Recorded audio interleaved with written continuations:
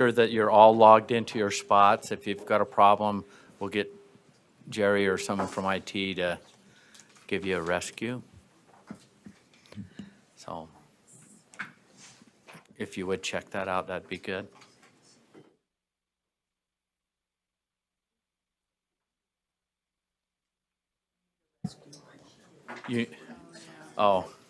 And Vice Chair Belknap needs a rescue on the IT side already. We haven't even started. Remember, Earl, your lights on. We haven't started yet. Let's see. We're close. We're in this ready, set, go. Here. Is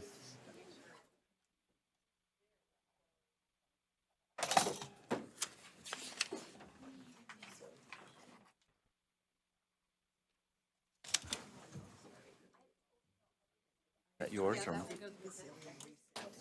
Okay.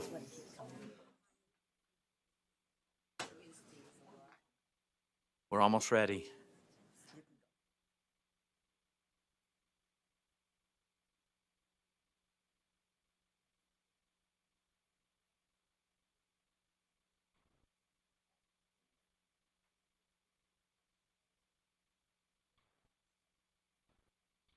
Okay, we're going to get started. I want to welcome you to USBE's board meeting today. We've kind of, our schedule is, and agenda has been tweaked a little bit, and so we want to stay pretty focused on it. We have a lot of work to do, especially this afternoon. Before we get going, we want to excuse, usually we have Trooper Horrocks here. He's unable to be with us today, but we do have Trooper Ryan Gurney in the back. Welcome. Appreciate your service and what you do for our great state. On our emergency plan here, in the event of emergency, we exit these doors here, hit the hallway, and you can either go right or left, and you're out of the building. And then also restrooms are just right as you go out the door across the hall there. So let's get right into our agenda. Member Hanson, will you please lead us in the Pledge of Allegiance?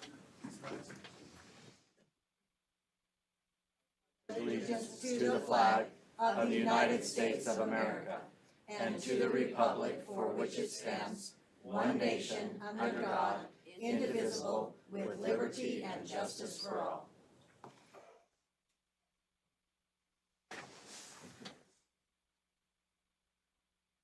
Thank you. Next, we'll get into our board member message. Member Hart.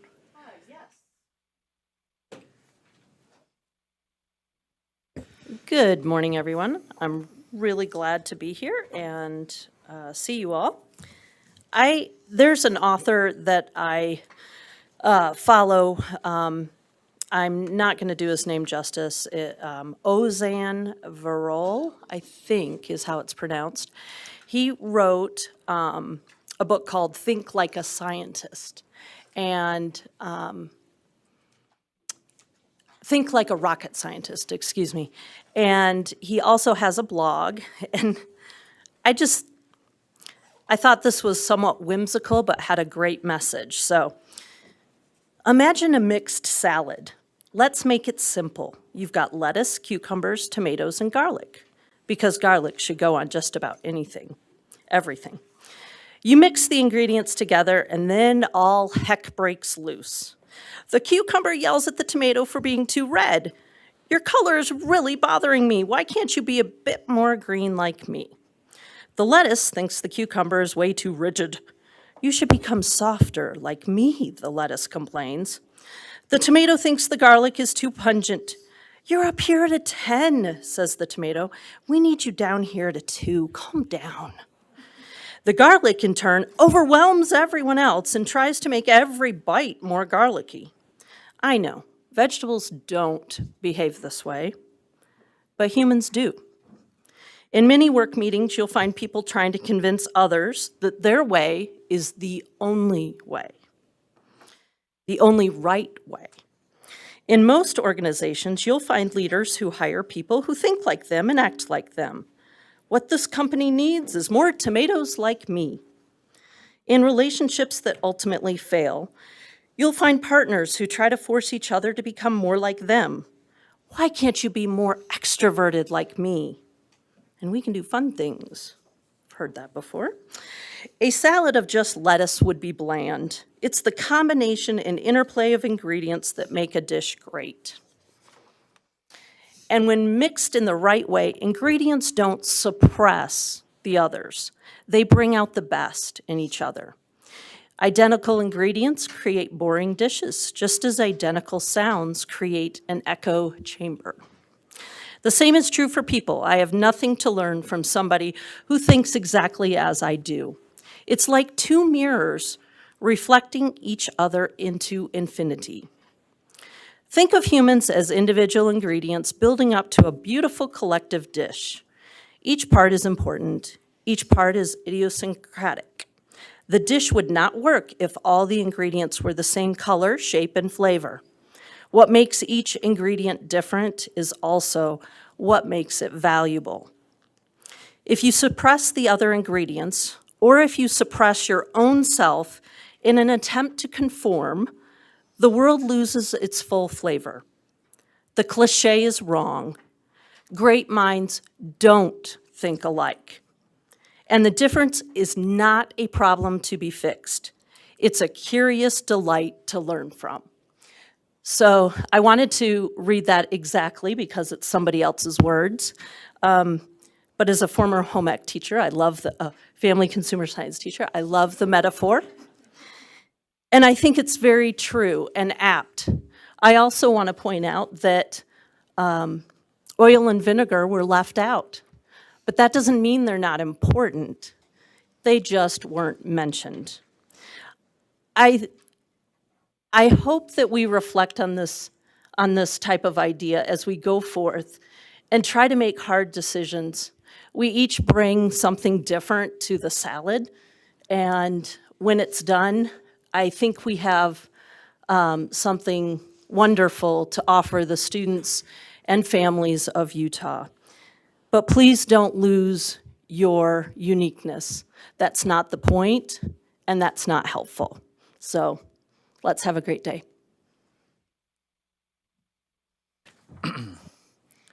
Thank you, Member Hart. Now, the next time I eat a salad, I'll be thinking of that, of your message. So I appreciate it.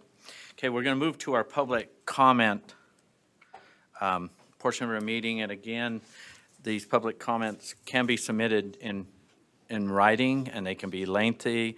As we have our comments here, we limit them to 2 minutes per person. A comment can express support or dissent from regulatory action. Individuals should use the public comment, should not use the public comment to complain about personnel issues or attack or defame an individual. Speakers making a highly detailed or complex comment should consider that in writing. We do value those submissions. And please remember that children may hear your comments. Be thoughtful and professional. So we, again, appreciate those that have signed up. We're going to go to the in-person first, and we have 2 here. So we'll start off with Monica Wilbur. And Member Straight, can you turn that while you're up? Can you turn the podium or somebody? Oh, no, we got it. Turn that light on. Thank you. Monica, welcome. Thank you. Good morning, Board. The Utah Accountability Redesign, if adopted by the Board, will definitely lead to growth, just not the student achievement growth its supporters claim will happen. We will, however, see unprecedented growth in the shaping, tracking, and measuring of our children's attitudes, beliefs, and behaviors. We will see exponential growth in the collection of personal data on students and teachers alike. And we will see the USBE's control over districts, schools, and students metastasize in every aspect of curriculum, instruction, teacher development, and accreditation. One of the reasons the USBE is shifting from measuring student academic performance to measuring students' attitudes and dispositions is clear. Utah schools are failing our students academically. Statewide, fewer than half our students are performing at grade level in English, science, and math. In my children's high school, only 12% of students are proficient in science, 17% in math, and 23% in English. These stats are embarrassing. Is it any wonder that some would prefer to assess student performance on more subjective and easily manipulated emotional competencies like wellness and collaboration? These, among other competencies described in the board's equity project, Portrait of a Graduate, will be scored for students. Page 15 of the redesign states, student attainment of Portrait of a Graduate competencies is the primary intended outcome of the redesign. When the board introduced Portrait of a Graduate, it said these competencies were just aspirations, not necessarily meant to be quantified or measured. And yet the redesign, no fewer than 38 times, specifically mandates assessing students' attainment of these competencies through personalized competency-based learning. In education, you only assess what you want to control. Assessing our children's characters and values is unethical. It is wrong. You would not submit to the same treatment yourselves. Please do not support the redesign. Thank you. Thank you, Monica. Next, we'll have Dave Slaughter.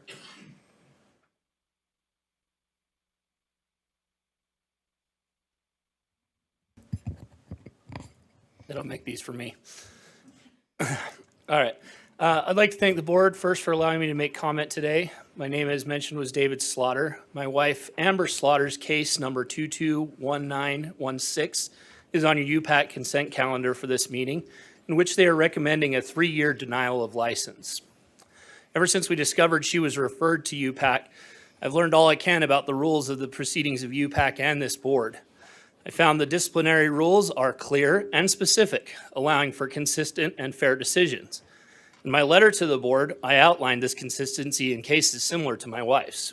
Rule 277-211 states the UPAC must make recommendations consistent with Rule 277-215, in which my wife's situation is consistent with Rule 8B, minimal physical contact, which warrants a letter of warning. This is also consistent with past cases I've noted in my letter. In the DCFS case that followed the incident, no charges were filed, no abuse or harm was found, and the victim, our son Lloyd, was interviewed and did not feel threatened. This case also warrants several mitigating factors listed in 277-215. That include 3B, young and new to the profession, 3C, attitude that reflects recognition, 3E, no disciplinary history, 3F, extended class time after incident with no issue, 3I, voluntary treatment, and 3L, in which the incident happened outside of a classroom, not at a school event, and to our son, who can only loosely be defined as a student at that point. Amber's excited to be a teacher and also eager for the state of Utah. She brings a high quality and honors from her almost completed education. Once again, I'd like to thank the board for their time and careful consideration in this case. Thank you, Dave. Next, we'll go to our Zoom. We'll start with Joe Jensen. Are you with us, Joe? Yes, I'm here. Can you hear me? Yes, we can hear you. Please continue. Okay, I first want to just thank the board for the work you do. We have fantastic schools in our state, and it's the work you do is significantly important, obviously. So I just wanted to take a moment to correct a fairly significant lie that has been spread about Timpanogos High School and the sensitive materials. And I can't speak to all accusations across the state, but it's significantly concerning when schools are purposely maligned with false information. It's already bad enough that schools are often judged by the outlier negative story in the media, but then when actual misinformation is spread, it's even worse. Just I'm going to send you this in an email as well with the information, but just in a nutshell, we received a list of 52 books from our district during the summer that we were told to restrict. I forwarded that to my librarian and English teachers, and they restricted the few books that we had from that list. We had one teacher in her classroom library. She had 3 of those books. She pulled those books, put them on her refrigerator behind her desk, where they were not accessible to students. Then she got sick for an entire week. I believe it was the second week of school. Long story short, we had a substitute teacher that came in, and she saw those books and she pulled those books out and staged them and took photos of them, and then wrote a fairly significant diatribe about how Timpanogos High School is trying to get pornography in the hands of kids, which is nothing could be further from the truth. That letter was sent anonymously to Alpine School District, and it was apparently also sent to Natalie Klein, because Natalie Klein posted that on the Facebook page, amplifying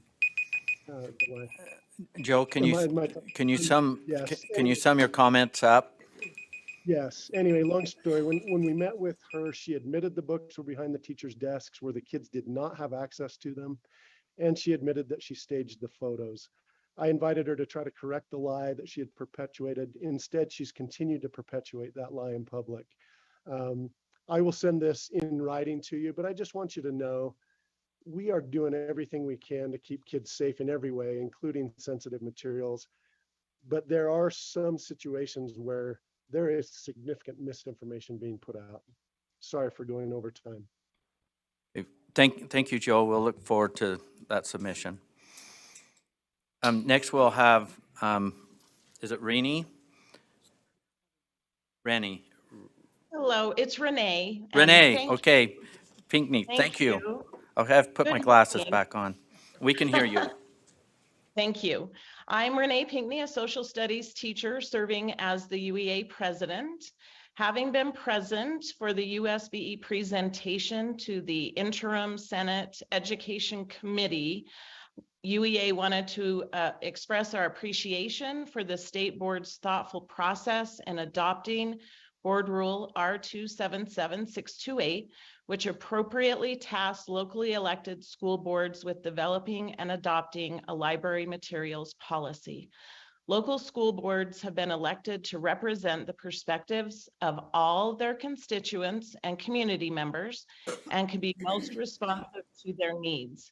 In addition, as a professional educator, I know that working in partnership with parents on what each student needs to be successful is what achieves the best outcomes for students.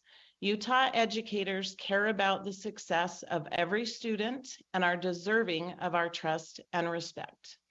UEA believes the professional judgment of educators is critical to the development of sound education policies and programs.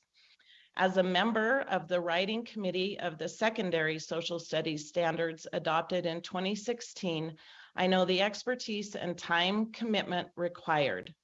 It is vital that the work completed by the elementary social studies standards writing committee be acknowledged when you adopt the elementary social studies standards. Thank you very much. Thank you, Renee. Next, we'll have John Arthur. Are you with us, John? Yes, Chair. Can you hear me? Yes, we can hear you. Okay. I apologize. My internet's a little unstable, but here we go. Thank you so much. It's been one of the great honors of my professional life, contributing as a writer for our new K-6 social studies standards and advising the board throughout the revisions process. And in case there's not an opportunity to make these recommendations tomorrow, I wanted to humbly offer them to you now. As you know, these standards are tricky to amend because they're organized like a Jenga tower, horizontally aligned across strands and vertically aligned across grade levels. Every piece you remove, add, or alter weakens the integrity of the overall structure. When standards and assessment voted up or down on the proposed changes to the 5th grade standards, it took a toll on that tower. For example, our standards are meant to be taught sequentially from 4th grade up, but the new 5.2.2 asked students to compare the Declaration of Independence with the Bill of Rights. But at that point in the story, we haven't even won the war yet. Also, all the standards in Strand 5.6 were adopted as optional standards. With all due respect, I'm not sure what that means. I don't know what optional standards are. It's like saying optional requirements. Is it optional or is it a requirement? These teaching standards are a technical manual for professional educators. We don't read them for good ideas. We reference them to make sure we're doing our job. And 5.6 is the one strand that finally insists that our kids take all that knowledge they've gained and put it to good use, to view themselves as empowered citizens and contributing members of our communities with rights and responsibilities to positively impact the state and nation they love. That shouldn't be optional, that's essential, and gets me excited to teach social studies. Before the up and down votes took place, Member Straight motioned to pass the 5th grade standards as submitted by the writing committee. As an advisor to this board, I recommend that you revisit that motion and pass it for both the 5th and 6th grade standards. Utah's teachers will thank you, and our standards will be the better for it. Thank you so much. Thank you, John. Next, we'll have Erica Tahera. If you'd help me with your last name, that'd be great. Let's see, it's Eric. Are you with us? Yes, I'm right here. Can you hear me? Yes. Perfect. Hello, my name is Eric Tadahara. I'm with the Department of Health and Human Services, and I am the Assistant Director at the Office of Substance Use and Mental Health, and I'm here to speak in regard to the SHARP survey. Firstly, I'd like to thank the board for their time in this and also for the opportunity to listen to your continued feedback regarding the SHARP survey and the process. For the last 20 years, the SHARP survey was developed and administered in large part due to the partnerships at state and local levels across Utah. The SHARP survey falls under the purview of the Department of Health and Human Services, and we value the partnership with USBE and the local education agencies across the state. We will continue to listen and actively participate in conversations to improve the development, administration, and transparency of the SHARP survey. Active listening and collaboration have always and will always be integral to our process. We have heard the concerns and we are actively discussing the work group recommendations. And through that, we look forward to working with USBE and your staff on the administration for 2023 and beyond. The collective goal is to positively impact the lives of families and their children across the state of Utah. Myself, Heidi Dutston, and Mary Johnson will be available in person during the 4 to 4:30 part of the meeting to answer any possible questions you may have. And with that, I'd like to thank you for your time. Thank you, Eric. Next, we'll have Nicole Mason.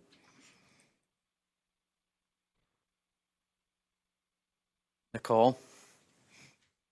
We're not hearing you. Okay, Now we are. good morning. Okay, my name is Nicole Mason with Utah Parents United.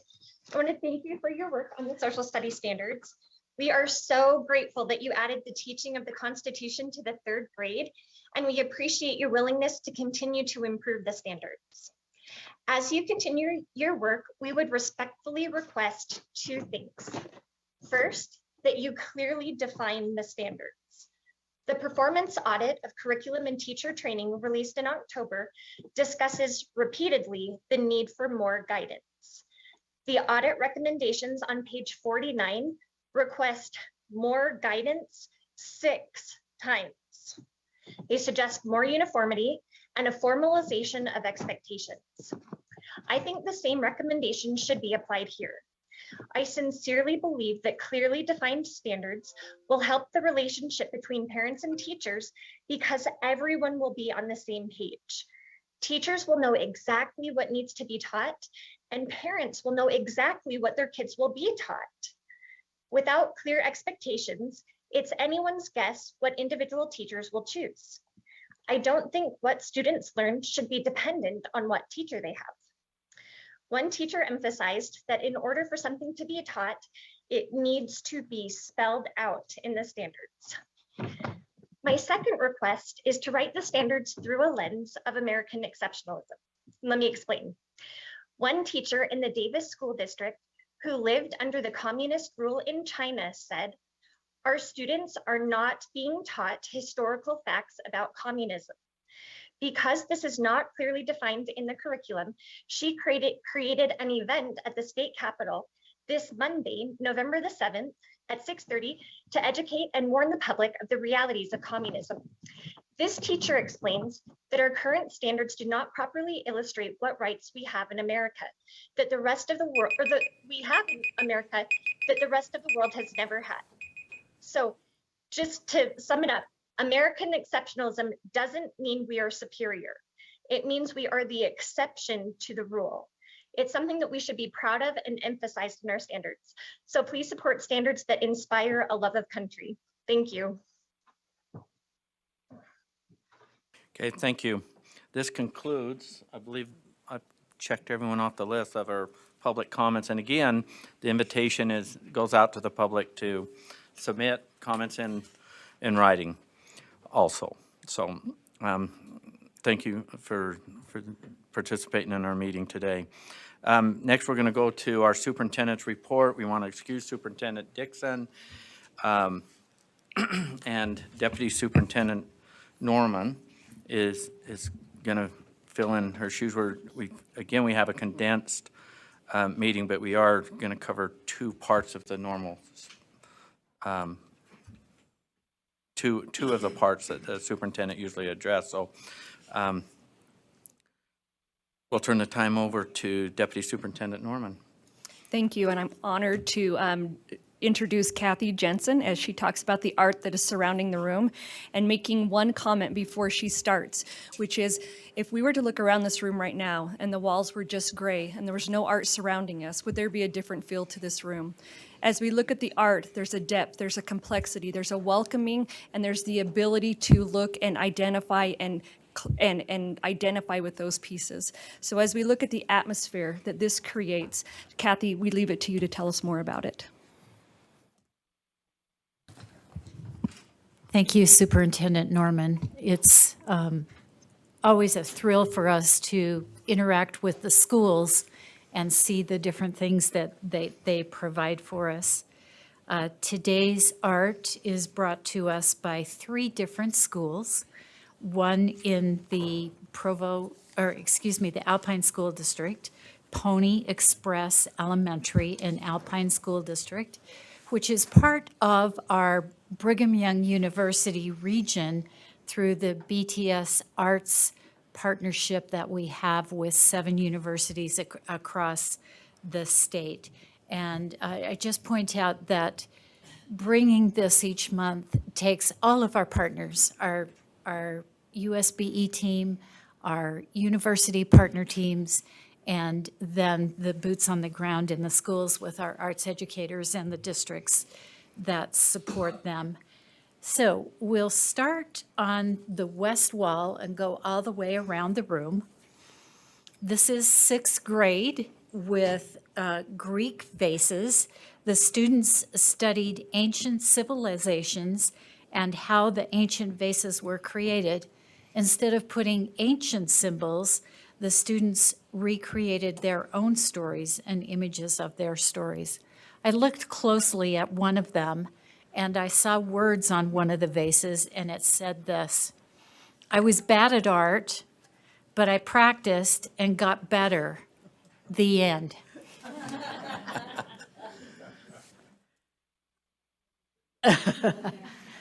The next one is also from Pony Express Elementary with Ashley Pitcher as the arts educator through BTS Arts.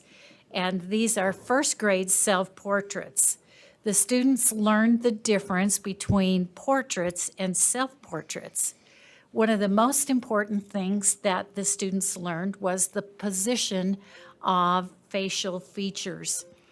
If you typically look at young student art and portraits, the eyes are up in the forehead, up near the hairline. So these students have been taught the proportion and where the facial features go, and they added details about themselves.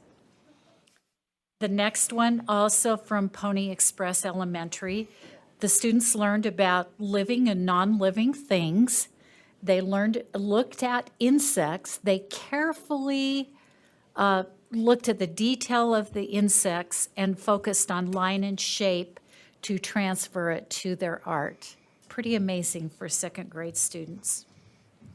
On the back wall, also in the Jordan School District from Fox Hollow and also from the BYU region of service, Amy Bamey's students created scarecrows, which was a direct draw, helping the students master spatial awareness and craftsmanship with their coloring. They talked in length about what you needed to do to make your art look good, mainly slow down, take your time. They also read the book, The Little Old Lady Who Was Not Afraid of Anything, as a literary tie-in.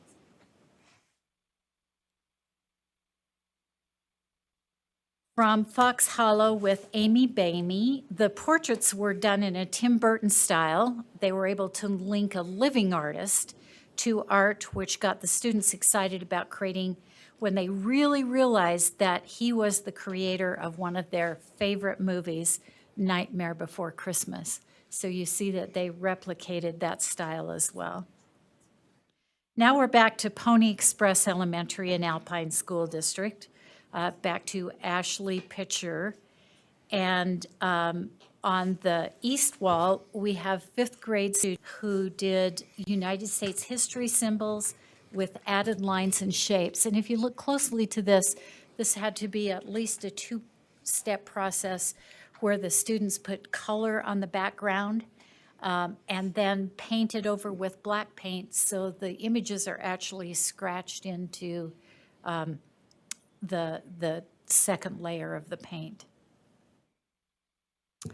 Then the next two, just one, is from Eastlake Elementary in the Jordan School District, BYU region, with Jackie Webster as the educator. First grade artists drew flowers in a vase using pencil, crayon, and markers.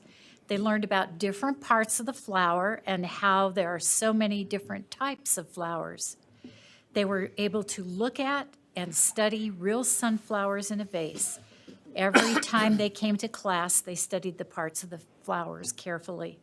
Students were taught and guided on how to draw different styles of flowers and added their own creativity.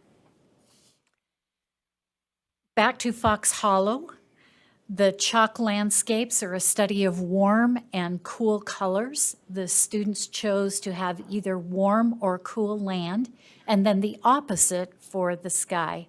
They also talked about space and background, foreground, and middle ground. Thank you for the opportunity to present the art from these three schools, the Jordan School District, Alpine School District, and the BYU region. Thank you.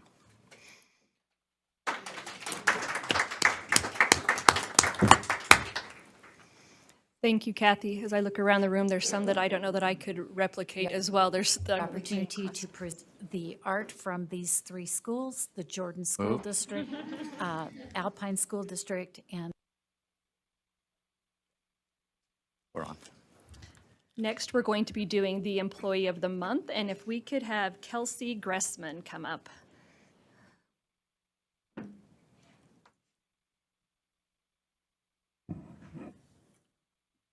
There she is, right there. She's so excited to be here today. Thank you so much.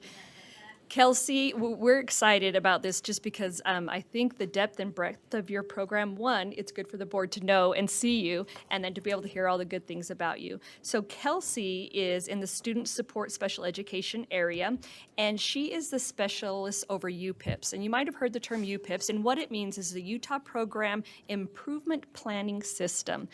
And there's enough acronyms in the documents that she creates that she could create her own entire language, I think, and speak to it, and no one else would know what it means. But she does have a way for you to be able to translate that in the work that she does. Her supervisor is Laura Lee Gillespie, and I want to just read what her colleagues and people that work with Kelsey had to say about her. Kelsey works to support several local education agencies across the state as they implement special education programs. She is data-driven in her approach and ensures LEAs understand where they find what they need. She helps LEA special education leadership to understand why something is done and how to effectively improve special education processes and student outcomes. An LEA special education director stated the following regarding Kelsey. I cannot tell you how grateful I am for your support and for your intense desire to see me succeed. I truly feel like I have a team rooting me on. Kelsey is constantly seeking to improve processes and access for students with disabilities. She has led program improvement planning processes in the special education section this year with a goal of improving student outcomes through program improvement planning. She has collaborated with all sections of the special education team to ensure feedback for LEAs in a way that is meaningful and specific to the LEA needs. It is an honor to work with Kelsey. Her drive and passion is truly something to emulate. And I think she is already taking advantage of the coveted parking, and she gets that great certificate, and just the knowledge that her work is recognized, valued, and appreciated. Thank you, Kelsey.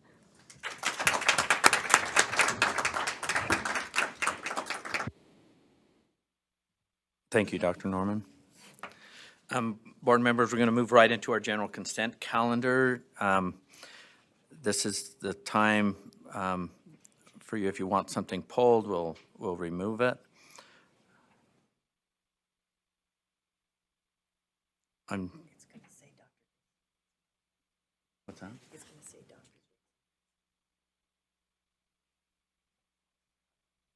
Okay.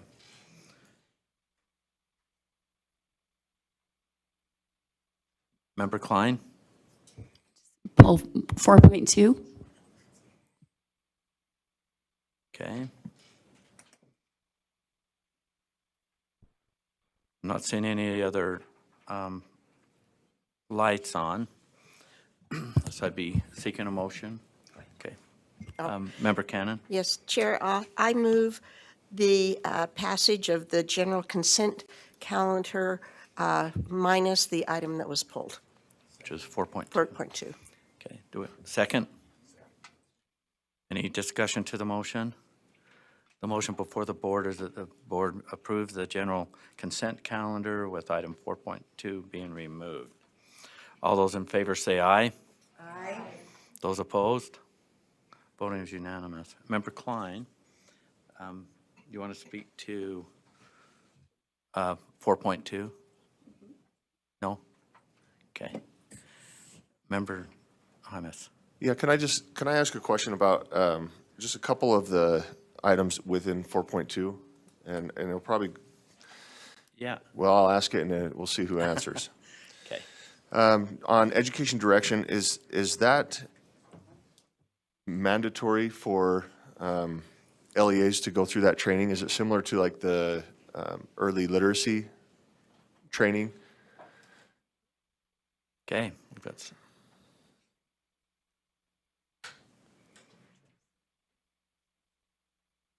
Yep. You want to, well, we'll go to staff, so state your name and go ahead. Name, title, and all that good stuff. Tracy Van Deventer, Director of the Center for Continuous School Improvement. And on our consent for contracts, we have 4 different organizations that have put in a solicitation to provide some root cause analysis and comprehensive needs assessment for newly designated. So if I'm thinking of the correct item that you're referring to, I'm looking at item 3, comprehensive needs assessment, root cause analysis from progress monitoring services, if that's the ed direction reference that you're making in the contract? Do you have a follow-up? Excuse me, do you have a follow-up? It could be. It could be. It just says, on what I'm looking at, it just says ed direction. It's the third item down. So we have an obligation by our ESSA state plan that we would do a deep analysis of the root causes of why a school may be underperforming. And we have invited, different organizations to apply to be that service, provide that service for our organization and for those schools. And our intent is, if these are approved, that these 4 different groups would then move and provide the support at the school, and we would do our best to try to match make as well, because some districts have had partnerships with these organizations before, so then they would move into that, not only the comprehensive needs assessment, root cause analysis, but then there's an ongoing progress monitoring as well. And this is, Yeah, please. thank you. So this, what I'm looking at has like 3 total sessions, winter, spring, fall. This principals and supervisors, LEA leaders, ELA literacy coaches. This is what we're referring to. I want to make sure we're on the same page. Yeah, it might be that we're referring to a different one. I see a change management one also. That's the first vendor agreement on the agreements for board approval contracts. So that could be that you're referring to the first one. I'm referring to the third one. Well, my concern, if I can bring it up before the board, is that I'm looking at these, I'm looking at what we're doing with early literacy, and we're having all of our teachers go through this training, which it's great. We voted and we're moving forward. And now we have this, and if I scroll down, it's just a scope of work for contract, and then it has principals, principal supervisors, and LEA leaders, ELA literacy coaches, 3 total sessions taking up several hours throughout the day. I'm wondering if this is something that LEA's principal supervisors and LEA leaders, ELA literacy coaches are forced to go into and say, no, you are going to take this training, or is it something that the USBE is going to provide on a voluntary basis? Chair, if I may. Please follow up. So I think you are referring to a different contract. I think you're referring to on the board the first item that's listed. That is the change management professional learning for LEA leaders. That's specific to and aligned with the early literacy. So I would refer then the expertise here to Rachel College. Okay. To respond to a board member's question, name, rank, serial number, all that good stuff. Okay. Rachel College, Educational Leadership Specialist here at the Utah State Board of Education. So your question, to respond to your question, yes, it's part of the SB 127 bill that requires our principals, our elementary principals, and their supervisor, and a leader from their LEA, the literacy specialist as well, to take that training. And so that was outlined in SB 127. So even if I complained about this, it wouldn't matter? Correct. Okay. Thank you. Okay. Member Earl, your light's on. Yeah, I have a question on, I guess my question is, did we end up with a rubric? I didn't see a rubric for measuring our Stronger Connections grant through the federal government. That's just going to happen down the road? That was kind of my concern last time, is I want to know what we're measuring this by, but. Dr. Norman? If you're speaking, Patty Norman, Deputy Superintendent of Student Achievement, if you're speaking to the Bipartisan Communities Grant, is that the Yeah. one you're referring to? At that grant, we do have Jody Parker, who's here, if there's more questions, but what we brought back this time was the definition of high needs, and then we weren't able to do the rubric in time because we would also need to be able to do at the same time the grant application as a rubric, so there wasn't enough time to do both. We do need to have that definition for high needs approved today so that it can be sent out, and then it would be incorporated in the December. And then Jody, you're here if I said any of that wrong.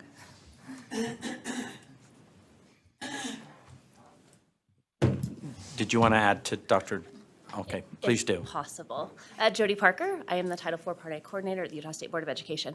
May I answer the question? Yes. Okay. In order to build the rubric, we need to know what the definition is going to be. If the definition changes, it would completely change the rubric as well. We needed one before the other. You have a follow-up? I don't think so. I think, I mean, it's 2 or more of this listing, right? Okay, no, I don't think so.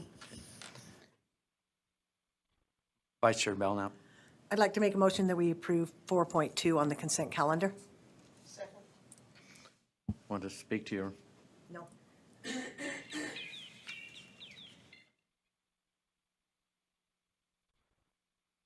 Okay, the motion before the board is to approve all the items under 4.2 of the general consent calendar, not seeing any discussion. So board members at this time, please, well, not please vote, I'll call this. I'm used to electronic meetings still. I've got it, I'm liking this. All those in favor say aye. Aye. Those opposed? No. The noes, raise your hand. Motion passes.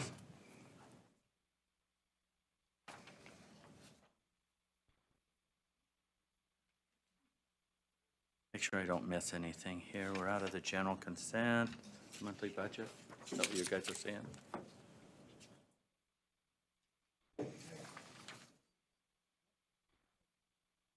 Okay, monthly budget report. Deputy Superintendent Scott Jones, you, staff, whoever, looks like you're, No, I'm flying solo here today, but Deborah Jacobson is with her son and her granddaughter in Indiana, so I she don't have did an her here to awesome support job me. filling in. I know, board meeting. yeah, so I'm gonna try to cover for her today, do that.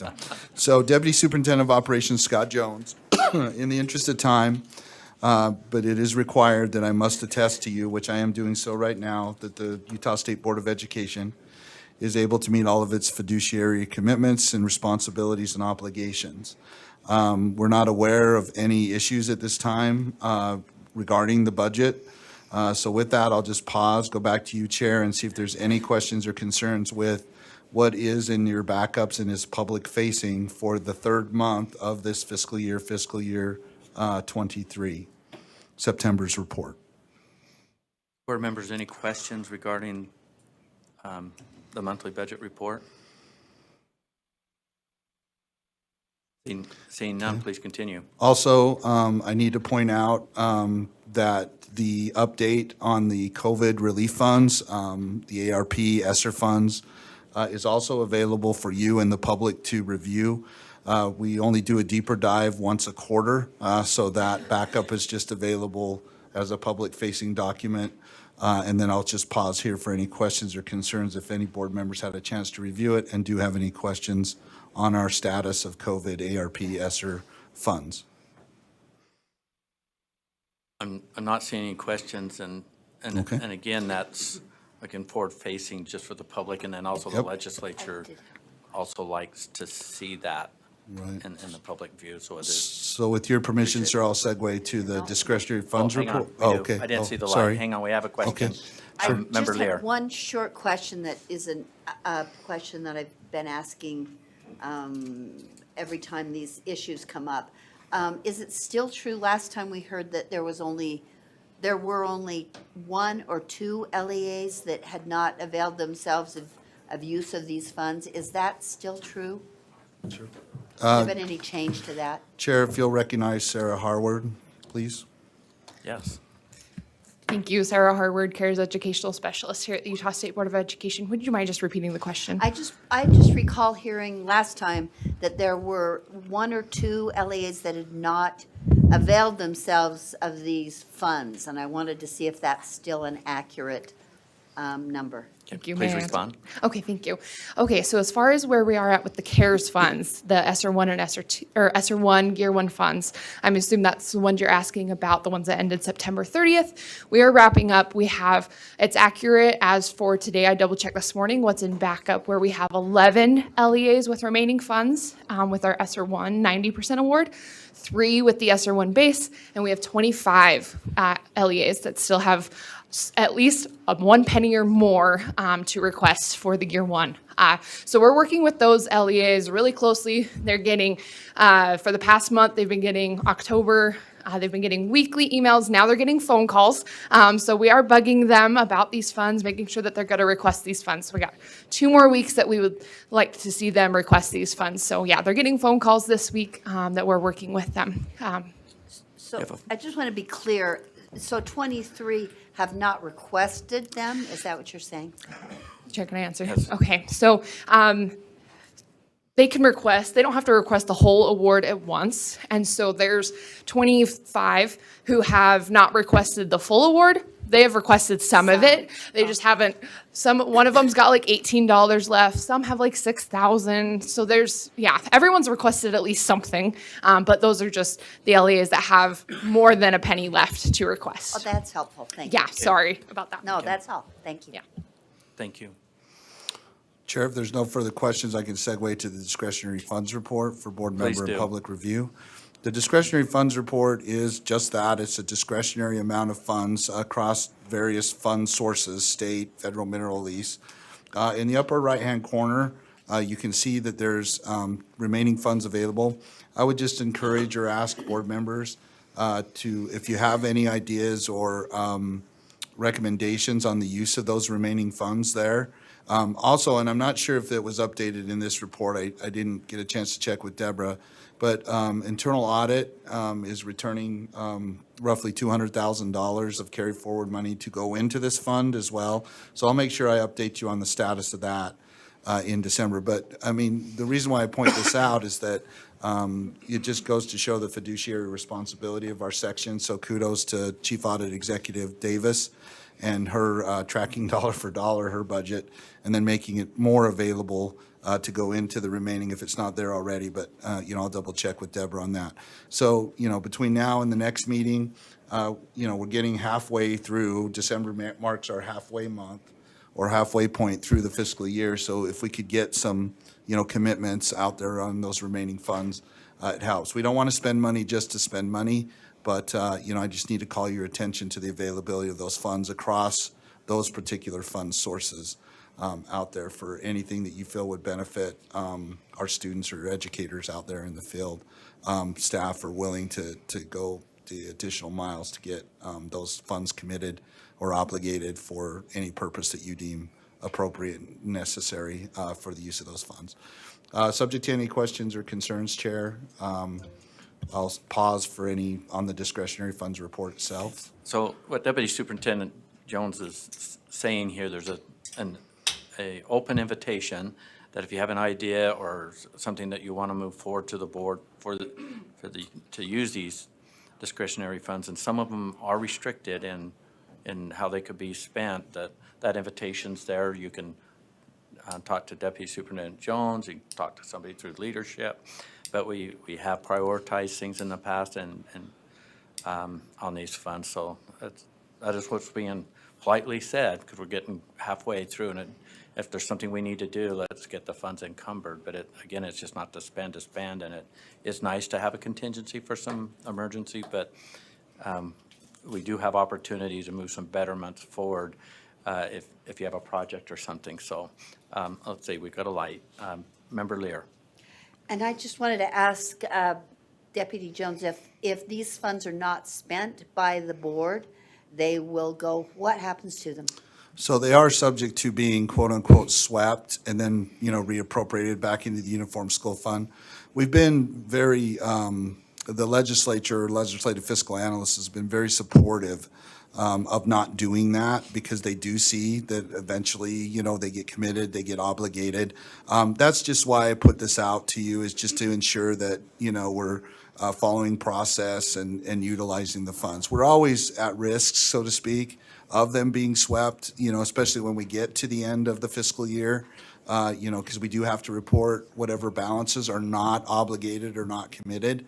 As you know, these are non-lapsing funds, so they can continue over into years. But if we don't find a project for them and use them appropriately or allowably, then they are subject to being swept at the end of a fiscal year. So, but it hasn't happened, other than when we hit the COVID year, there was some sweeping of funds, but we got it back. But there is risk of that if we don't commit it. That's why I make the point of saying we're halfway through the fiscal year, so it would help to get those committed or obligated. Okay. So, yes, Thank you. Good question. Yeah. So, sir, that concludes the monthly budget report. I do want to just add one thing. I have been getting a lot of questions on where we're at with new estimates. I just encourage board members through the chair to, so we have an EAC meeting, the legislature has an Executive Appropriations Committee meeting in November, and then they meet again in December. The year-end revenue, it's called a TC-23 form, and we'll make sure we get that out to you. But subject to, board leadership approval, it's the December meeting that I request that as either part of this agenda item or its own separate item, we update you on where EAC is at with revenue. We also just published the student counts, so questions on those student counts. We try to roll that all into your December meeting, either as part of the monthly budget report on that. So we are going to address revenue and the student counts and what the impacts are. I can see that Sam's probably just overfilled with joy and wonder at the fact that he's just been volunteered to do that. with Del Frost. So, you know, again, though, it's subject to leadership approving the agenda item. But I just wanted to make sure, Chair, that board members know that the timing of it, usually it's more value add that we do or address revenue, student counts and things during your December meeting, because we want to see where EAC is at in their November meeting, which is not until the 15th. So it's after this meeting, but we're moving towards that, again, subject to approval. We'll get it on the agenda or, you know, work on that. So It'll be on the agenda. There's a lot of things people look forward Yep. to in December, right. as many of you are aware, and our duties and responsibilities of being board members here, that's a big ticketed item that deserves a lot of attention, and we're anxious to get that report. And Yes, sir. so it'll definitely be there.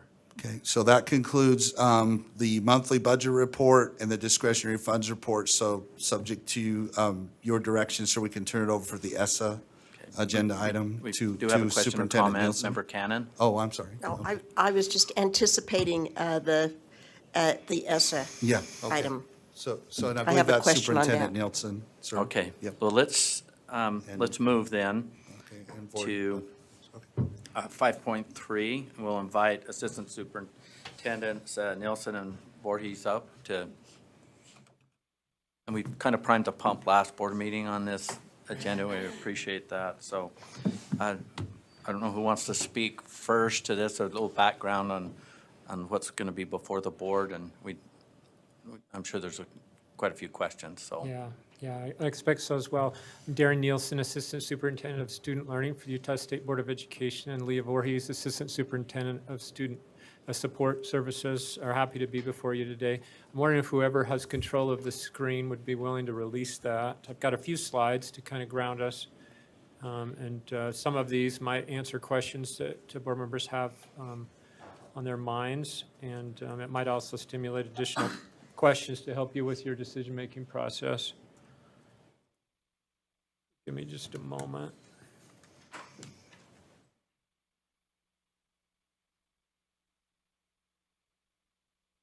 Okay. I think it's always important to remember that while Assistant Superintendent Voorhees and I are sitting before you today, and we had the privilege of coming before you last month, the work that's represented in the proposed amendments, the ESSA plan, represents a significant number of people. Approximately 29 of your staff have been working on this, have responsibilities for one or more part of the plan. Your Assessment Accountability Policy Advisory Committee, who meets regularly throughout the year, have addressed some of these topics for more than a year. And then the coordinators that your staff works with from the LEAs, including assessment directors, English language directors, curriculum directors, have been informed and we've been receiving feedback and working with them again throughout this process. So while we're here, I want you to know we have an army of people behind us that have informed the work that you've reviewed in this plan. So just for everyone's sake, to get us grounded, Utah State Board of Education has an ESSA plan that's been approved. It's approved in July of 2018.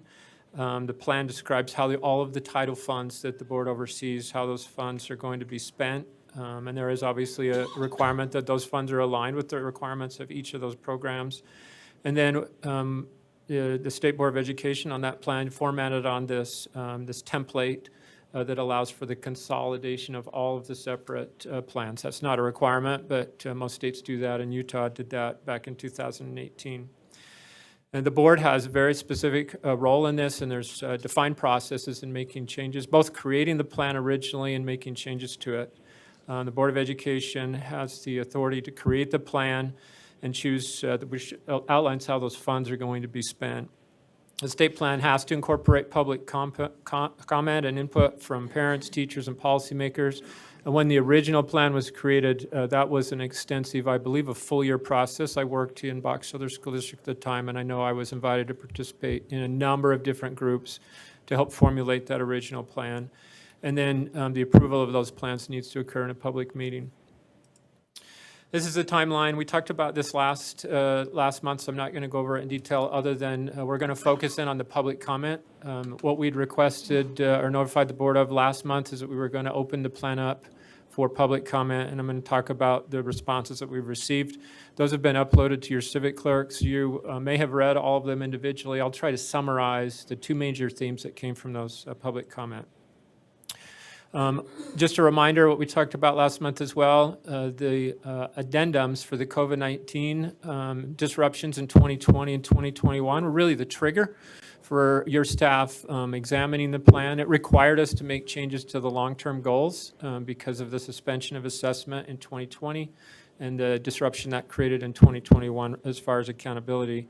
While in that process, staff worked on updating the plan to align with the current board legislative directives and to look for overall improvements, ways that we could make positive changes to the plan, and then also to remove elements of the plan that weren't necessarily required.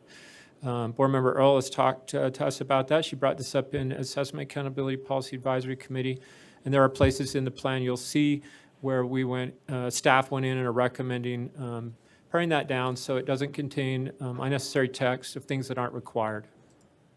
So public comment, we received a number of responses. I think the total amount was in the 70s. We had teachers were our primary group of respondents. We had 13 administrators, 12 parents, and then 6 in another category. People were able to review the plan, and they could leave narrative comments, or they could just exit after reviewing the plan. We had 38 respondents provided written narrative about what they thought about the recommendations that were being proposed. By far, the area of the plan that received public comment was this area, and that is where we are recommending adjusting the definition of English proficiency to an overall proficiency level of 4.2 or greater and a 3.5 or greater in the speaking domain. These 33 comments, almost all of them came in on the very last day of public comment and from the same school. So it happens that that school is in my neighborhood. It's the school where my children went to school. So I went and met with Tiffany Farnsworth and Sherry Gallup, who were the EL coordinators in that school. It also caught my attention that their comments were not consistent with the comments from their district level EL coordinator or the feedback we'd received in the survey up to that point. So I was interested to better understand their concerns. There are really two buckets that their staff within that school expressed concerns about. They perceived that the expectation was being lowered, which is difficult to, in a survey, communicate all of the work that's been done to get to a point where we're making a very specific recommendation like this. And then they perceived that the supports would be removed from students that need them. Remembering that for students who are identified as English language students, when they exit that program, currently if they have a composite score of 5, only, they exit, and there's a requirement that schools put them in monitoring status for 4 years. During that monitoring status, those students can be moved back into receiving direct services, or the schools can provide other scaffoldings of services. So as I talked to these particular teachers who have a perspective and a concern that was different than the rest of the state that we'd received, it became clear that the way they perceive funding flowing in their district, they were worried about a reduction of funding for the services they're providing to the students. There are no changes. Changing this criteria does not change the level of services that schools are required to provide to students who are identified as EL or that are in the monitoring status. In terms of perceiving that the expectations being lowered, as I visited with them, I reviewed with them some of the discussion that had occurred in the previous Assessment Accountability Policy Advisory technical meeting, and also our Technical Assistance Committee meeting with that group that comes and services our state and helps us make good decisions around accountability and assessment. There is some belief that when the WETA assessment scores were cut, the cut scores were established, that there was some errors in that process, which explains why there's less than a handful of states that use 5 composite score as their exit criteria. We also saw in analyzing our last 5 years of data on our students who've been learning English that there is possible that some of them have exited with a composite score of 5 because of the weighting of the subscores to exit with a composite score of 5 and still not be proficient in their speaking language, which surprised me that could happen. So the recommendation that's coming before you today as part of the overall recommendations, staff and the groups that you've established to help provide these kind of recommendations do not believe that we're lowering the expectation for our students, and there's been data modeling to examine that. There's no changes around the supports that go in place. However, LEAs do determine how they fund these programs. These two ladies that I worked with are funded in part, they indicated, through Title I service money. Also, the Teacher Student Success Act funds help pay for their salaries at that school. It has over 100 students that are designated as learning English. The changes you're making today doesn't change that, and it doesn't require districts to change the structures that they have for funding those programs, but that's the root of the concern around supports being removed from the students. And that's a summary of where we've been since the last time we were before you, and we certainly are open for questions. And we have other staff members who I believe are close by who can answer some of the really program-specific questions that you may have. And before we get to questions, Assistant Superintendent Voorhees, your light is on. Is that so that you can participate, or did you have something more you wanted to add? No, sorry, sir, it was on when I came Oh, up no, you're here. fine. Okay, okay. Member Earl. Yeah, as I read down through this, there's some interesting dynamics, and thank you, Darren, for articulating some of those things in there. As you go through, it's very technical, it seems. I just had a couple of maybe statements as well as maybe some questions. What is the actual money we're getting for these programs in ESSA? What is the composite money we're getting from the federal government? So your question, Darren, do you want to answer that question? Yeah, I can give you an estimate. Last month, before I came to the table, I asked Assistant Superintendent Deborah Jacobson if she could tell me how much total title money comes to the State Board of Education. She indicated it was approximately 120,000, or I mean 100 20 million? 120 million. Yeah. Yeah. Okay. As I read through it, I guess in my mind I thought, what doesn't this ESSA program, what doesn't it direct? In other words, whatever we do in Utah is correlated to the federal $120 million to the point where I think we even make it our law. And I appreciate, I reached out to Sarah at the end of last week and just said, or Sarah Young, and asked her, I said, how much, and the question, I asked Brian this too, Brian Quisenberry, what is the legal requirements here, right? And it, it's non-compliance would be repayment of money. And the reason why I asked is because when I went back through what we originally had, within about 6 to 9 months, we were already out of compliance, if that makes any sense. Like, we'd already changed a whole bunch of things. The laws had already changed in Utah. And by the time we updated this again, we had all these changes again that to put it more in compliance, and grateful that we've been careful to only put the things in that are relevant. We didn't give more than we had to, at least from what I could see. That's a lot to see, though. But I guess my overall question, or I don't even know if it's a question, a statement, is that concern of who are we accountable to? And, I'd love to write an accountability program to our families and to our, to our children and see what that looks like versus an accountability program to the federal government. Because I feel like when I read through that, I'm like, what don't they have their hands in when it comes to system?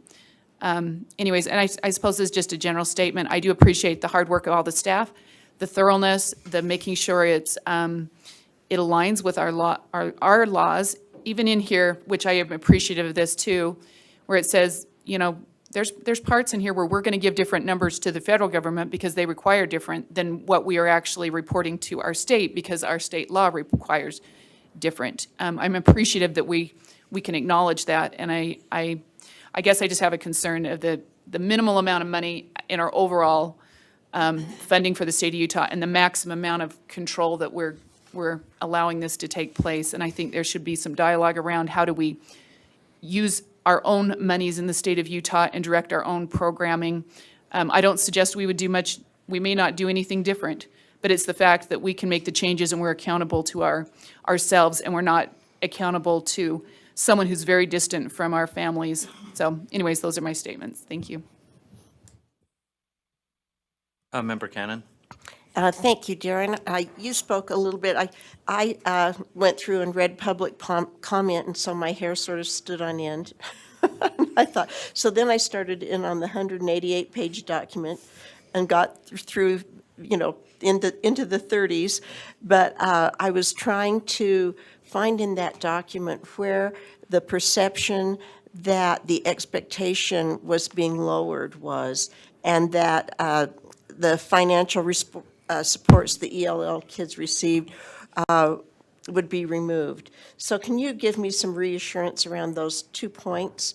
I know you mentioned them, but is the expectation being lowered? Darren? Yeah, we're making the case that in fact it's not. And when we apply if we go back to the last 5 years of our implementation of this plan with the 5.0 and then model what it would look like if we change this, it does change some degree the number, the individual students who are exiting and what time they're exiting. The perception, though, is when you have from the public or educators, you see a cut score of 5, and now you show that the cut score's reduced to that, you're perceiving that that's being lowered, when in fact adding the speaking domain, we believe is actually keeping the rigor the same. Part of the goal of this expectation that's established in the plan, and we get to decide, the state board gets to decide where the cut score is or the exit criteria, is to ensure that when we indicate to a student and their parents that they no longer need to receive direct support for learning English. And what that looks like in a secondary school is they most likely don't have to take a specific class where they're separated from the general population and instructed in English language proficiency. That when we tell them wherever that cut score is, that they're ready to move forward, that they can access, what we're saying is we believe you can access the core language that's available in our schools without specific, we all need scaffolding supports, even students who aren't learning English, but specific to their need to acquire speaking, reading, listening, and reading English skills. So let me feed this back to you, see if I understand. That we used to have an overall proficiency level of 5, but we have changed that to 4.2 and added another component, the other component being proficiency in speaking. Correct. Okay, so that actually boosts, they cannot just get away with not knowing how to speak English. Okay, thank you. And then will you also address for me the supports? There was fear that the supports that supported the ELL kids were being removed. Yeah, and when I met with these two wonderful ladies who have a great program, they're meeting the needs again, and they have a significant population of students learning English. When I tried to get to the root cause of their concern, it was that the district would remove funding for one or more of their positions or other services that are being funneled into the school. When we talked about the funding source for their positions, Teacher-Student Success Act and some Title III funds. The Title III funds are established through this plan, but you'll see that the ability for LEAs to spend those monies is not dictated in the plan. So the LEA still gets to decide when they have the funding formula distributed to them how they're going to allocate that or what formula they'll use to distribute those funds within their LEA, and then how they can use other funds. So Title I was another funding source they mentioned. They're a Title I school, so there's nothing that prohibits them from using, and their district isn't, they're using Title I funds. They're doing what we would think would be a model. They're braiding funds from different sources to meet the needs of their students, whether they're English language students or other categories. And you'll see in the plan, one of the reasons you couldn't see anything there is there's no criteria within this plan that places a restriction on LEAs of how they use those funds. Okay, thanks very much. Any other questions? This is an actionable item. I just want to weigh in on it was interesting, it was not too long ago, the Federalism Commission called us in, and I was at the table, another board member was also at the table, and they've addressed concern about the federal dollars coming in and in that space. There was also a very open, my parting comment was a very open invitation to the Federalism Commission that let's get down in the weeds in this if the state wants to come up with an alternative solution to these title funds. And it seemed to be very well received, but we'll see where that goes. But that invitation was there, and hopefully with the legislature, if they want to do something big and bold, and that they take advantage of that invitation to do something different. So everyone's awareness was heightened that yes, that these dollars are needed, but at the same time, how do you backfill them and where, and what's the vehicle on the state side? So hopefully this next year something can come from that dialogue or invitation that was accepted to come to the table. So, but I appreciate your work also that's on this. I'm not going to speak because we don't have a motion on the table. Member Cannon? Yes, I would like to make a motion that the board approve the November 2022 Every Student Succeeds Act revision for submission to the U.S. Department of Education. Second. Do you want to speak to the motion? I believe that Darren did a good job in answering the questions and concerns I have, so I now feel like I can vote in favor of this. Okay. Member Earl? I will not be voting in favor of this, but I just want to explain my vote. It has nothing to do with the work of the staff or any of the organizations that way. I just think we need to be moving in a different direction. So that would be my vote. So.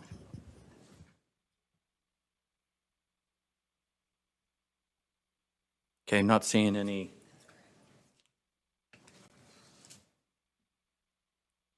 I'm not seeing any other comments. The motion before the board is that the board approve the November 2022 ESSA revision for submission to the U.S. Department of Education. It's worded a little bit different, but you support that in a second?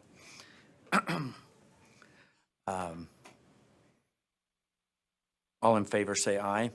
Aye. Those opposed? No. The noes, excuse me, I'm losing my voice. The noes, we have the two. Okay, thank you. The motion passes. Members, we're going to take a 10-minute break, but we're going to start promptly 10 minutes from now, so at 25 till. So if you can set your timer or help each other get back in here, that would be good. We'll be moving to our next agenda item.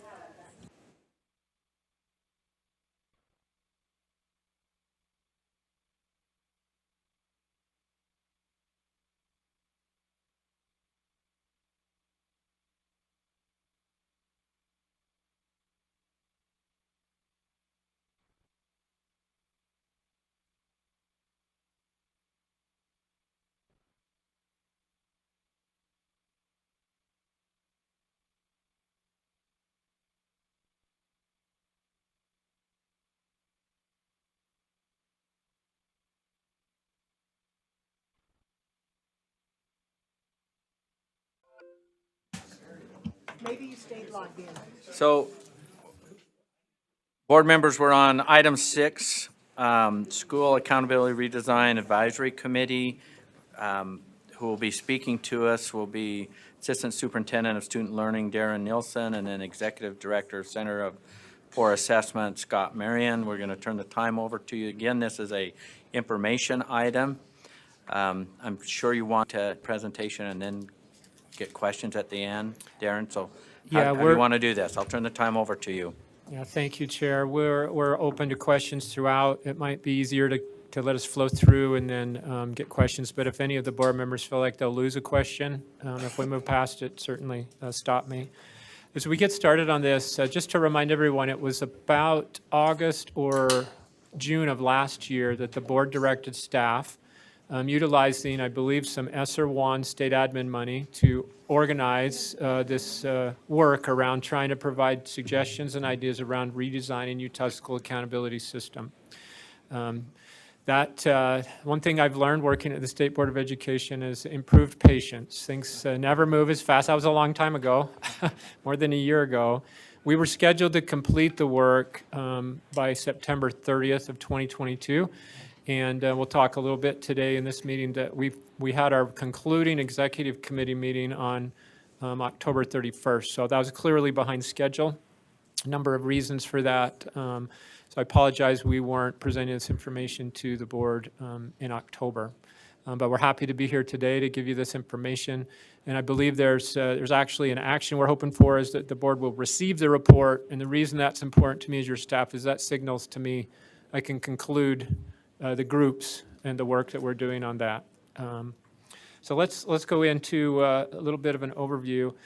I think it's important for the public to understand as well, I think all of our board members do, that the Utah legislature has established and they maintain authority over the school board to adopt rules to implement that statewide accountability system. So when the public is considering who has the strings over school accountability, it's the Utah legislature that controls most of those. So the redesign process requires a partnership of shared leadership between the State Board of Education and the leadership. So that context, as we talk about these recommendations, both for the board and the public who might be listening or listen to this recording later, that's the context of these recommendations. So the charge at the beginning and the statement of work was to help to organize this work around redesigning Utah's school accountability system to be more aligned with the personalized competency-based learning and Utah's Portrait of a Graduate while maintaining an easy-to-compare, simple, transparent school accountability system, which is a really challenging task, or it would be found everywhere in the country. Nonetheless, it's worthwhile work. Two committees were established at the beginning of this work, an executive committee, and I want to acknowledge and offer my gratitude for those board members who were assigned to that. Board Member Hutchings, Board Member Hart, Board Member Lear, and Chair Huntsman. Thank you for your service on that, and there were a number of other members from the House and the Senate, from the governor's office and other organizations that served on that executive committee. The advisory committee was made up of what sometimes is referred to as the Noah's Ark model, where we try to get 2 of every group to join. So primarily educators, but we did have parents that participated as well, and educators that represented different positions and perspectives. This list is the advisory committee names, and I want to pause for a moment to express my deep gratitude to them.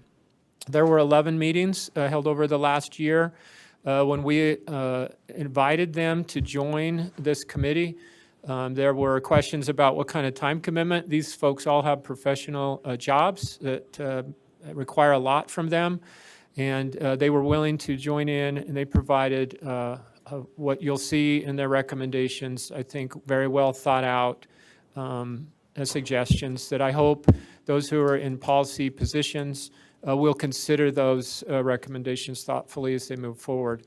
This represents each of these members of the committee who attended each event. It's about 50 hours total per person. If you times that for the full group, this report represents over 1,500 hours of work from this committee that you see here, and then staff who were engaged in helping to support their deliberation. The executive committee, we were able to meet early on because this committee is made up of policymakers who have significant demands on their time. This is one area that I was challenged with, trying to find opportunities for that group of people to get together. I think there were about 15 members of the executive committee, and that was one of our challenges of being able to move the work along on our time frame. It notes here we met on October 31st. The executive committee met on October 31st. At the end of that, we didn't have a quorum there, so we weren't in a position that the executive committee could take any action on the report. So the words that they unanimously supported was that we would provide to you information that the report the advisory committee created was provided to the executive committee. Again, our original intention would be the executive committee would also endorse the report, and we weren't able to get to that point through this process. And we've talked about the advisory committee. We also, I think it's important to note, not just for today, for this group, but for the public to understand, Last spring, we engaged the public in the process of informing the work of the advisory committee through a statewide survey where we received just under 5,000 responses that were made up almost half and half, teachers and parents. We also had administrators and other groups, but the large portion were teachers and parents. We held 4 stakeholder engagement events, 1 in Washington County in person, 1 at Murray School District in person, and 2 statewide remote. You'll see this information will be in the final report when it's published, so you can see the connections to the recommendations and that public input. I'm going to, with your permission, Chair, turn the next few slides over to Dr. Scott Marion, who was charged through the RFP process. Their company was selected to help us navigate the work of coming up with these recommendations through the advisory committee. Before we go to Dr. Scott, and I sure appreciate him and a lot of patience that he's had through this whole process and continued patience today. This is an actionable item. It's changed on the agenda. I apologize, I wasn't totally updated on that. But it is actionable at the conclusion of this. So I apologize for that statement that I said earlier. So I'll turn this over to Dr. Scott.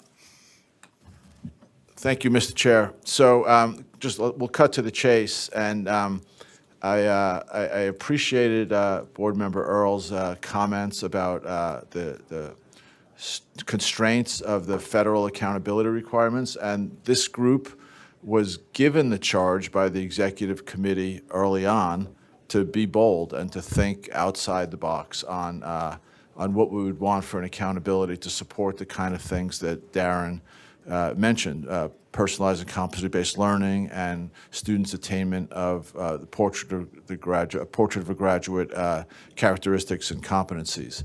And so, but it's a tricky needle to thread because a lot of the other part of that was simple, transparent, comparable, and so doing both things at the same time is challenging. And so the way the committee wrestled this, I think in almost a Solomon-like way, is they said, we're going to have local indicators because that supports the agency of local education agencies, schools, parents, et cetera, to figure out the things that work best in their context to help improve their schools and to help improve their students' learning. And the other piece is this profile approach for reporting accountability results. And so we're going to talk about all these. If you want me to just, drive? yeah, that's great. And so the local indicators piece, you know, we often do this. We say we want students to develop these self-regulatory skills and executive functioning and agency, but then we're going to tell teachers exactly what to do. It's like, well, that doesn't make sense. We have to be coherent. If we want to develop agency in students, we have to develop agency in teachers and principals and school leaders as well. And so the advisory committee felt pretty strongly about this, that they wanted a little bit of a loose tight here. So they weren't willing to say, just pick any local indicators you want.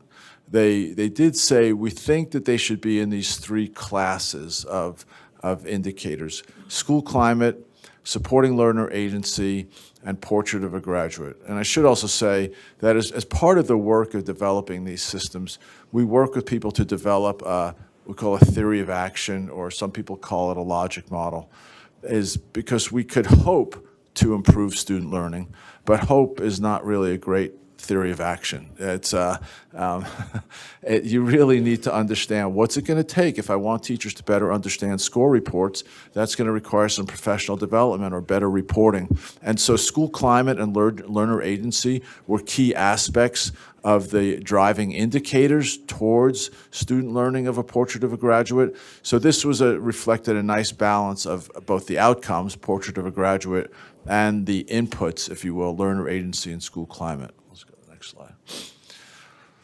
The other thing, as Darren mentioned, most of the folks on the advisory committee worked in schools or districts or around schools or districts, so they understood, very well understood, as did many members of the executive committee, that people in schools are already burdened with a lot of day jobs, right? And so how could we capitalize on existing structures where they made sense, where they added value, but importantly added efficiency.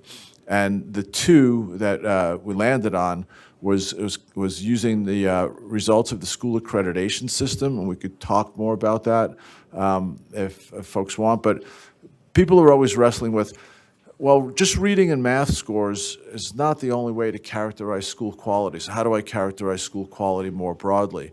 The school accreditation system does that quite well, and where we have it at the high schools, committee members thought that that could add value to this accountability system.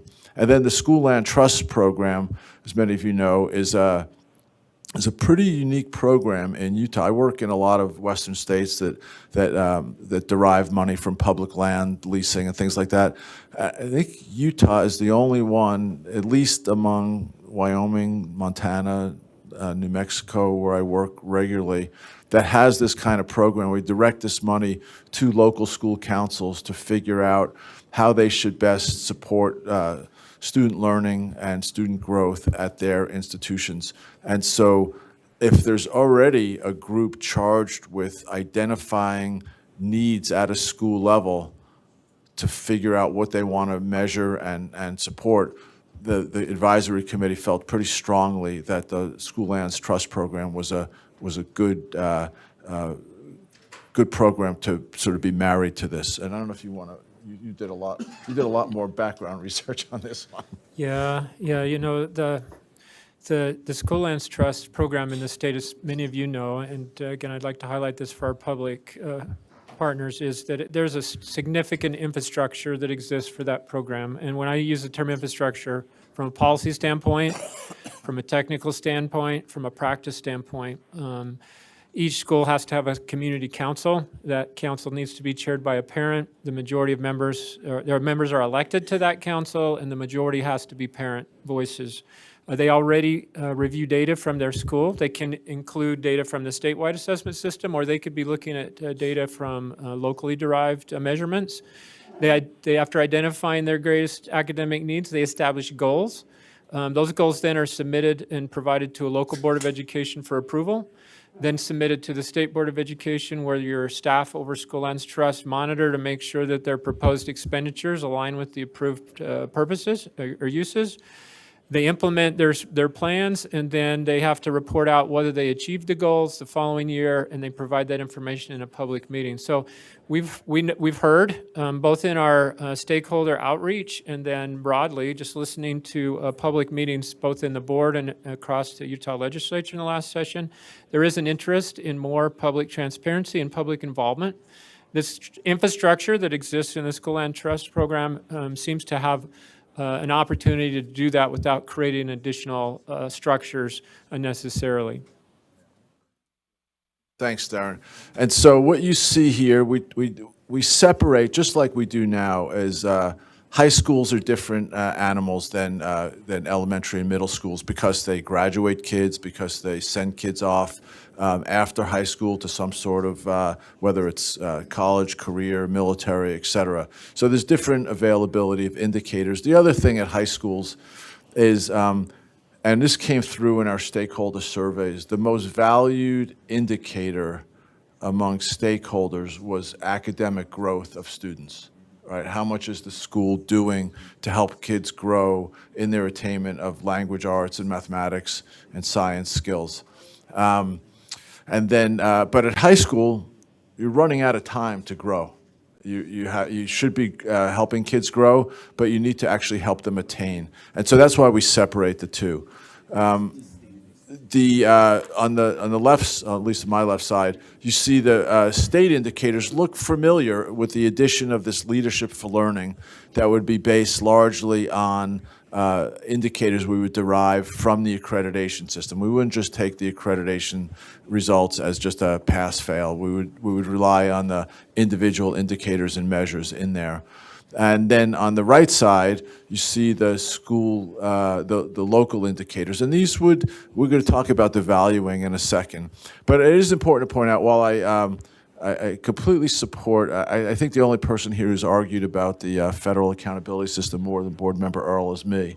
And so I'm record doing that a lot. But the public does value Are kids learning to read? Are they learning to do math? Are they growing in that? And so that was important, and it's something we can look at across schools and districts or LEAs. And then K-8, you see very much similar thing. It looks a lot like our current accountability system, but then with the addition of the local indicators. So people will say, well, how are these going to count together? We have a response for that. Let's go to the next. So the advisory committee, and it was not a secret, members of the advisory committee, I'll just put it bluntly, do not like school grades. They feel like they obscure more than help, and they feel like they drive people to just chase the grade as opposed to trying to figure out what's driving that grade and what's going on behind the scenes. And so they recommended using what we call a dashboard or profile approach, and where you display the results for all indicators in a very transparent, it is much more transparent. And the way the metaphor I use is consumer reports. If you're thinking about buying a car and you care more about acceleration than you do about reliability or gas mileage, or you care more about gas mileage, then you might actually go with one versus the other. So this is what a profile might look like for a high school. And you could see the only reason I put, I apologize if anybody's colorblind, where I put the local indicators in green is just to separate them off. But everything's on the same profile, and then and we have a common metric on the y-axis there. In this case, it's 0 to 4. People like to use 4 or 5-point rubrics. And we do that already with the current accountability system. We tend to translate things into a 1 to 4 scale or a 0 to 4 scale. So this would be familiar, and it's something we do. I heard one of the earlier speakers today talking about rubrics. It's very common in education. Let's go next. Oh, it's actually, let's go back for just 1 second on this. Sorry. So people will ask, and this came up in the executive committee meeting, as Board Member Hart remembers, is, well, how are we going to figure out which schools to serve if they need service, or which schools should get some other designation? This kind of system is already in place in at least 5 states right now. So you're not required by federal law or any other means to come up with some sort of total score and school grade. And it's quite simple, right? If you looked at this and a school had all ones across the board, you don't need to do a lot more thinking to say they probably need some support, right? That's the easy case. All 4s, you could probably say, let's just stay out of their way. And then that's where the decisions and the values start coming in. What do you value more? And we've done this, like I said, in at least a handful of states where it's the real advantage there. If you're a school person and you know, let's say we figured out that the lowest 5% is a score of 112, 112, or something like that, and they could just look at their results and say, yeah, I think we're going to be identified this year. They don't have to, try to do a Rube Goldberg formula to figure it out. And so it works on both sides. For the public, I'm a parent. Oh, now my youngest is in college, but as a parent of a high school kid, I'm like, are they preparing my kids to go to, somewhere beyond high school, post-secondary? Are they doing a good job? I care a lot about that. That's the indicator I'm really going to value. And they're also doing really well on portrait of the graduate. Those are things I really value. Yeah, they're not doing as well on academic growth, but it's a high school, and maybe I'm okay with that. So that's how individuals could weigh in. I don't know if you want to go to the policy recommendations now. Yeah, let's do. Yeah. So all of this, all the policy recommendations, not all of them, but a lot of them, especially in the class of accountability, the indicators, school performance levels, calculation of points, it all stems from this, whether there's a total score and a school grade or not. And really, it all comes down to that simple decision. If, in fact, the legislature is willing to let go of the school grade or the total score, then you have to follow that. It's a cascading effect through various policies, whether how we define performance levels, how we calculate overall points, because as you know, even the calculation of points is specified in legislation. And so all that would need to change. The same thing on the definitions of school improvement and identification. Like I said, there's lots of ways to do this effectively, but when the law requires you to identify based on a particular grade or a certain set of points, then all that has to be unwound. I think that's it. Yeah. And so you see the next steps. We certainly welcome and invite the board's comments and reactions. And so you have an uploaded report, since we had it last executive committee meeting on the 31st. We anticipated that we would get some comments today, maybe one or two. And so as soon as we take your comments and produce the final, we'll make it pretty like we did with the assessment report and things like that. So you have a publication-ready report for the website and for distribution. Vice Chair Belknap? Yeah, I have a question on accreditation, because Cognia, when they accreditate, I'm not sure that's such a word, but I just created it. I like accredited. Anyway, I apologize. That they give accreditation to these schools. Some of them are on provisional accreditation for years. They never get out of provisional. So why is that going to be one of our major metrics when some of these schools work so hard and they get a great score in accreditation and others are on provisional year after year after year? Yeah, I can address that. At least some of the discussion that the committee had. While the word provisional wasn't brought up by the advisory committee, there was discussion about what if my school's accreditation score isn't as high as I would like it to be, now that it's going to be factored into school accountability. And would we need to wait the 3 or 5 years until we are reaccredited to have our score adjusted if we could increase it or change our performance? And there's strong recommendation from the advisory committee that schools would be allowed to have that score updated when they are able to demonstrate through that process that they've made the appropriate improvements and changes. So I think there's a hope from the advisory committee that by elevating the status of accreditation, I mean, ideally you would, at least I would assume that accreditation and your school accountability system should be coherent, and they should have similar outcomes, even though the criteria that they're being used is a little bit different. They both should be focused on helping the school in a cycle of continuous improvement. And the advisory committee, part of their message was elevating this into certain components of this into the accountability system could actually bring about more meaningful change through that process that already exists. The accreditation discussion evolved from, this was fascinating to listen to the group do this. They started talking about, well, really to understand what makes a school good, somebody needs to go there and visit the school. And then it went to, well, if you're going to visit school, there probably should be a few people. You should interview people. You should examine their outcomes. And then the discussion is like, hey, that's what accreditation does. And that's the root of the discussion that led to this part of the recommendation is we already have this process that we would like to do anyway for some people would like to do for accountability, but it's so cost prohibitive and it would bring in this additional burden because they started saying, well, how many staff would that take at the State Board of Education to do that? I'm like, well, let's not talk about it. I actually said, let's not talk about that. And that's what brought us back around, or this group back around to the leveraging, the accreditation process of getting a closer look. There were a couple of indicators that the community really felt strongly in. One of those was effective teaching and leading. I think was rated 2 or 3 when we did the survey as the most important indicators. We don't have very good proxy indicators to be able to show the public how effective is instruction and leadership in that school. The accreditation takes a close look at that, and they have some indicator scores related to those outcomes in the secondary school setting.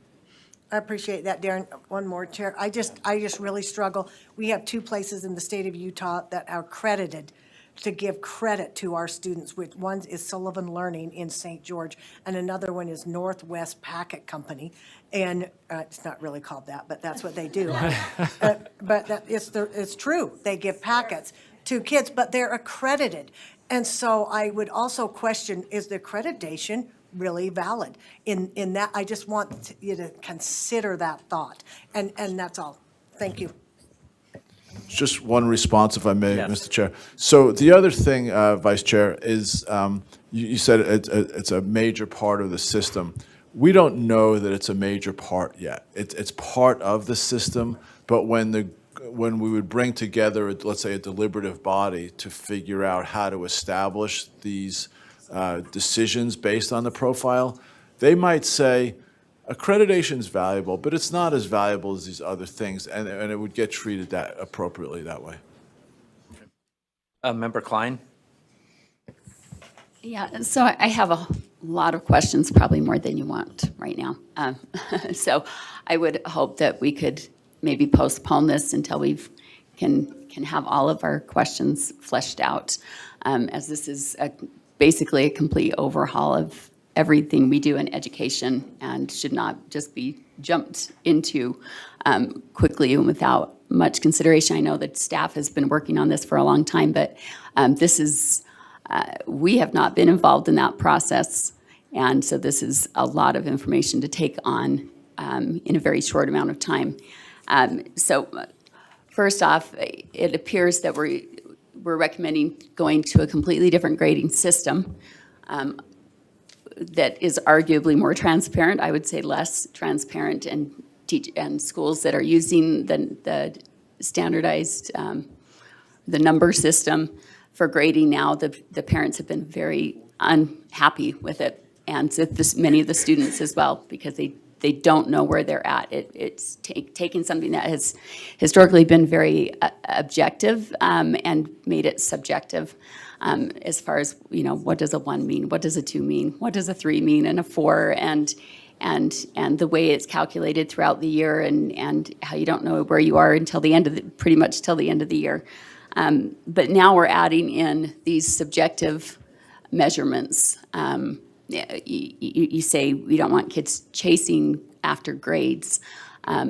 So now we want to figure out kids' internal motivations. And what motivates, so we're scoring them on what motivates them to learn instead of actual learning, which puts us in a really strange space for trying to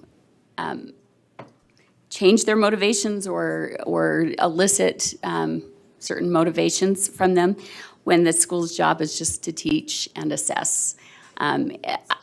So that leads to my next question. If you have all of these subjective indicators, or that are now part of the child's profile instead of grade, their profile, how do you assess those subjective areas? What do those assessments look like? Who's making those assessments? Who's coming up with the questions? How do we know there's not some kind of bias inserted into those questions? Because obviously, if there's going to be somebody's bias if it's something subjective about their attitudes, their values, their beliefs, their motivations for why they are doing, why they respond the way they do. Are these questions going to be part of a high stakes test like the RISE assessment? And if not, but it's now required for their grade, are these surveys that ask them for the more subjective answers from kids in these more subjective areas, are they going to be required now instead of optional? Because right now surveys are opt-in, and we're having a massive revolt around the state right now about these surveys and their intrusive questions on children's mindsets. So, Member Klein, I'm trying to keep track of your questions. Okay. You've been So asking I'm several along the way. My concerns, and so I'm hoping expressing they my can concerns answer. along the way, but, and maybe I'll stop there, but for now, and But they maybe can I'll answer come some back. of those questions But yes, if you please want. go ahead. But then I also remind you that what this work isn't the end game. This is just the work of one committee Okay. that goes to the state board for consideration as the accountability system, or as you're moving into a different accountability system, that the board, the group here, can accept, reject, whatever happens out of this committee. This is not the end game. It's eventually this committee's going to stop, and they've done their work am I speaking this incorrectly? Yeah, and that's my hope today. But is then that I want you just to get into our questions. Yeah, that you receive the report, which just signals to me, I terminate the work with the committee, and we provide the report, and the board and the legislature clearly has the authority to do with it what they would like. So Yeah, clarification. I just wanted to make sure it's in the right context. Yeah, I just wanted, so to clarify, by voting to receive the report that the committee has done. Is that what you just said? Yes. And then we look at it and make changes to it if we want, Whatever or you accept it want the to. way it is. And if we don't receive it, then the committee continues? Well, Yeah. I would need direction at that point. It's ready to conclude. And so you're in receive, and then what you have is a report from a report, and that the board can do whatever they want. They can put it on the shelf, let it collect dust, or as you are dealing in the accountability space in the future, you can refer to the work of the committee, but that doesn't mean it has to be your work as a board. So that was really clear in the very beginning as it was being rolled out in putting this group together and trying to stay in the scope. The scope of the work, the concluding part of this is to submit their work to the board, and then the board does with it what they choose. So, but you did have some questions. Yeah, so in I there. So think- I just wanted to make sure Yeah. that the context and everything that this committee was doing in that scope concludes not with the end game for the state, but a report for the board's future considerations. I know we have other questions. but Yeah, did so you I'll want try to be respond? brief. Board Member Klein, so I'm not exactly clear about the subjectivity, although as someone who studies this stuff closely, I think everything's subjective. I don't think there's any objective. I don't want to disabuse anyone, because somebody's picking the questions that go on a math test, and somebody's picking the questions, the reading passages. So there's always a degree of subjectivity. We try to, here's a $2 word, come up with intersubjective agreement so that we have shared understandings of what these things mean. So the system is still largely based on math scores, reading scores, graduation rate, post-secondary readiness, things like that. I think if I'm right, you might be talking about portrait of a graduate indicators. And those are things like critical thinking, effective communication, civic awareness, et cetera. And there are ways, and this is what we talk about in the report, it would be really hard for every LEA and school to go invent ways to figure out how to see where kids are at in this and figure out how to best instruct them in these areas. So the state already has a massive initiative of trying to help schools and LEAs figure out how to do this work better. But we would like to see some shared approaches to what are some really good approaches to measuring critical thinking. It doesn't involve opinions. It's an assessment that if we got 10 people in the room and when we looked at a range of papers, we could say, this paper really demonstrates high levels of critical thinking. This one really seems to be missing. There's no feelings involved in that, right? It's just what we think is, and people have to then specify what they mean by critical thinking in the first place and define these terms. So I'm of the belief that as long as we can come up with an operational definition of any of these kinds of things, we could figure out a way to assess it and try to assess it as fairly as possible. And there's always ways to check that. Because if I brought together a different group, and they said that, I completely disagree, then I know I have a problem. And that's the kind of validity checks that we do all the time. But I might have missed the whole subjective part, so.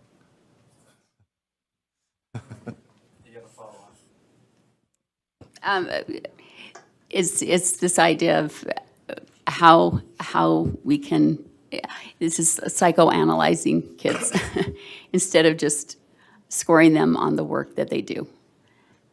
And that there's a really interesting paper that I would recommend to other board members to read.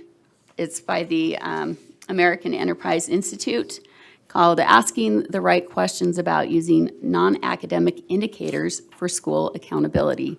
and I don't know if you're familiar with this paper, it talks about, what is it, NAMES, the National Math- Academy for Science. Yes, so I know that that was mentioned in your report, that group, and you reference some of the same things that this article references, but it tells a lot of the motivation behind these accountability redesigns. This is actually by someone that's for the redesign, but they're very open about what the motivations are behind the accountability redesign. For instance, I mean, there's a lot of interesting things in here, but it says traditional accountability purposes might involve attaching rewards or sanctions to performance on indicators as a way of signaling priorities and motivating actors to change their behaviors. But measures in accountability systems might also inform decisions about resource allocation, influence public support for the local school system, or identify students who need extra instruction. Some mandated consequences for poor performance under ESSA, for instance, are explicitly focused on identifying schools that could benefit from supports, even if they also create a perception of shaming those same schools. And there's a lot of, it mentions, some trends mention they could lead to greater emphasis on non-academic indicators for accountability purposes and how to incorporate those even possibly into high-stakes testing. So this idea of trying to change behaviors or attitudes or values through including these kind of scores in a student's profile is something I find highly problematic and is not the role of schools. Yeah, I'll just be very quick. I'll just say that the advisory committee, who, like Darren said, was a stellar, dedicated group, wrestled with exactly those kinds of things.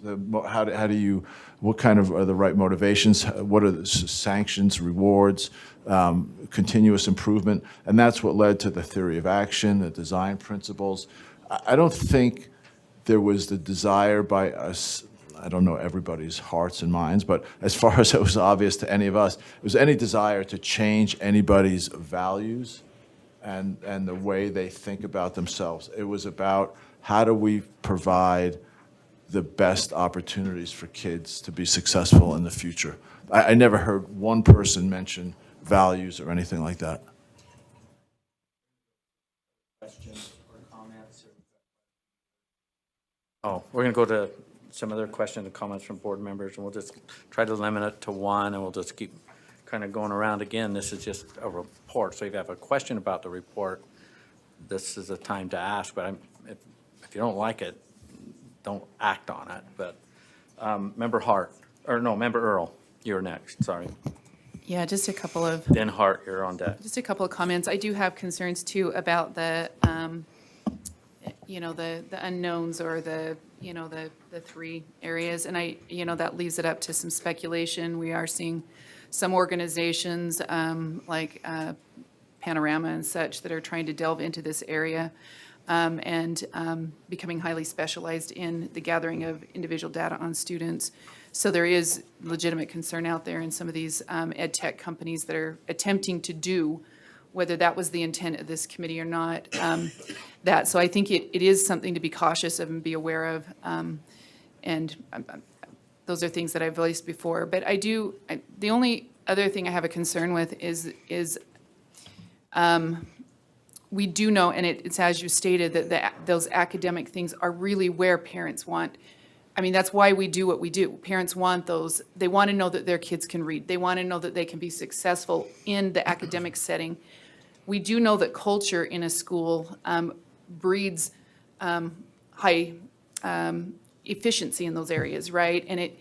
But there is a caution as to what type of culture we're measuring. And so that's where I think, for me, that gets a little concerning. Are we measuring academic culture, or are we just measuring this idea of belonging to a school, which has taken on whole nuances in the last couple of years, a whole different nuance from, I think, what people and maybe what some of the solid research has had out there.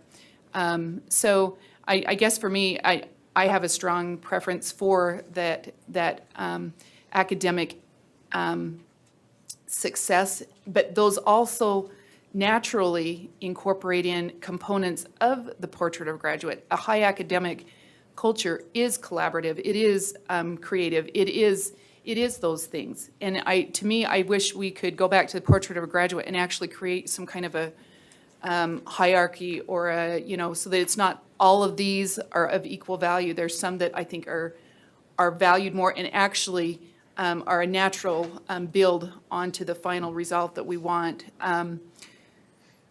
There's ins and out pieces here. I don't know if this forces all districts to have to do competency-based education models. It feels a little bit like that. And that's the element that I'm a little concerned with, because I've seen some unsuccessful models where parents are like, my kids really are not being taught. It feels a little bit more in the homeschool culture, it's a little bit more like unschooling. And some people that's successful for, but a lot of people it may not create the outcomes that we want. So anyways, those are just my thoughts. I do appreciate all the hard work. I've been to a number of meetings and been able to listen in. There's been thoughtful dialogue. I just, I think I don't like the grading system. Some measurement systems like this, I think are, as long as we're careful how we do it, are better. I appreciate the thoughtfulness of that. And there was one more comment I had. I might have to come back to it. That's it. There is one more comment, but I can't think of what it was. Oh, I know what it was. It was, I think there is some thoughtful process in not duplicating things we're already doing. So if we're getting accreditation right, then let's not duplicate that. But we need to make sure we're getting accreditation right and that we're not allowing accreditation to get hijacked with other type of things. And that's, and that would be my concern, is that if we're already doing it, then let's use what we're already doing. Let's don't add more complication to our system. And I think some of the dialogue around that has been valuable, so. So there wasn't a question in there, so thank you, but so hang on, we're not going into a debate here. If we have some questions on it, but I'm going to go to Member Hart. Yes. So in reading and preparing for the board meeting,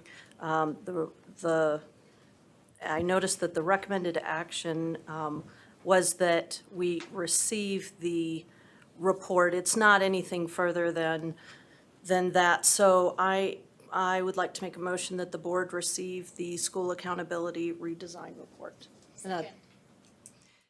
We have a motion and a second. Can I speak to that, please? And do you want to speak to the Yes, motion? please. So first of all, we have to be really careful that accountability doesn't get mixed up with assessment. Accountability, in my mind, includes transparency and having information available.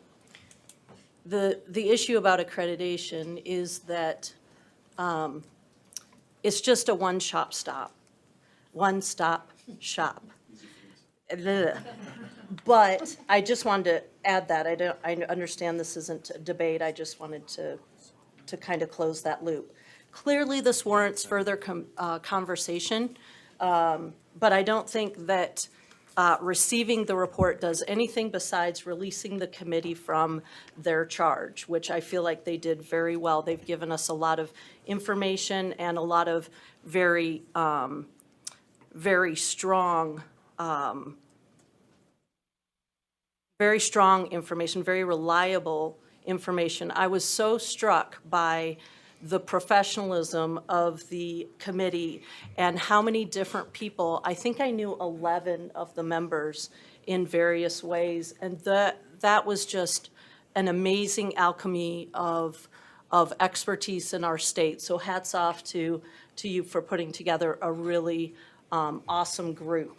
I think that we also need to note, I don't think we need to forget, and we need to keep in the forefront of our mind, how difficult it's going to be when we start talking competency-based.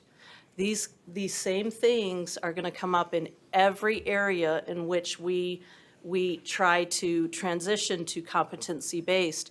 I think we need to really be careful. I think we it's going to take a lot more time and a lot more effort and a lot more education than we think it will. And I think just even this little discussion shows that. So in the spirit of simply releasing that committee and then having a report that we can use to help make wise decisions moving forward, that's why I would like to,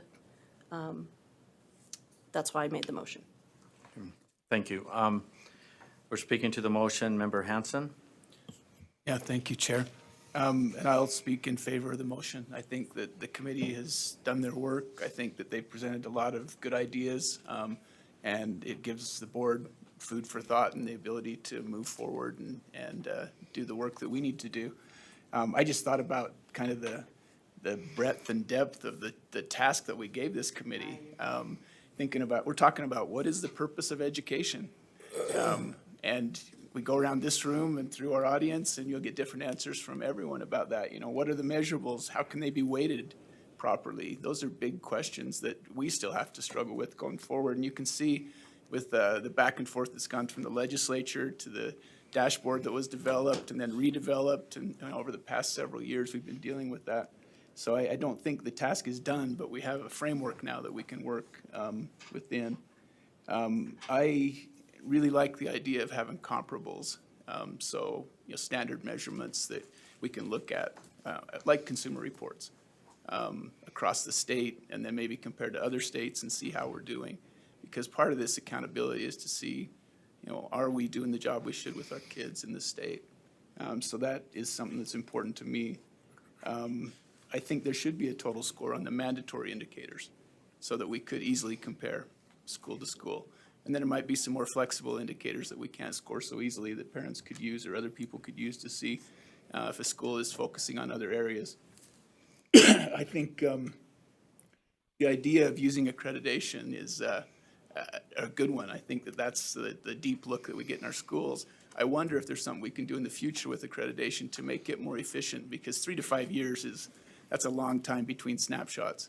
I wonder if there's a way we could look at accreditation and say, can this be more of a continuous improvement type process, or we can check in with accreditors and bump scores up, or accreditors could look if things are going the wrong way and reduce scores even. We should be able to do that in today's world with the availability of data and maybe periodic visits by accreditors to make that more efficient. I wondered, getting to my questions, I guess, if I can ask questions, I wondered about discussion on the ACT. We have all juniors take the ACT in the state.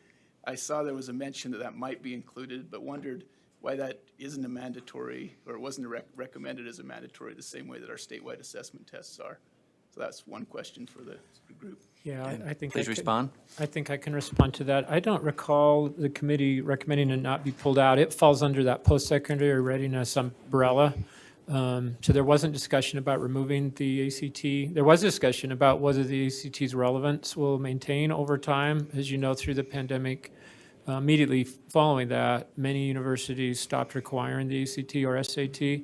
There's been some changes back, some subtle changes back towards that. So the committee did discuss that, about whether that tool or instrument would lose some of its relevance, but there wasn't a recommendation to remove it. It would maintain under the post-secondary readiness indicator that currently exists. Okay, thank you. That clarifies that for me. The other thing, when we talk about school climate, and we've had a lot of discussions about the SHARP survey. Was that an item of discussion at all?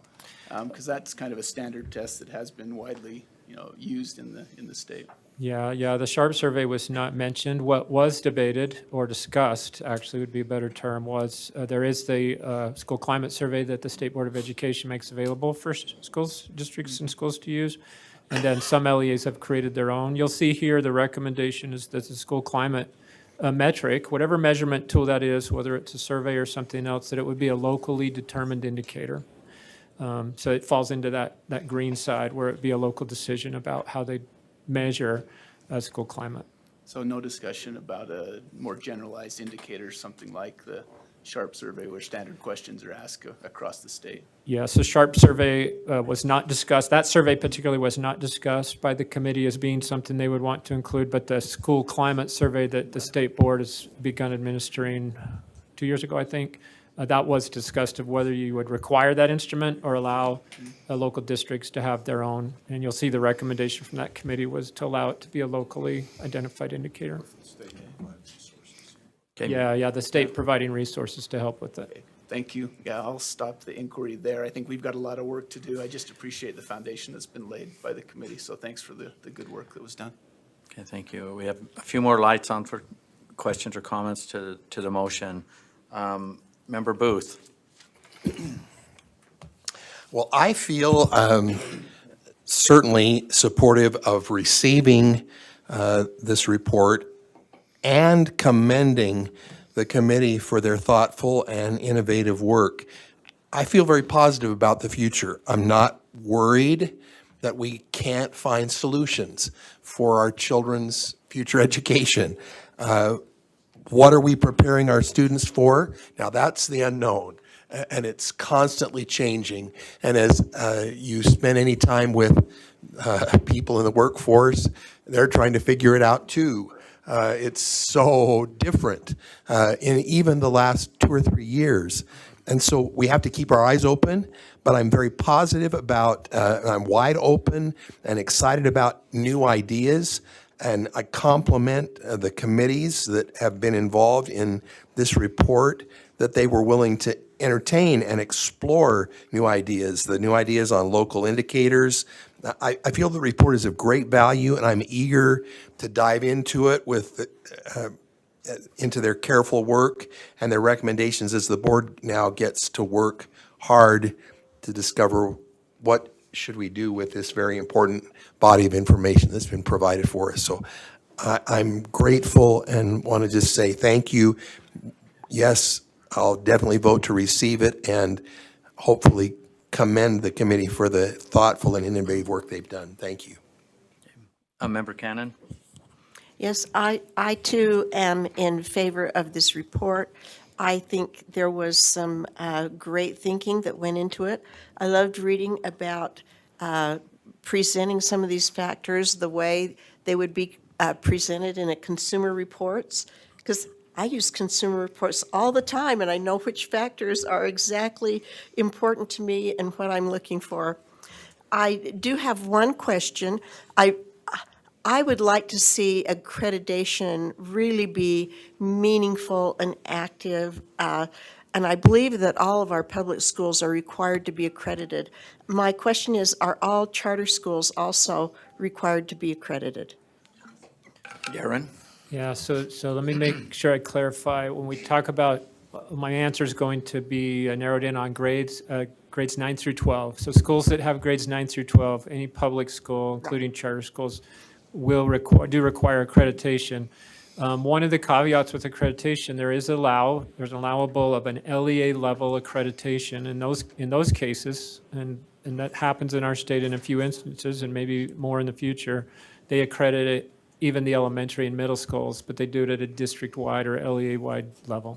So there's certainly some challenges, because even within a high school in one district, they're getting an LEA level accreditation report, and in another district, they might be getting an individual school accreditation report. So there's challenges within that recommendation. But yes. Okay, and what about charters?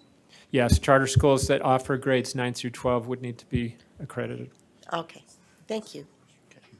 Member Straight? Yes, thank you, Chair. I appreciate the work of the advisory committee. I appreciate the diversity and the thoroughness of their discussion.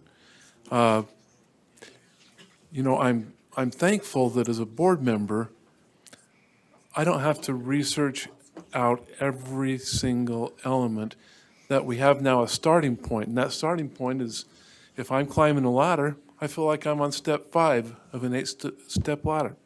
So this is really helpful information.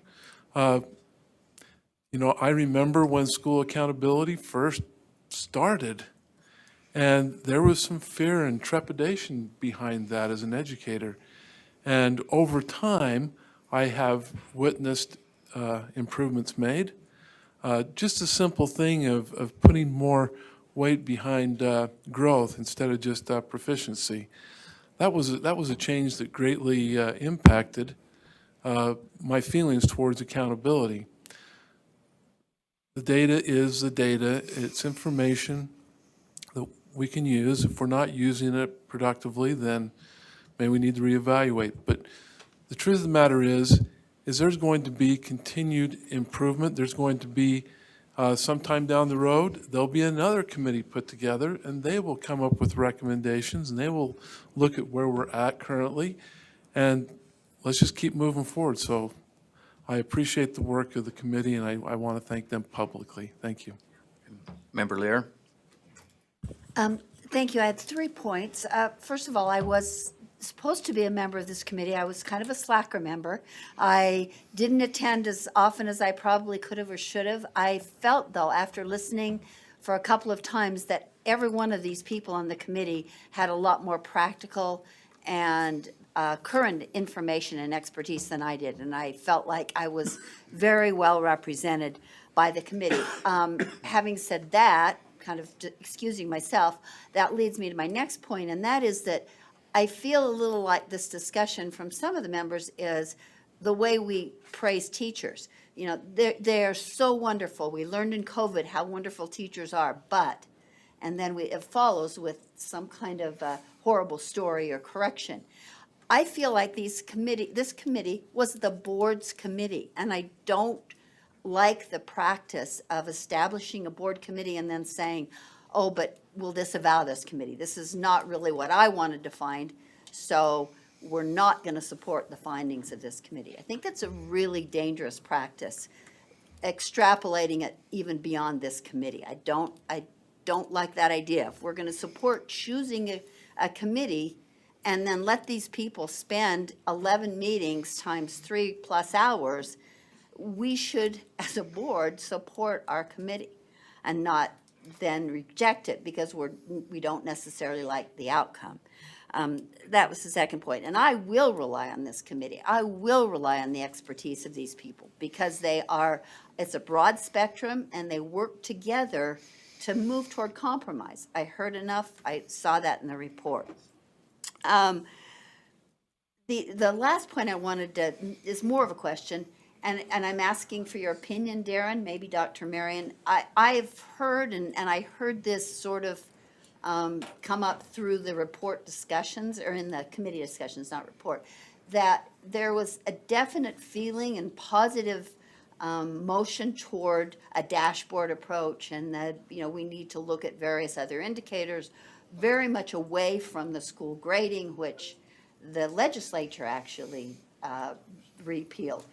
So my question is, I hope, and maybe it's going to be expressed in a hope, but I hope that this committee's direction will prevail. And is your sense, though, that despite this committee, that there's still an insistence by the legislators that were on this committee and others that it will be all for naught and they'll go back to a letter grade?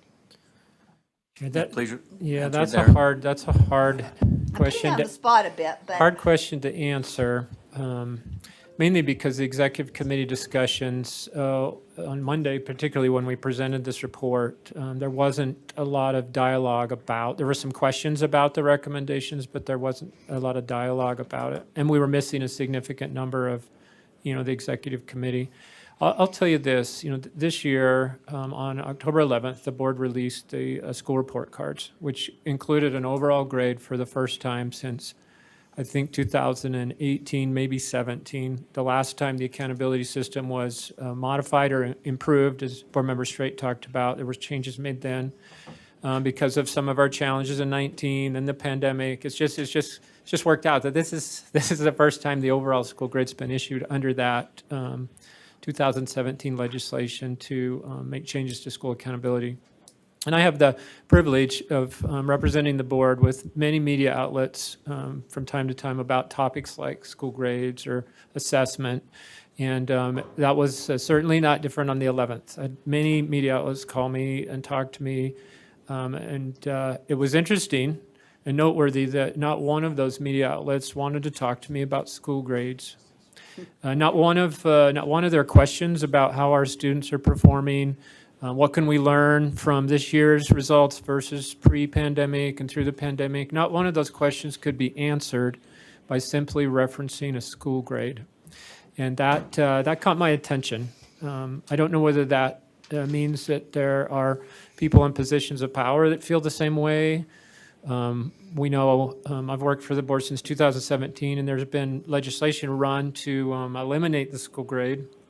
I think this board has supported that each time it's come before the board. And then I believe it's moved through the House of Representatives every year, maybe unanimously one year. I thought it actually passed. Am I? No. Is that wishful thinking? Is that Yeah, what happened yeah. in my dreams? The pandemic, we were able to, the legislature suspended school accountability. Maybe, okay. And anyway, so I don't know, board member. I stand corrected on that. I don't know, board member Lear, where the people who will be making those decisions stands. But the committee, you're right, the executive committee, or the advisory committee, again, looked at it like, I don't know that that adds value to the things we're trying to do. But there's the debate about transparency and what board member Hanson talked about earlier, having something that's kind of simple to just look at quickly and make some judgments about the other end of that, continuum of argument. But your answer to me is you don't know. I don't know. It's not helpful, Darren. I know. Tough question. If I may, just quickly. When we were helping this board, establish the performance levels on the current accountability system, we went through this exercise called standard setting, where you actually have to write descriptors of what an A means, what a B means. And it was, some of you were here then, but not all of you. And I asked the board to write down on their own what an A school is. And then we compared it. And people were fairly aligned. Once we got to a B school, there was no agreement. C school, forget about. And so we think we know what these things mean. And so that's why what Darren said, and Board Member Cannon, another Consumer Report advocate, is if I know what I care about in terms of academic growth or post-secondary readiness, I could go there. And so that's, but like Darren said, there's different people with different views, and that's why it becomes interesting, I think. Thank you. Member Hymas? Thank you. With this accountability redesign, are we forcing schools to adopt PCBL?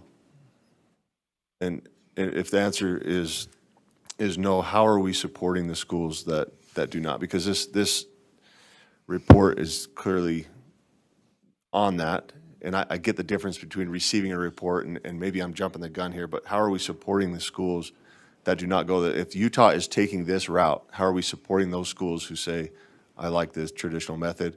There are several schools throughout the state that are successful where they are now. And so to change everything on them, what does that look like? Again, I guess the main question, how are we supporting the schools who do not want to go into this model? Darren? Let me try to answer a part of it. You'll see on this this model, example, descriptor, learner agency, and the report contains a lot more detail about learner agency. That would be an element that I think, Board Member Hymas, you're referring to as the PCBL practices, right, that schools may or may not move forward with.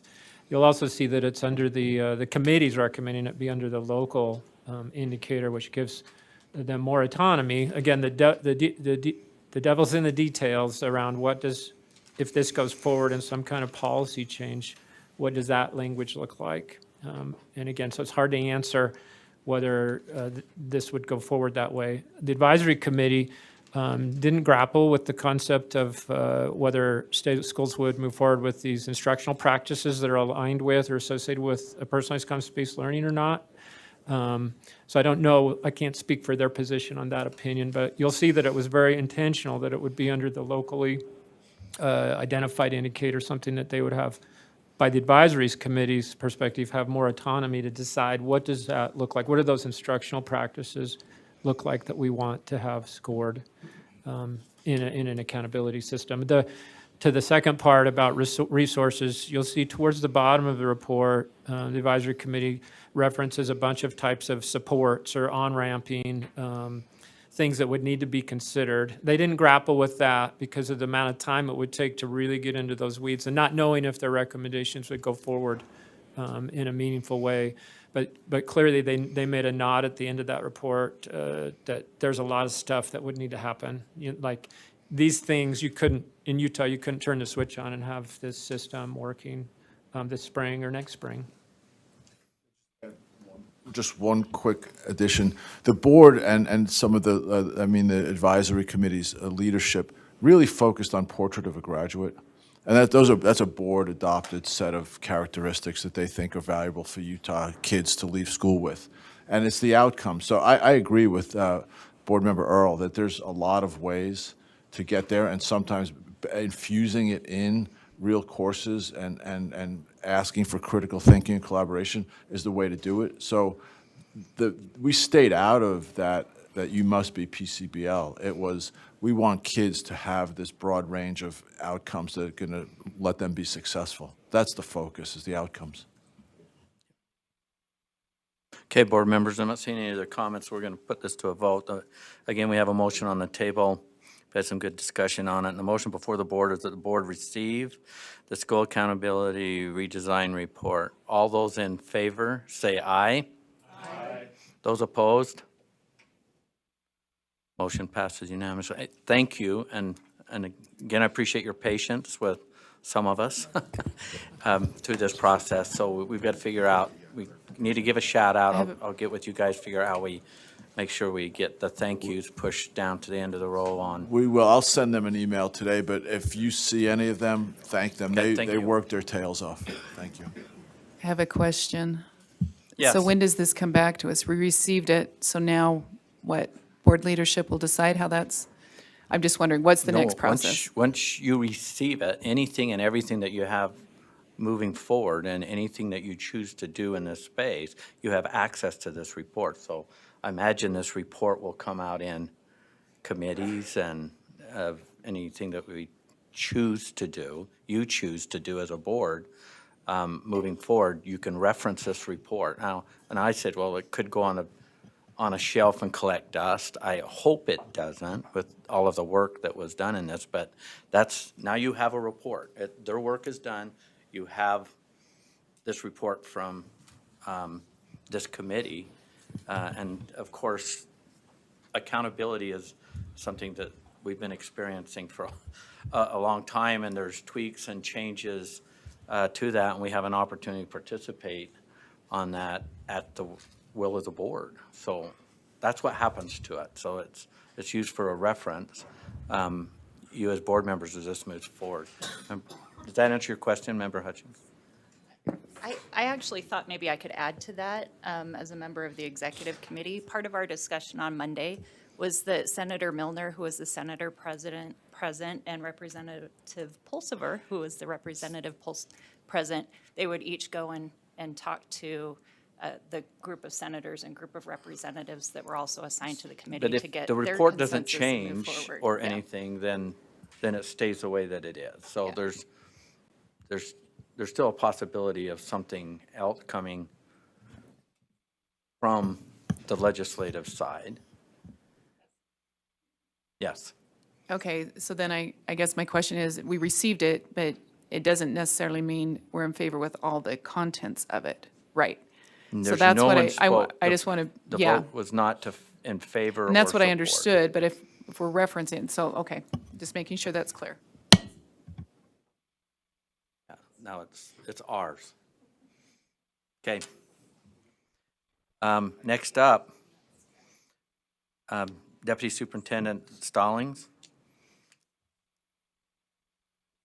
We have our program analyst, Greg, is with us, so.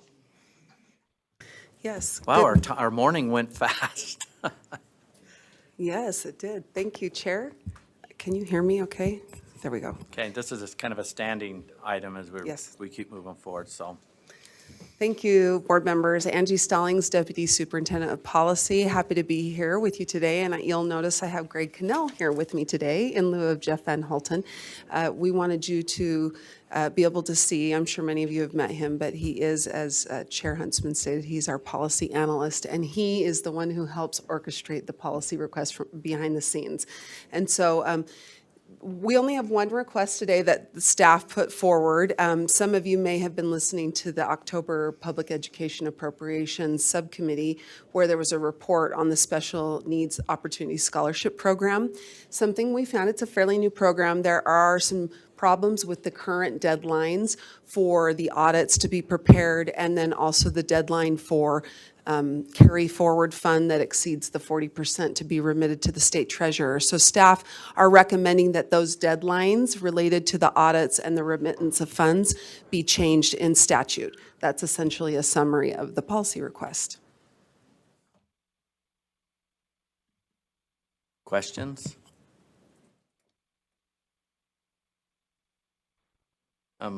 Sorry, didn't see the light on. Vice Chair Davis.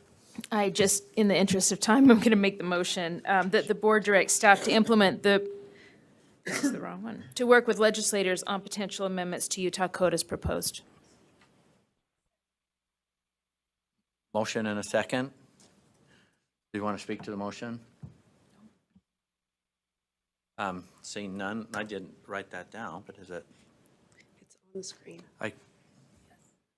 What was it again? Oh, is this one right here? Oh, that the board direct staff, okay, got it. That the board direct staff to work with legislators on potential amendments to Utah Code as proposed. Not seeing any discussion. All those in favor say aye. Aye. Those opposed? Voting is unanimous. Thank you. There's one, we're not done. Member Straight. Yes, thank you, Chair. I have a motion. I move that the board direct staff to work with the legislator or potential legislation to amend provisions in section 53F-7-203 related to paid professional hours, including to, 1, amend the language to require the educator's plan to be submitted within the first 5 days of instruction instead of the first day of instruction. 2, explicitly allow educators to begin employment with an LEA after the beginning of a school year to submit the educator's plan within 10 days of employment. And 3, allow an LEA to prorate the hours provided to an educator who begins employment with the LEA after the beginning of the school year. Okay, do we have a second? Second. Member Straight, you want to speak to your motion? Yes, just briefly. This is, I'll use your words, just a betterment to more clearly define some situations of where LEAs had interpreted the use of those monies for like new hires and things like that. So we think this would be an improvement.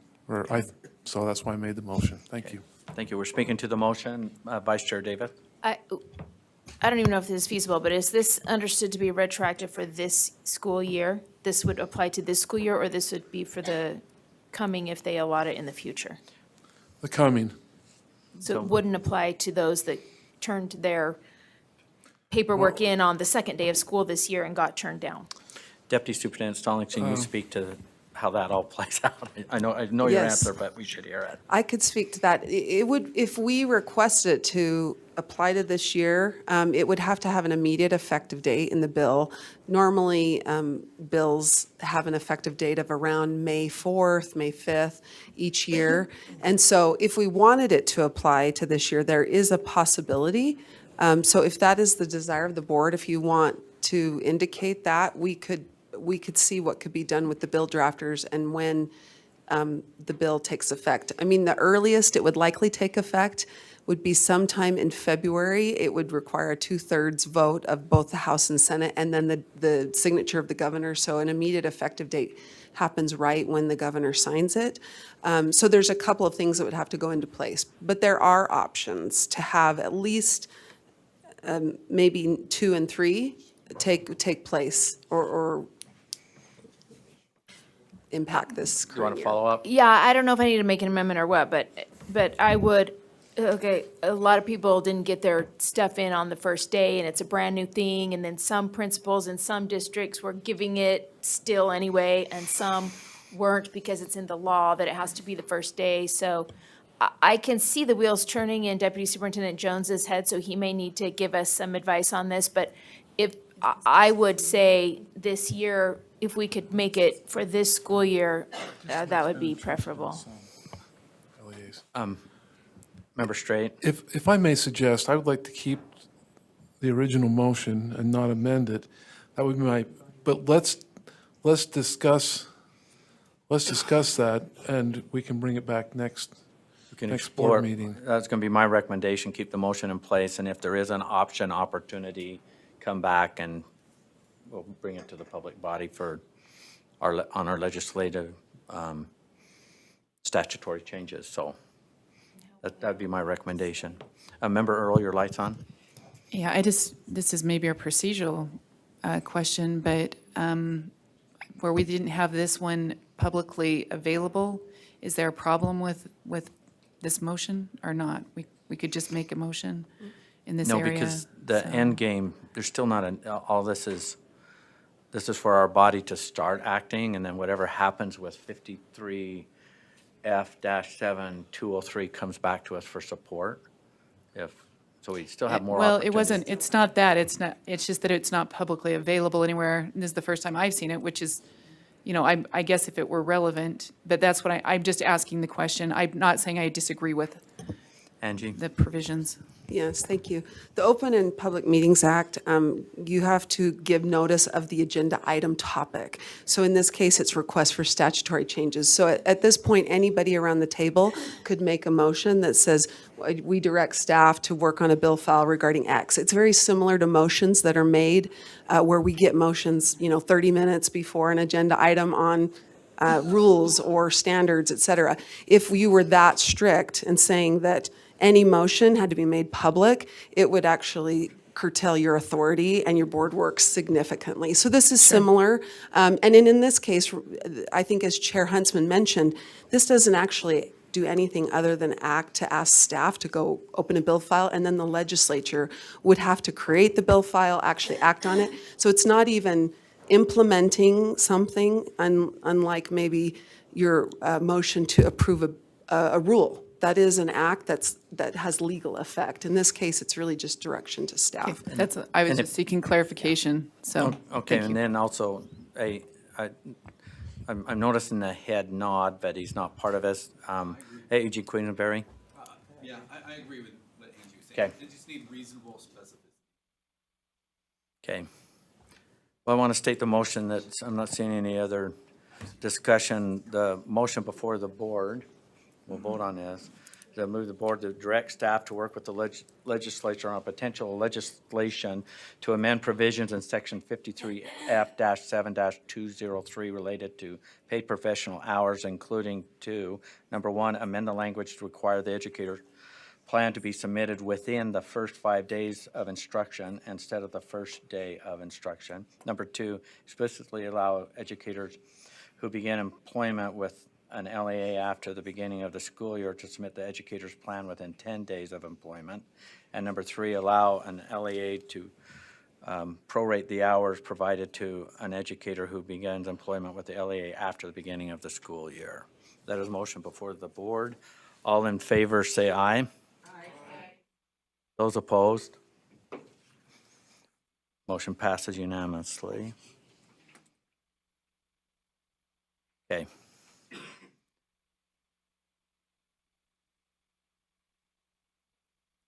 All right, next, well, Angie, you're staying, you're part of this too, so are you staying at the table with Greg, or? Okay, oh, he's going solo, all right, very good. The next item is the reports requirement task force. This is a actionable item. I think what might be in the backups, the proposed motion would most likely will be that the board directs staff to move to committees of reports and requirements task force recommendation as described. We have program analyst Greg here that's going to speak to the work. Several of us are on that task force. We'll turn the time over to you. Again, this is just to receive them, not to act on them.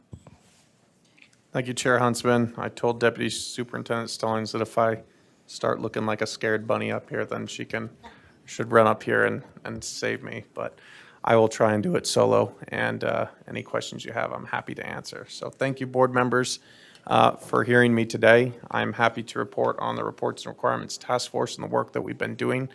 I'd also like to thank Chair Huntsman for his leadership and for all the help of the staff that has and the board members that have been on that task force and committee. So the task force was created in response to the 2021 House Bill 300 run by Representative Pulsifer. The House bill looked at reviewing the reports and requirements on LEAs to try and reduce burdens on our LEAs, and also the House bill also allowed for the Utah State Board of Education to make a recommendation to the legislature should any reports or requirements need to be changed legislatively. The task force was created by Chair Huntsman and put together, and staff previous to the task force worked on compiling a list of all the required reports and requirements that are in statute and code and board rule, so that we have a good list of all the different requirements. And then we also created surveys so that we could help fulfill the purposes of this legislation. The scope was written out in the legislation for us, and I just want to highlight a few of the things that were put into the legislation that has been really important to our task force, and that also is put into our surveys as well, and that is looking at the purpose and effectiveness of the report, to look at whether or not accountability and transparency can be achieved through any other means, and whether or not there's a less burdensome way to collect that information, and ultimately also whether or not the USIMS programs would ultimately affect the report and the data collection. So we use that in creating our surveys. And as we created the task force, the goal that we had was to review these reports and ultimately bring recommendations to the Utah State Board of Education for ways that they could work either with legislation or in their own board rules or with staff to look at taking any recommendations that came out of this task force. So a little bit about the task force. We first met on August 9th, 2022. That was our first meeting, and since then we've met a total of 6 times. The task force is made up of 34 members. Those members include representatives from the House and Senate and their staff.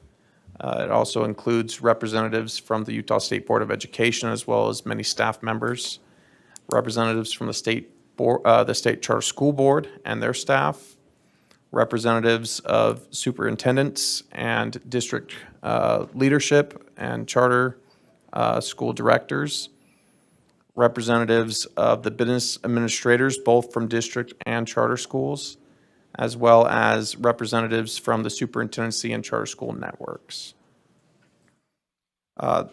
Staff created 120 surveys. We have not administered 120 surveys, but we have done a significant amount of surveying, and I'm sure our LEAs are thinking that's just one more survey coming down the pipeline.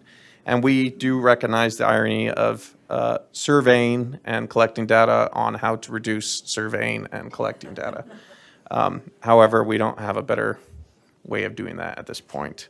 So our government work goes on.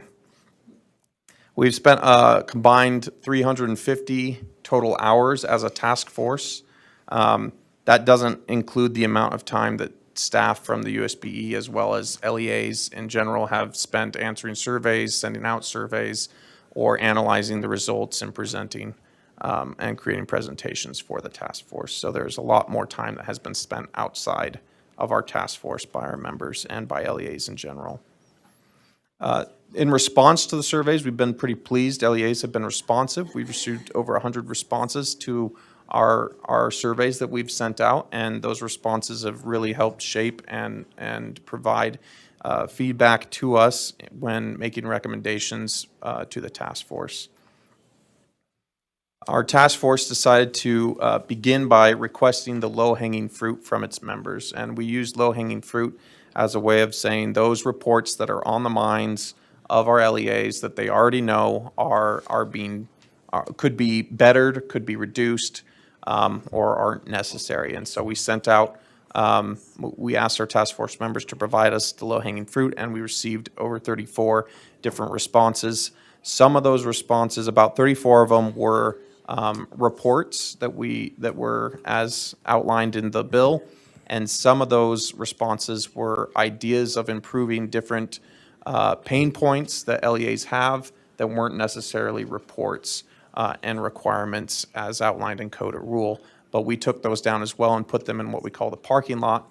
And that's an area that we kept all the different ideas that came out of this task force that weren't necessarily related, that we thought would be important and that would also help out our LEAs.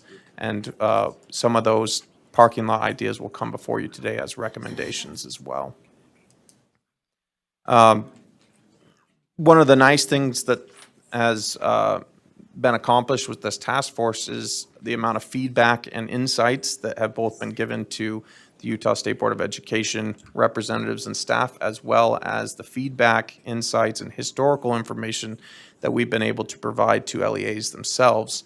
And on more than one occasion, we've had members leave our meetings thankful and happy that they were able to spend those 2 hours with us around this table, because they were able to get some insights that they hadn't had before and understood the work that the USBE was doing behind the scenes, as well as the historical context that had come before that led to the different laws and codes that we currently have.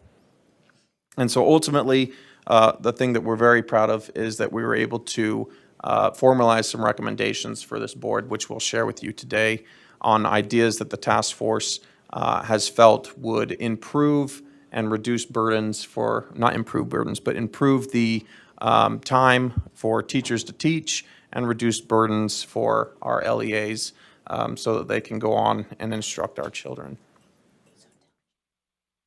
So some of the reports that we reviewed in these 6 meetings that we were able to have was the career and technical education reports, the requirements on reporting for school fees, the requirements for our full-day kindergarten and OEK, the school plant capital outlay report, reports on benchmark assessments for data for grades 1 through 3, the administration of adult education, and the annual assurances report. Aside from those reports, we also had the opportunity to look at some of the pain points that were in the parking lot.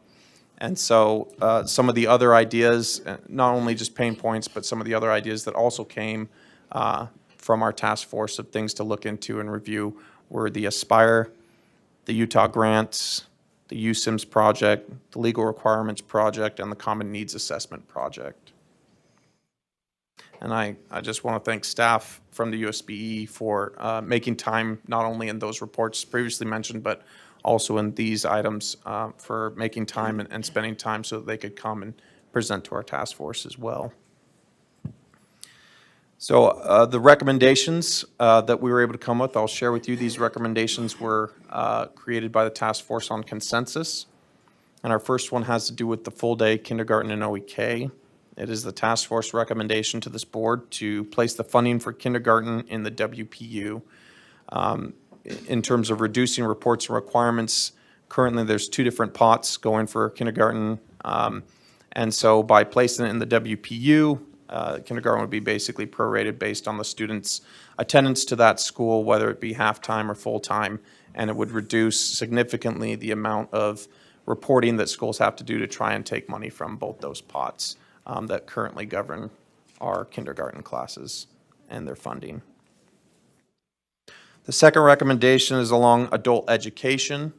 The recommendation is to amend R277-733 to eliminate the fee reports for non-federally funded programs. And the second recommendation with adult education is to integrate reporting into the new UASIS, or the Utah Adult Student Information System, and digitize it. So currently, there is information being collected from LEAs that is not at the federal level, and we do not use that information. And so the idea is to get rid of all that information we're not currently using and just collect the federally required information that we do use, and then make that easier to collect by making it a digital collection. Our third recommendation comes from the school fees section, and the recommendation is to repeal the Certificate of Compliance reporting requirements to the USBE. Currently, USBE staff don't audit these Certificate of Compliance reporting requirements, and so it's essentially just a checkbox of yes, we did it. And so without auditing it, there's really no value in checking this box. And what is instead proposed is that the school fees team would rather, on their site visits, when they do go out to schools, is ask these similar questions that are in these certificate of compliance of the schools. And that way it will be more of a spot check and they can still get the same information, but would have more value and actually be meaningful. Our fourth recommendation is the school plant capital outlay report. Comes from that section, and the recommendation to the board is to amend R277471-14, and that would reduce the reporting requirements on LEAs due to the USBE having access in-house to all the necessary information. So currently, the information that schools are providing in this report is already information that's inputted into the USBE system, and we can pull it internally. So there's no reason to ask the schools to again report this information to us. Our fifth recommendation from the task force has to do with the Aspire system. This is one of those parking lot, not necessarily a reports and requirements in code or rule, but it became an important point, and so we're passing the recommendation along to the USB as well. The recommendation is to allocate available manpower and resources to improving and enhancing the infrastructure and capabilities of the Aspire student information system beyond just maintaining the system.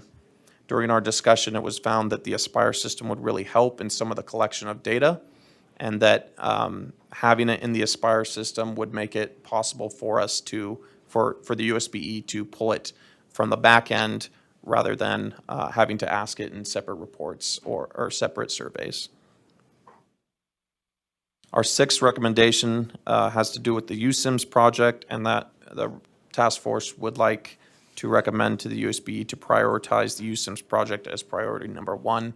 Currently, there's a lot of projects that take up the time of those staff and employees that are working on USIMS, and so by prioritizing this project as number one, the task force believes that it could get done a little sooner. And the USIMS project would also significantly reduce the amount of data collection time that LEAs have to take, because it would be able to, again, be pulled on the back end. USB would be able to push and pull data, and so that would reduce a lot of the burden that's currently happening for administrative personnel at schools. And our last recommendation comes from Utah Grants, and the recommendation for the task force, this again is one of those parking lot ideas, is to make Utah Grants all-inclusive of links and requirements for each grant. Currently, right now, on the LEA side, when they go to Utah Grants, there's no list of things they have to complete in that specific Utah Grants computer program. And so in order to make sure that you're hitting each point of the grant, you have to go to separate areas to look up what's requirements for the grant. And then when you are doing those requirements, there's different applications that are used. And so you might have to have a number of different windows open on different applications to actually complete the single Utah grant that you're looking to complete. And so LEAs in our task force recommended that it be all-inclusive in one system, so that when they go there, they can have all their requirements as well as have the links to each of those requirements instead of trying to search it out in different areas. And before I take your questions, I'd just like to show you the task force dashboard that we have created. We have this, it's on Tableau Public, so it's accessible by anyone. You just go to Tableau Public and then search in the search bar, reports and requirements. And if you put the whole name in, it'll probably come up faster. But this is a dashboard that is keeping track of each recommendation that we're making to the board. You see on the left-hand side over here where it says task force. This is the task force tab. So right now, all these reports are housed within the task force, and here's how you get to it. Each of these reports are housed in the task force tab until they're moved on to the board. And once the board has them, then we'll go ahead and move them to the boards tab, which will be accessible here once one of these has a board option. And then over here in the middle, you see the statute and rules that are associated with each report. And then on the right-hand side of that table, you'll see the current status of that report. So the majority of these are recommended to the board. We have a few that we didn't bring, as you'll notice, the reports on benchmark assessment data for grades 1 through 3. We haven't come to a consensus on that, on those recommendations, so it's still in review. But as you scroll down, you'll be able to access and see different reports. If you hover over the particular report, you can see some notes that are associated with this report. Those notes give just a brief synopsis on what's the recommendation and a little bit of additional information. And those can change as it heads to new bodies, and they can also change as new recommendations are made or actions are taken. On the right-hand side, you see reports reduced. If you hover over this little bubble, you'll notice there's reduced and reduced administratively. Luckily, we were able to have a win on our first day. We had the career and technical education staff come and talk to the task force, and they provided information on how they'd already administratively reduced since the passage of HB 300 the reports and requirements that had to do with that particular section. So we do have one section that was reduced administratively, and we're hoping that as we continue through, we'll have more of these numbers populate. And lastly, for your information, just a tracker on the hours of the task force members' meetings as it stands. So this doesn't take into account all the time spent outside of the task force, but we are currently at 352 hours. So with that said, I'm happy to take any questions.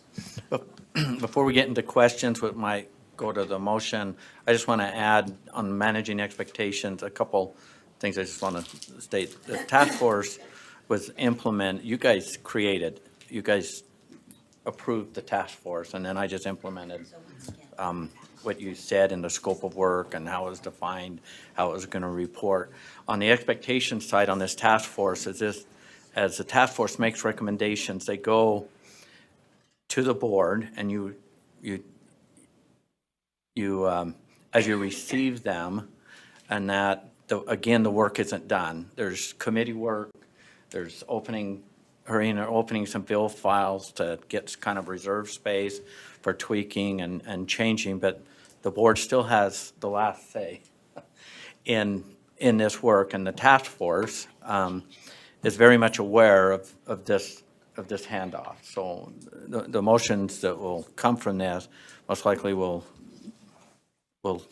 go into the board space, which committee, bill files, et cetera. So I'm just, in managing everyone's expectation, this again is not the end game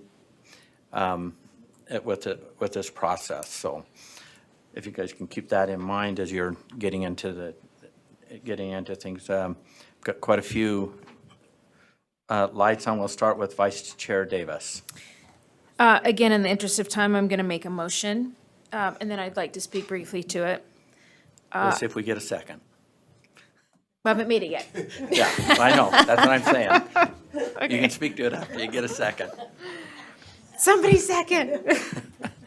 I move that the board directs staff to receive and implement the reports and requirements task force recommendations as described, and to work with a legislator to open a bill file to amend the school plant capital outlay report requirements to reduce LEA reporting.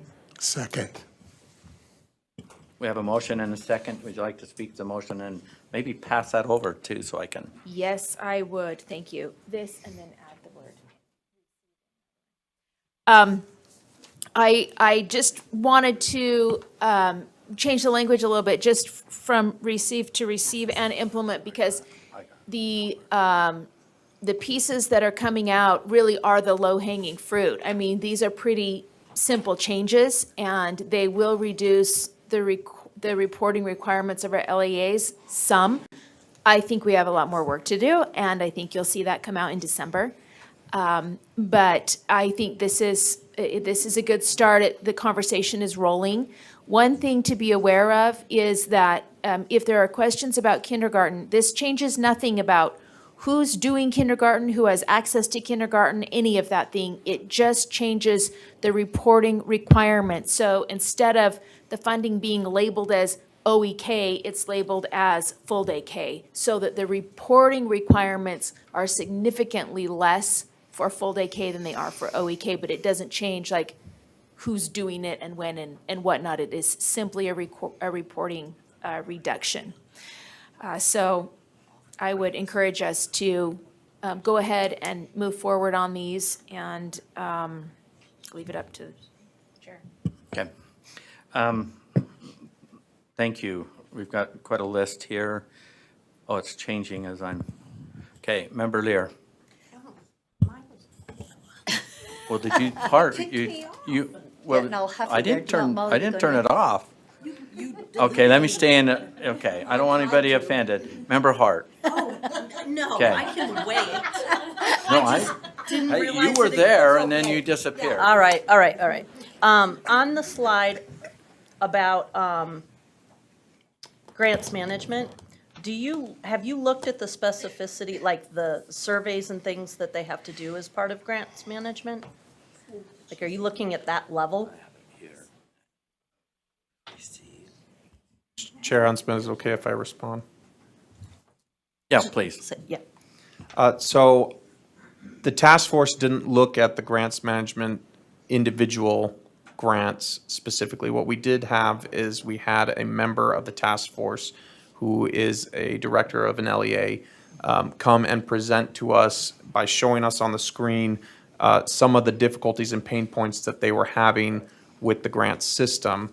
And then some other task force members were also able to contribute to that discussion as well.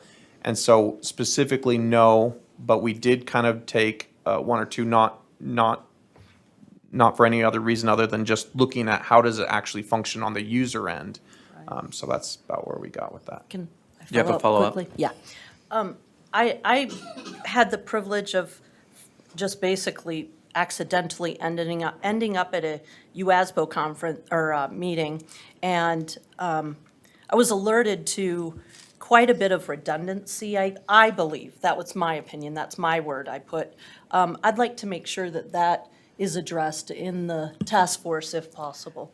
So there is a follow-up happening within the task force that Deputy Superintendent Scott Jones and staff were very receptive to betterments that can happen without, but that we've got to check to see whether the system can carry them, but there's really good consensus and a lot of, yes, we can, yeah, we can do it better, yeah, we can minimize the redundancy, yes, yes, yes, but come back and say when and how, so. Yeah, I think some of the surveys are required by different areas, so I think it's not just the people working in the grants management system, but the departments that are requiring the surveys, that we need to get back to them and make sure that that is actually important data to get. There's absolutely some betterments, most likely, that will surface from round one of that dialogue and that took place. Great, thank you. Okay, Member Lear. I had a question that I may have missed at the beginning of your discussion. I wondered if there is, on that nifty website that you demonstrated, if there's a list of task force members, or where I'd find that list. There is not on that dashboard that we have. There is a list that is internally held, and we can get it to you. Shouldn't that be, I mean, I think it would be really helpful. I'm just one person, but I think others might have ideas that they'd like to communicate to one of those members, and that would further their knowledge base, and then they can bring it to the task force. So and if people are not terribly offended, it would be helpful to have a public email address and a name of the people on that task force. That'd be great. Yeah, we can do that. And, right, or a contact, I guess your contact too, but sometimes if you want more of an advocate for what you're talking about, it might be helpful to be able to contact a member too. Okay. Thanks. Member- And you'll get me the list and then we'll go for. We'll look at how we making- post it. All Okay. right, thank you. Member Cannon. So this is sort of an all-encompassing question. You've gone through it with the task force, you've met many times, and I'm wondering if you have some kind of clarity around how much time and effort this is going to save LEAs. If we implement all of these recommendations, what good have we done? Can you give me a general accounting? That is one of the questions that we do have on our survey when we send out about the specific reports and requirements task force in code or rule. And LEAs have provided a range of different hours and money that might save. I have not compiled that as of yet, but that is something we could look into compiling based on our recommendations that go through. Yeah, I think it would lend more support to what's going on here if we had that kind of information to look at. Thank you. Okay. Member Booth? Well, I would just like to say that this is a happy day in Nebo School District and a lot of other school districts across the state, as well as charter schools. And it's the beginning, and I'm grateful for this exciting beginning and look forward to continuing down this pathway. Thank you. Okay. Member Hanson? I'm happy, let me see, I'm happy for this beginning too, but I had some questions kind of about where the end is or what the scope of this is. Do we have any idea how many reports and requirements there are out there that we're dealing with? So maybe you can speak to the other, there was another reference to a report that's outside of this that's going to benefit the group, but Sure. we hired somebody to help us. So there's a number of projects kind of going on at the same time. We had the legal requirements project, which is a huge undertaking that Tracy Nettle is doing for us. And she's looking at all the different requirements on schools, both in code and in rule, and compiling kind of some list ideas just to kind of get a scope of how much is actually required, and also are those requirements still being used. And so that's one of the projects that's going on aside from this one. On this project specifically, we have, as I mentioned, 120 something surveys on required reports in code and in rule. Some of those are kind of combined together. So the Utah grants, there's a lot of reporting requirements along those lines with reporting on your funding. And so we kind of looked at probably a good chunk of those all at the same time. So 120 surveys, probably not quite that many exactly on the reports, because some of those reports have been individualized on the specifics. And so, I'm Is it a question missing the with rest of the question. time? I think you had one on. Yeah, well, let me ask it then again, maybe a different way. So we've done, there's 5, I think, recommendations that have to do with specific reports, right? And there's a couple of others that are the parking lot items that you talked about. So does that represent 0.5% maybe of the total apple that we're biting into? Is that 0.1%? Is that? Yeah, I think that is a very small percentage. I think this is a big undertaking that we're taking with this task force. And luckily, we've been pretty lucky with the members being very involved. With 2 hours each, 2 times a month, we're able to get through 3 reporting requirements if we're lucky. And those are the pain points, the low-hanging fruits. When we get into the bigger ones that have, I guess, more diverse opinions on those different reporting requirements, we might just do one at a task force meeting. But hopefully there's some other low-hanging fruits where we could maybe do, I don't know, 4 or 5 at a meeting. But so far we've been pretty good with getting to 3 of the reporting requirements. And if I might be able to add to this, we're allowing the membership so we can keep them engaged to pick and choose and prioritize what's on the radar. And now we're knocking down that list, and we're kicking off, I think in December, we'll be hitting statutory things. So I think this is going to build momentum and still keep the group together. But one of the big parts of keeping the group together is having that dashboard to measure progress and make sure that they're relevant. And then they can still track what we do with the recommendation as the water gets to the end of the road. But it's been a good start, but a little bit of a slow start, but it's about engaging a lot of the stakeholders. They've also been charged, just FYI, that because of who they are and the associations that they're with, to go back to their organizations and have them be doing some legwork to come up with recommendations also that comes in before us, so it's just not a raw discovery. And so we're trying to build momentum there. So based on, we're not to a sprint, but we're on a good walk and everybody's together. So I think we can up the pace, but we'll see what happens. Thank I don't know you. if that answers your question. No, that's helpful. I appreciate that because I see, at this stage, 350 man-hours, and we've got 5 suggestions. I assume that a lot of that is groundwork. Now we've got a dashboard. Now we've got some of this survey data.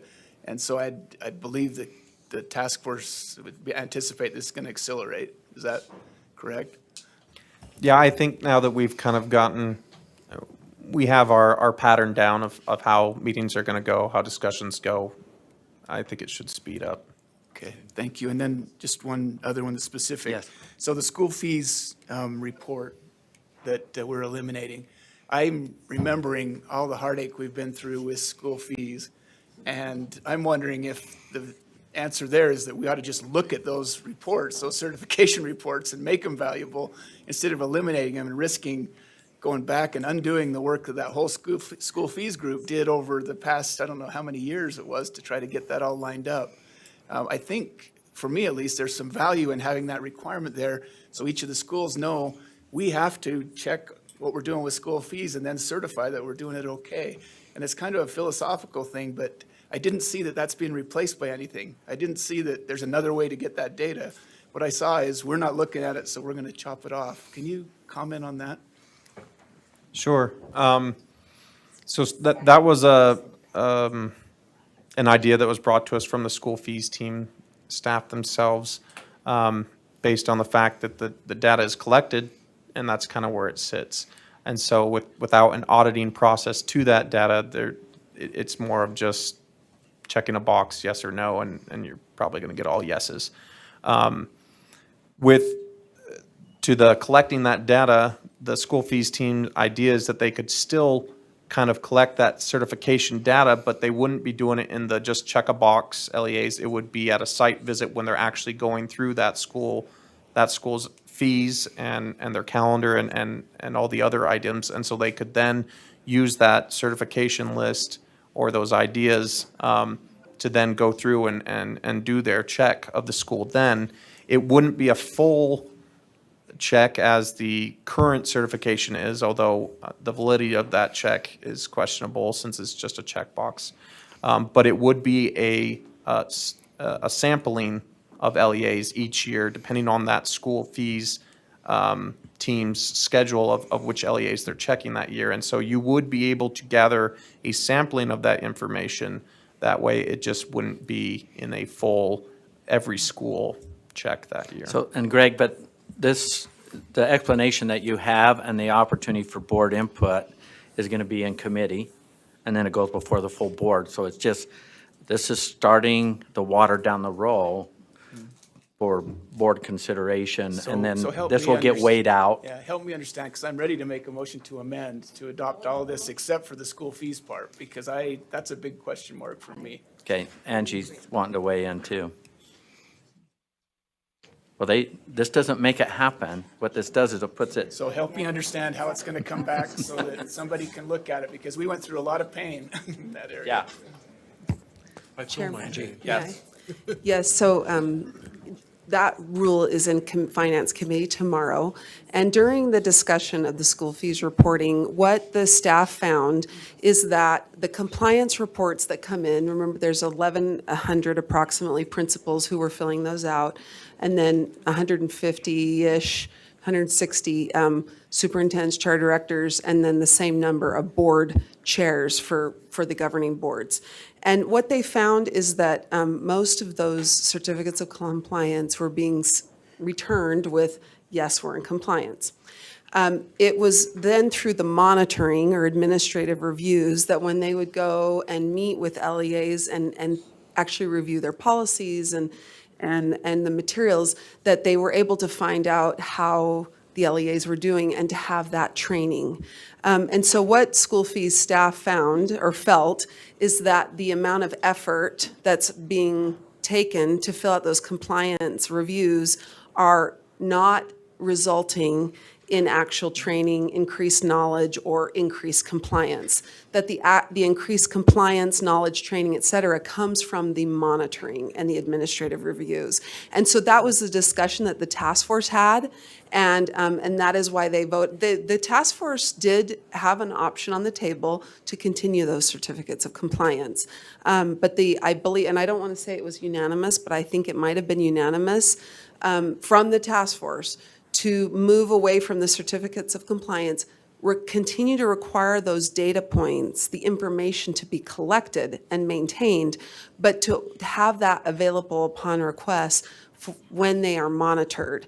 And that is what the school fees staff found, is that the certificates of compliance, the spirit of the permanent injunction in requiring those certificates of compliance was exactly for the reason that you just mentioned, Board Member Hanson. It was the idea that if we have them check this annually, it'll remind them of their requirements, it'll be a training of sorts, and it'll result in increased compliance. What staff have found is that is not the case. It has instead been more, and I don't want to use this word busy work, but it's not there that you're actually seeing increased compliance, training, knowledge. It's through the monitoring.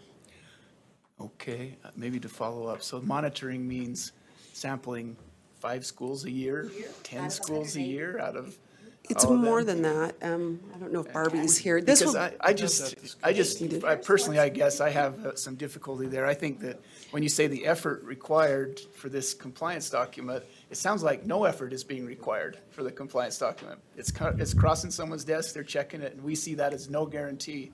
So there's some accountability in checking that box. And on this one, I agree, and a lot of times compliance documents, we don't need those. But on this one, we have experienced a lot of pain. We put a lot of man hours into trying to get this straight, and to let it drift off into, disrepair potentially, with not having some kind of, hold the people accountable who are supposed to be checking the box.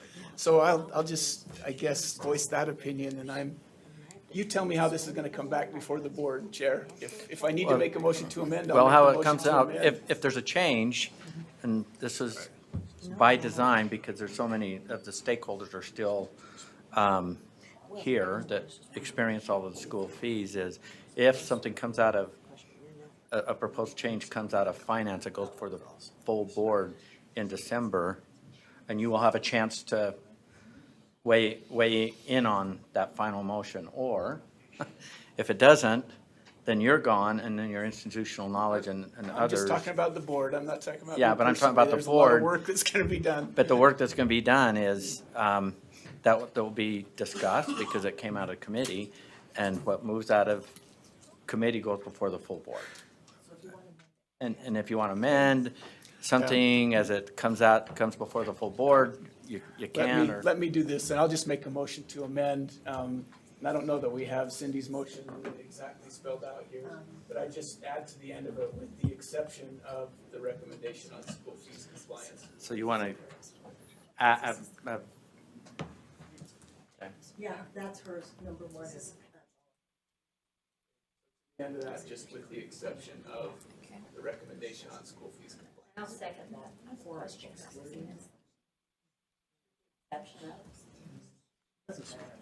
yeah, we're good, whatever.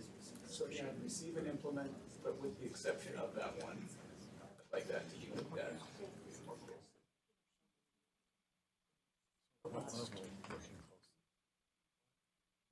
Okay, we have an amendment with a second. Did you want to speak more to it?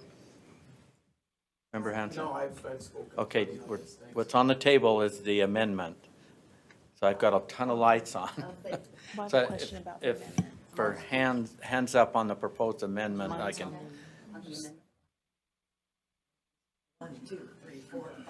okay, okay, I'll just go around this way. I'm sorry, I didn't see them all come up. Member Hart.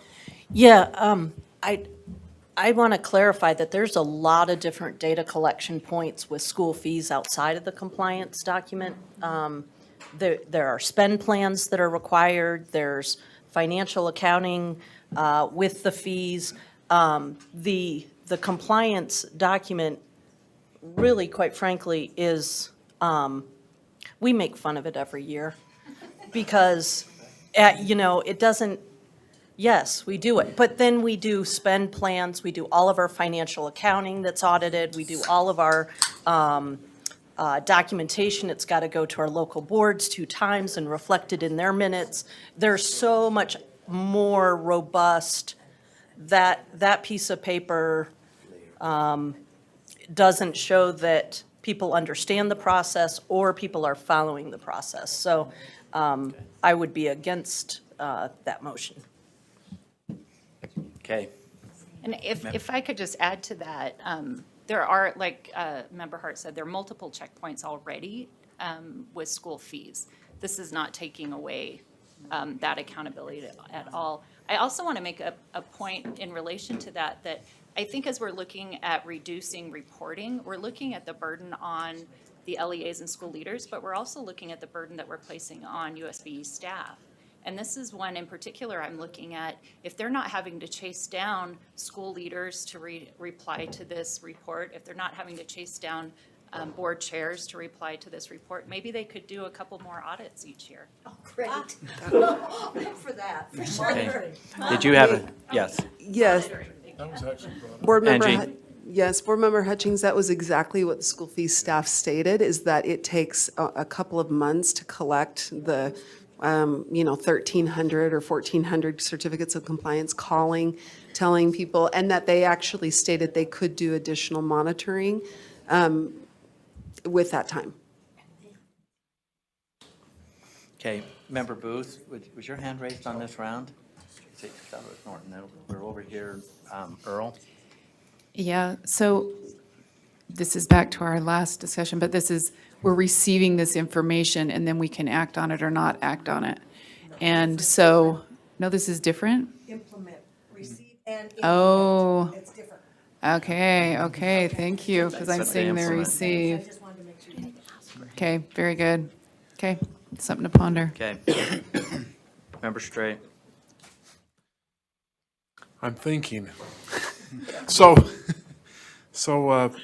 if I'm remembering the discussion properly, and if I get it wrong, I want to be corrected, these same concerns came up during that meeting. I am on the task force for, that we actually, under the circumstances, have 100% compliance when we have those audits. So am I missing something? Help. Angie. So my recollection, and Barbie Faust is not here with us right now, and she will be in committee tomorrow. So when the idea was that this motion would set in motion, that a draft of the board rule would be presented to finance with the recommendations, but of course could be amended and not accepted by the committee or the board. But she'll be there to answer this. But it was that you might have an LEA who, there are 3 certificates of compliance, or many, because you've got a number of principals in each LEA, but you'll at least have the board chair and at least the charter director or the superintendent, that they might say 100% compliant. We are 100% compliant. But then when they went to do the administrative reviews, the people thought they were in compliance, but when they checked, they found that there were certain things that their understanding of what was on the certificate of compliance wasn't what others believe. And so in a lot of ways, the certificate of compliance provides a false sense of we're in compliance, where the administrative review ended up being a check and then a training opportunity, an opportunity to, say, here's what this really means, and here's how you could improve your systems or process.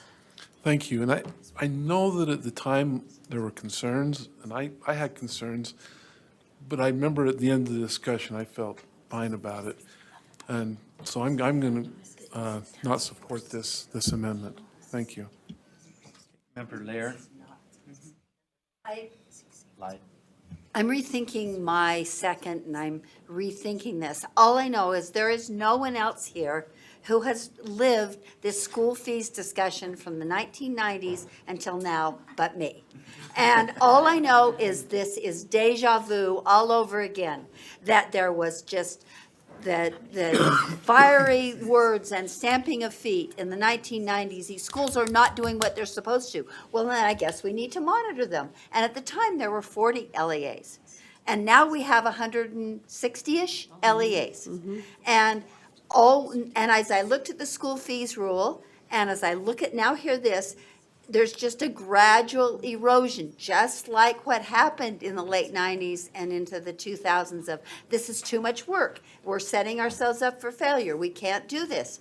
And all of those hundreds of hours that were spent in that school fees task force and all the PTSD we gave LEAs and everything else will be for naught, because gradually it is not doable to monitor this at the level that we need to make sure every child who's entitled to a fee waiver gets it. Especially because I don't know that, maybe it's not even possible. We're not bringing people along voluntarily with this. There's a lot of resistance at the LEA level because there's not enough money to cover all the fees that parents, for the activities that parents expect, and also and I love that in the, I'm digressing just a moment, but I love that in the finance rule, now we're going to ignore the fact that there was a permanent injunction, because I guess it's just not permanent anymore, so we're not going to mention it, because we aren't complying with that. So I just would, this may not be the place to dig our heels in, I was just saying to Scott, but if we really mean this, we've got to find the will, the time, the energy to now monitor. And Scott's right, we're not going to monitor over 18 years with 180 LEAs. We'll do 10 a year. That's really great fee waiver opportunities, meaningful fee waiver opportunities for families. So we either got to say it's not doable, this is based on voluntary compliance, kind of like a speed limit, or we have to commit to doing something more than an audit of 10 LEAs every year. And so I'm really reluctant to let go of this, even because it's just one opportunity. And I know it's not foolproof. I know it's easy to just check the box. They'll never know because they'll never check. But I'm really reluctant to let go of it if all of that other work over the last 30 years has been meaningful. Okay. Member Norton, I had you on my list, but then I think you were behind the column or something. I didn't see you. Can I just use this? I want to Trying to call. keep the order as I saw things. So. I really need to speak I want to first. call the question. What's that? We have a confusion. I got to clarify something. I was calling question. Okay, well, No, gonna end debate. we're talking Maybe. about two different See how it documents. votes. And this is, what's being called a question is this amendment, this proposed amendment. Should I do a roll call? Okay, okay. Member Cannon? Aye. So what's on the table is to end debate. No. Moss? No. Member Hart? This is to end debate. Yeah, I know. Hutchins? Yes. Yes. Booth? Yes. Klein? Yes. Hymus? Yes.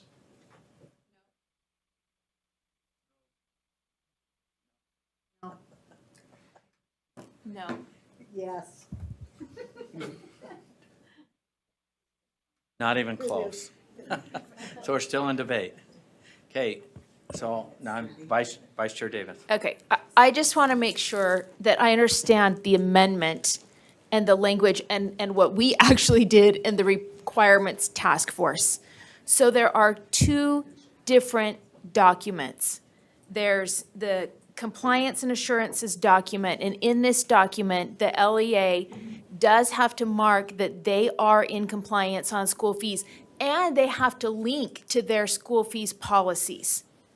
Is this what you want us to keep? Can I ask that question, if that's the amendment, what he's referring to in the amendment, or?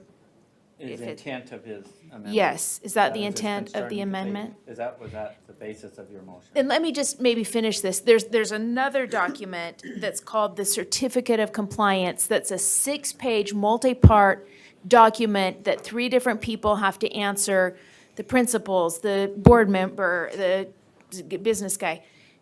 That is what my understanding is, that we are asking as a task force to delete.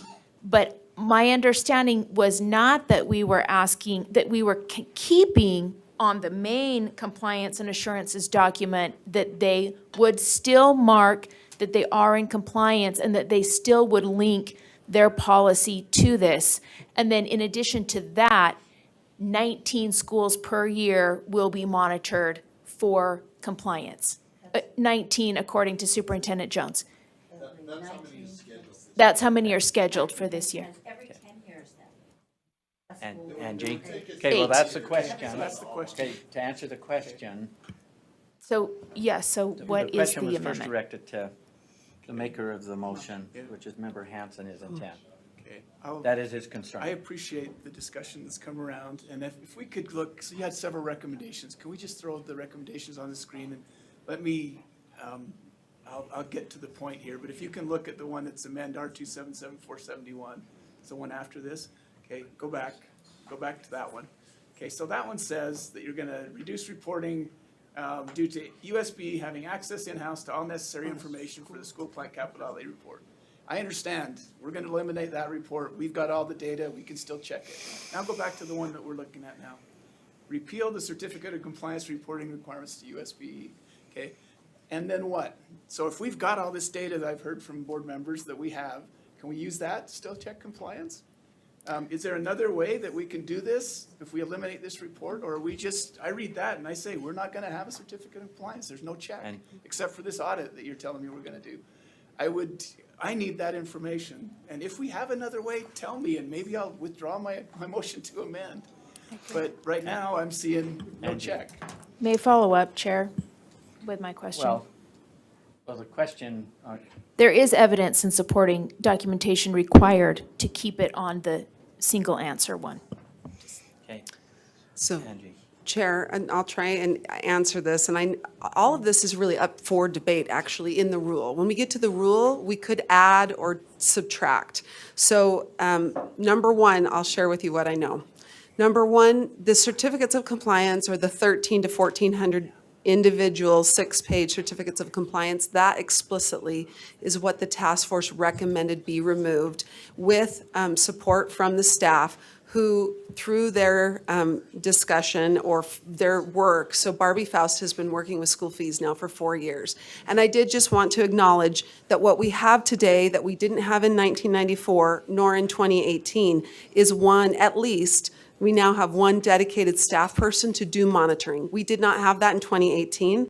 We did not have that in 1994.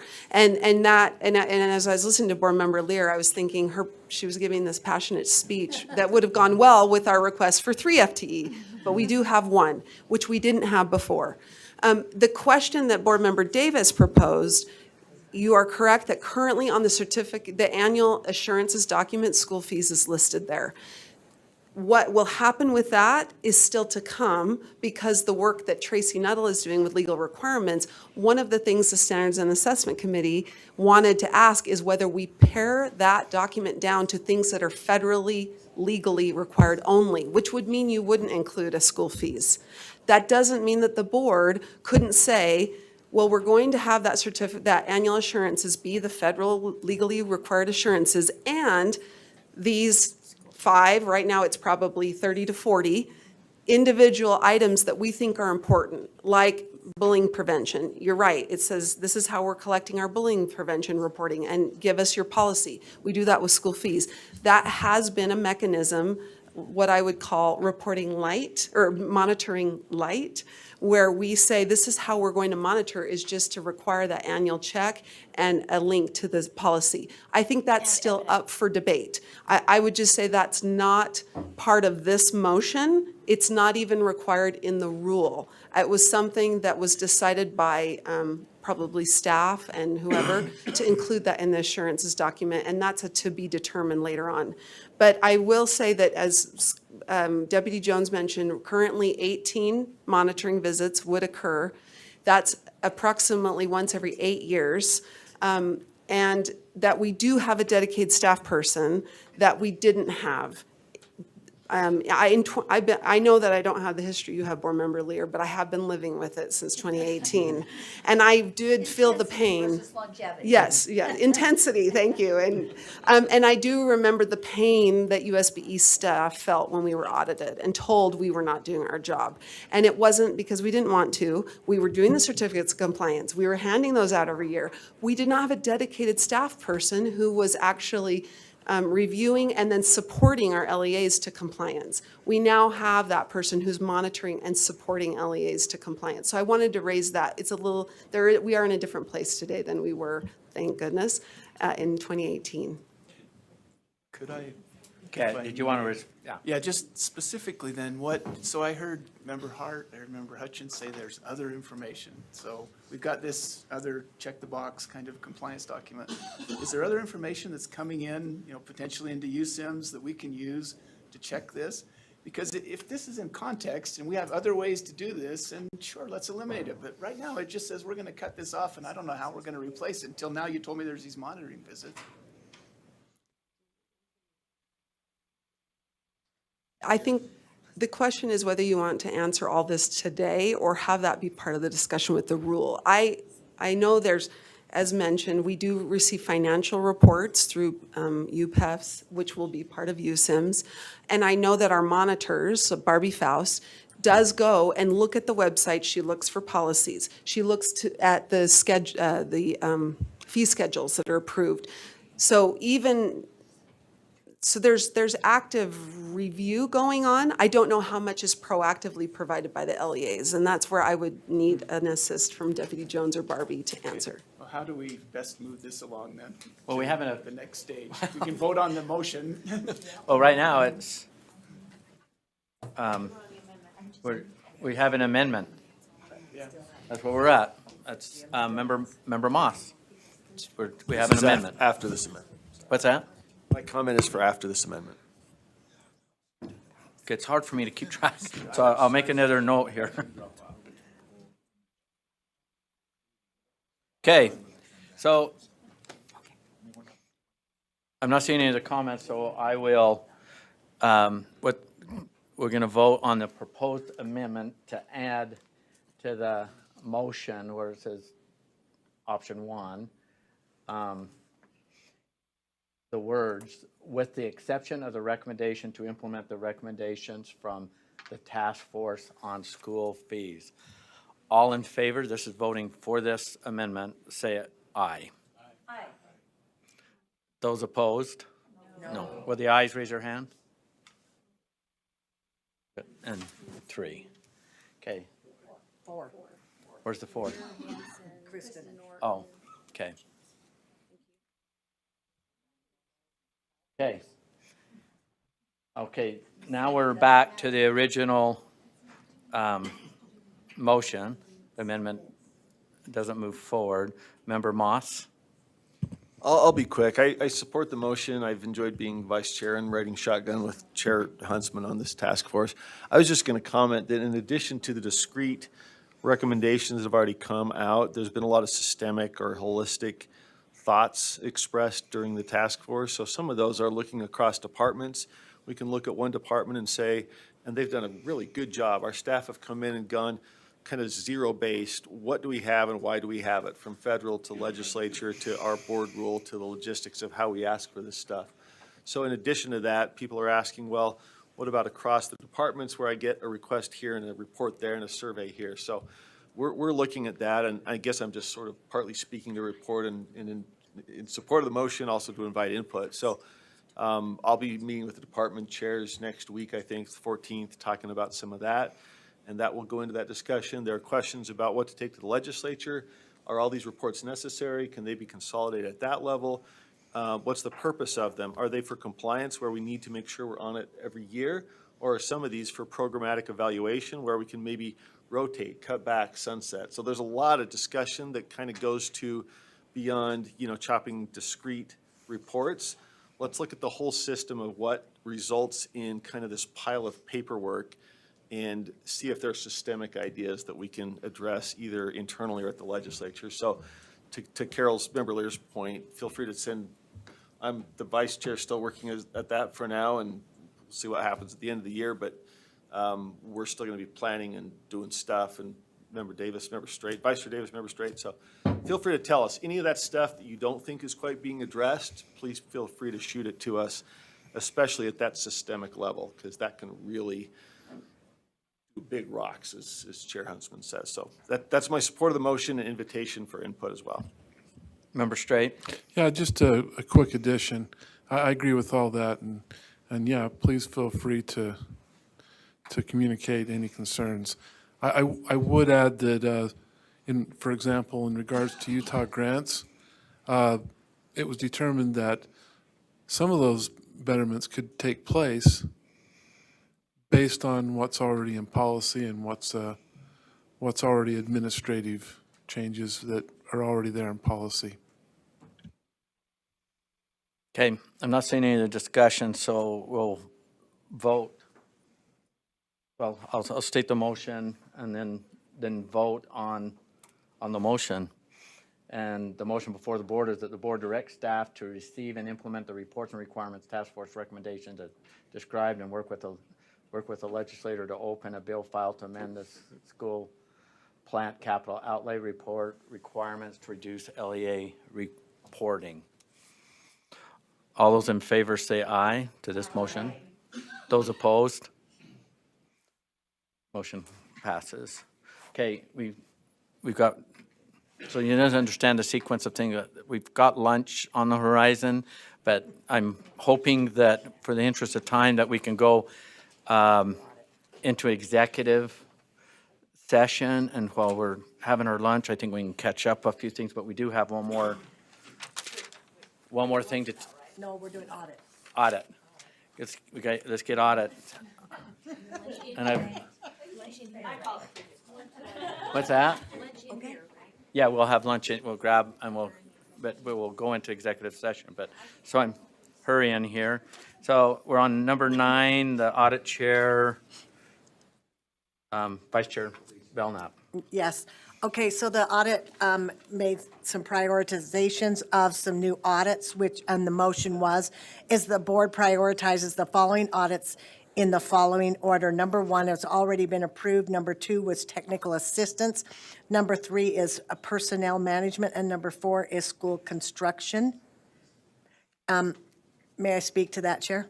Yes. Thank you. If you'll note in your backup, we did put the confidential information there because it does talk about risk and why we're doing these audits.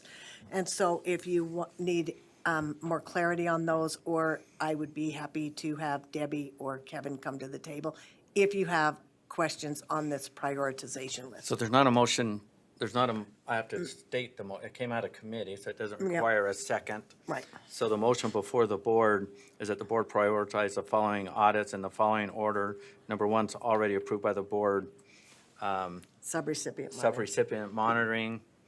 Under A, return on investment of contracting for education services. Number 2, technical assistance. Number 3, personnel management. Number 4, school construction. So discussion to the motion or a question would be in order. Member Cannon. Yes, I'm on the audit committee, so I've seen this, but I'd just like the board to know that we did have some other potential things. One was standards and curriculum alignment, and the other was student safety and environment. That's on here. And instead of putting those on the audit prioritization, we talked about doing research around both of those areas so That's a that sec- they will That's be the second covered. motion. That's, Yep. I'm It's the sorry. second motion. there is a second motion. but- Oh, I but just this is saw the first one. There's two motion. motions that came out of committee. I read it two separate because they're separate. So the second part of what came out of, two things came out of audit for your situational awareness. One is on the table because I read and the chair hasn't, of the audit, didn't read the second part that came out of audit. The second part that came out of audit is that the board uses federal mineral lease funds to contract for a research study of standards and curriculum alignment and a research study of student safety and environment. So there's two parts that came out of your audit committee. Thank you. I So didn't this is the realize first you were part. doing two parts, and I didn't I want realize. those to Kinda be separate. forgotten. It's just Okay. Thank easier. you. But there's just one motion on the table, discussion to proposed motion, or for the motion that came out of audit. I'm not seeing any hands raised, so the motion before the board is that, I'm now seeing a. Sorry. I heard a hand go up. Yeah. My hearing is really good. Yeah. Member Lear. I asked these questions to Director Davis, and she was really good in providing me an extensive, thoughtful answers. I just have one continuing concern that I'd like to state publicly, and maybe this is something that the auditors could consider. As in looking at this and getting the explanation from Auditor Davis, I can't think of the whole long title, CAE Davis, I am still concerned that auditors would be auditing the personnel management of an office of the sophistication of the USBE and the sophistication of its leaders. I feel like maybe this is a possibility. If I'm not casting aspersions or denigrating their expertise or their great auditing skills. I just think this is a very sophisticated audit, which matters so much because their conclusions will be carefully weighed and scrutinized and quoted. And that really concerns me. I wonder if there's ever an opportunity in these audits for them to hire a management consultant. And I would feel, and they're nodding their heads, which makes me feel much better, because I feel like with the weight that this kind of an audit would bring and the conclusions, that I would want to be very, very sure that you had great expertise in doing this work. So with your assurance that you would consider hiring a management consultant, somebody who really understands the operation the size of the USBE and the work it does, that I would feel much more comfortable about this. But when I read that to begin with, I just shuddered.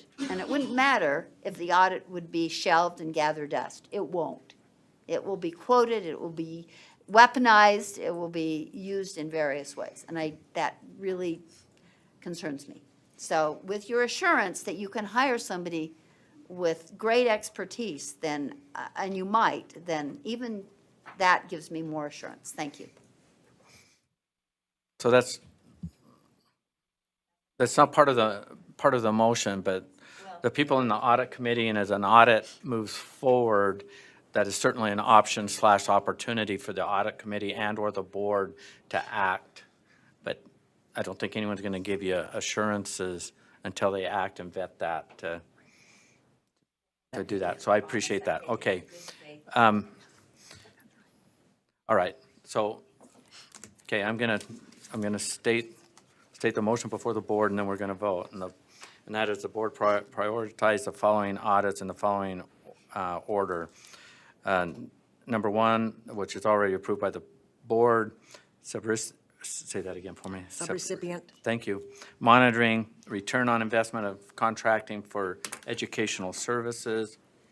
Technical assistance, number 3, personnel management, number 4, school construction. All those in favor say aye. Aye. Those opposed? Motion passes. Madam Chair, will you please? So the state other half of this motion, which we separated into two motions actually, which Ms. Janet was talking about, that the board use federal mineral lease funds to contract for research study of standards and curriculum alignment and research study of student safety and environment. Okay, that doesn't require a second. May I speak to that, Chair? Let me state it. Okay. The motion before the board, that the board uses federal mineral lease funds to contract for a research study of standards and curriculum alignment and a research study for student safety and environment. You want, I'd like to make an amendment okay? that we put an amount on this of up to $200,000 for this research. So would that be an Out of- amount out not of- to exceed? Yep, for the federal mineral lease funds, from the federal mineral lease funds. Thank you. I need a second. Want to speak? No, I did. Okay, we have a proposed amendment to add to the motion that came from the committee, to add an amount not to exceed $200,000. Right. Discussion to the motion on the amount. Member Klein? I didn't have a question on the amount, just school safety and environment. Can you just explain Okay. what that is? Well, I think that will be, I think we can go to that after the proposed amendment. I'm sorry, I didn't see your light. Yeah, I just wanted to know Okay. exactly what that was All right. before we Okay. voted on it. Okay, we'll get to it. So the proposed amendment is to add the amount not to exceed 200,000. Not seeing any hands. Let's vote on it to add to the proposed amendment or proposed motion, amount not to exceed $200,000. All those in favor say aye. Aye. Those opposed? Okay, the motion passes. So the motion before the board is that the board uses federal mineral lease funds to contract for a research study of standards and curriculum alignment and a research study for student safety and environment, the amount not to exceed $200,000. To speak, questions to the motion, Member Klein, So I do you think. want me to answer that question? What's that? Do you want me to answer her question? Well, let me just keep it in order. Okay. Do you want to state it, or can she answer the question? If you can just answer what the study is, when you say a study for school safety and environment, and is that, a second question to go with that, are those two different studies? Standards and curriculum alignment and another study Yeah, for they're two student safety studies. and environment? They're two Okay. studies. Okay, so I'll answer the first one, the second one first. The other one on safety and curriculum, it actually was brought up by Board Member Straight the concern about the safety of entrance and exits into schools and that kind of things. So instead of doing a full audit on that, we thought we'd do some research, what was there before we bring it back to the board and say, this is what we've found in our state. Okay, follow up? So this is just the physical environment, not, there's not the psychological safety No, this is. component? This was all, and Debbie, nod your head if that's exactly what, yeah. It's about the physical safety of the students. Okay. Scott? May I seek clarity, Chair, on, is it 200,000, not to exceed $200,000 for both studies? Both. Okay. Mm. Okay. That's what I have on here. Okay, Member Lear. Same question on the other one, the research study of standards and curriculum alignment. The value of it, whether it happens in the Utah model, whether other states, what does that mean? Well, this was actually brought up by Board Member Cannon. This is where she had a real struggle. So is that okay if I let her answer that question, Chair? Member Cannon, are you? Yeah, so. She's wanting to answer, so. So we have some information where other states not only provide standards, they also provide curriculum. We are venturing into the possibility of doing some curriculum to align with our new social studies standards. And so the idea was, in Utah, we have standards set by the state board. Then we have curriculum that is chosen by all of the different LEAs, and the idea is to take a look at that and see how those are interfacing and if that's doing a good job for our students. Oh, and how they are currently, if I can. Yeah. How they are currently aligned, Mm-hmm. not necessarily how they will be aligned when the standards change.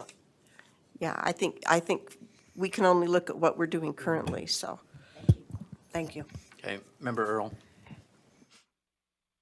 I would like more specifics on these. I guess these are just general ideas. They're, sorry, Oh, Chair. please. They're general ideas. If you look in your backup, remember, we put this in backup here. Right, The questions of concern, because there's risk, and that's why we kept Right, it in okay. confidential.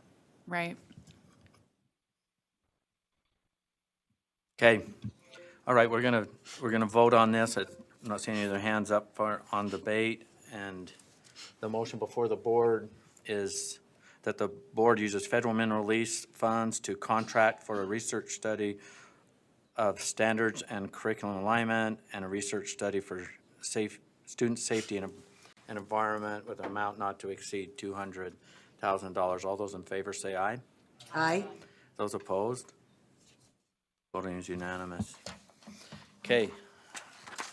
Next item of business, I'm seeking a motion to go into executive session for the purpose of discussing the character, professional competence, or physical or mental health of individuals and pending or reasonable imminent So move. litigation. Second? Second. Yeah. There's a roll call vote. We'll start. Member Cannon? Aye. Member Moss? Yes. Member Hart? Aye. Member Hutchings? Member Norton?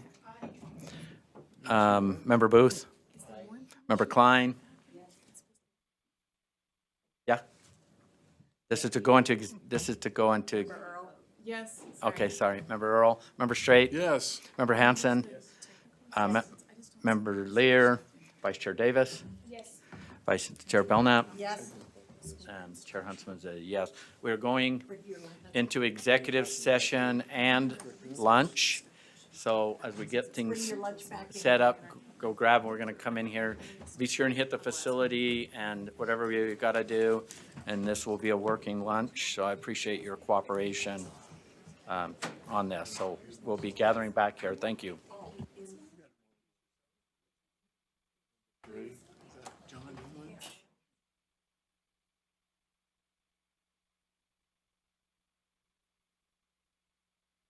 And as we're coming out of executive session, it'll take about 5 minutes to get the system up and going. It's a good chance for a break. Thank you.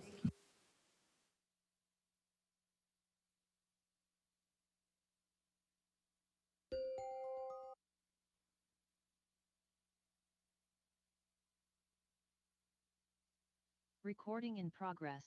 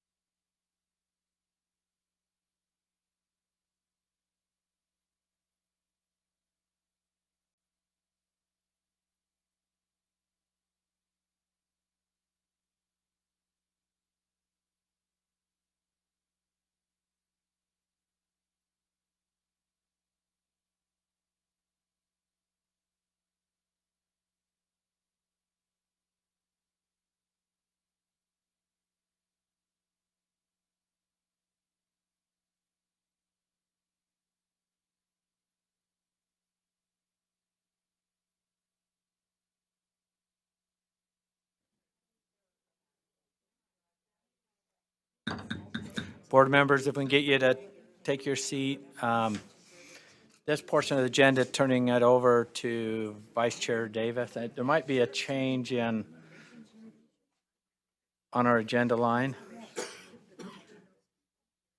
But I'm leaving it up to Vice Chair Davis because she's chairing the next portion of the meeting.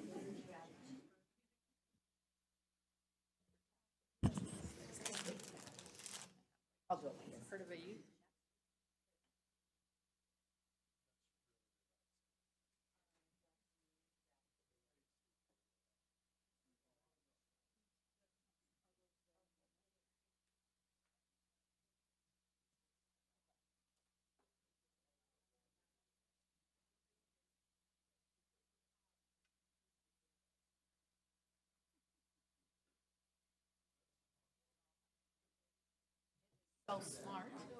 It is my smartest water. And if it comes from USBE building, it's. Hey, the helm's coming back, or it's coming back to me. Yep. Okay, all of our actionable items coming out of executive. Vice Chair Belknap, keep me in check here. I'm sorry. I mean, on our checklist, there's quite a, hang on, I've got to get mine ready. Member Norton.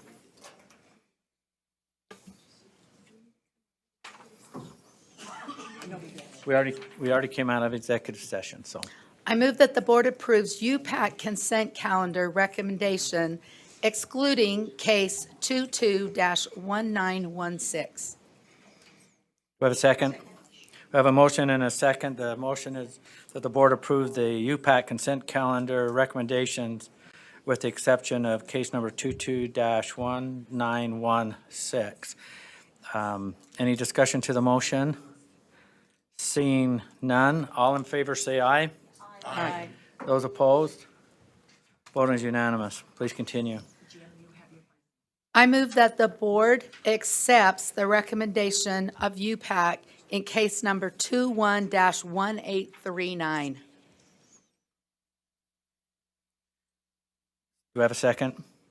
Second, Cannon. Did we have anyone that was going to abstain? Member Lear, Member Straight. Okay, the motion before the board is the board accept the recommendations of UPAC in case number 21-1839. Any discussion to the motion? Seeing none, all in favor say aye. Aye. Those opposed? Motion passes.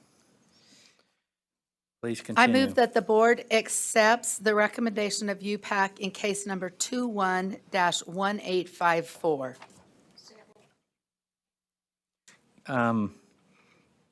We have a motion and a second. Is anyone abstaining? Member Straight?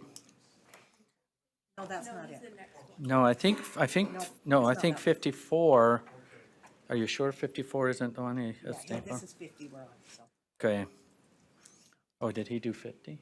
Okay, so you're not abstaining. Okay, the motion before the board is the board accepts the recommendations of UPAC in case number 21-1854. Is that correct? Okay. Any discussion to the motion? Seeing none, all in favor say aye. Aye. Those opposed? Okay, the voting is unanimous. Please Chair, I'm looking for clarity. Sorry, point of order. Okay. We just did 211850.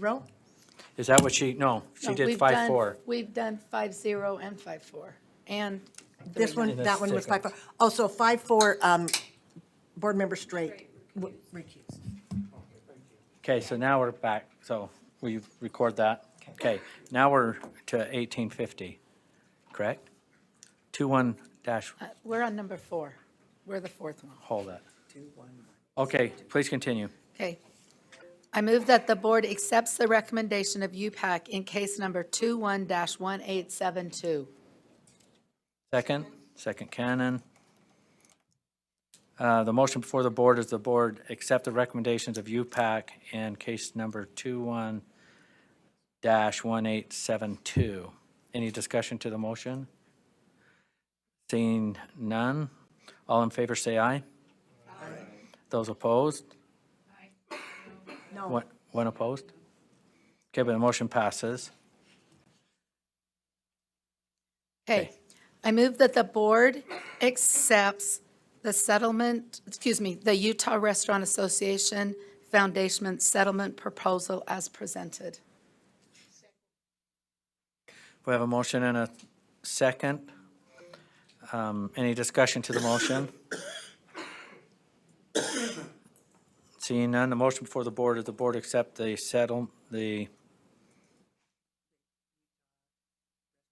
Utah Restaurant Association Settlement Foundation Settlement Agreement. Thank you, I've got it now. Any discussion to the motion? Seeing none, we'll vote. All in favor, say aye. Aye. Those opposed? Voting passes unanimously. Okay, I move that the board accepts the proposed settlement in case number 20220850. Okay, I've got to find that one. What, will you say the number again? 20220850. Okay, is there a second? Second. I have a motion and a second. The motion before it is that the board accept the settlement agreement for case number 20220850. Is that correct, Member Norton? Discussion to the motion? Seeing none, board members, please, all in favor say aye. Aye. Those opposed? Voting is unanimous. Okay. Please continue. I move that the board appoints the following individuals to the State Instructional Materials Commission, IMC, for a 4-year term of service. Promise Mayors, Lisa Barr, Brian Champion, representing the lay citizen vacancies. Ryan Catchold, represent the secondary principal vacancy. Keston Wilkinson, representing the elementary principal vacancy. And Sean Ferriola, representing the secondary teacher vacancy. So second, Member Cannon. Discussion? Seeing none, the motion before the board is that the board appoints the following individuals to the State Instructional Material Commission, IMC, for a 4-year term of service. Promise Mayes, Lisa Barr, and Brian Champion, representing the lay citizen vacancies. Ryan Kotchold, I think I got that right, representing the secondary principal vacancy. Keston Wilkinson, representing the elementary principal vacancy. Sean Friola, representing the secondary teacher vacancy. All in favor say aye. Aye. Those opposed? Motion passes unanimously. Okay, I think that checks everything off, right? Okay. All right, we are done with our executive. I'm going to turn the time over to Vice Chair Davis. Did you have a change in a slight change on the agenda?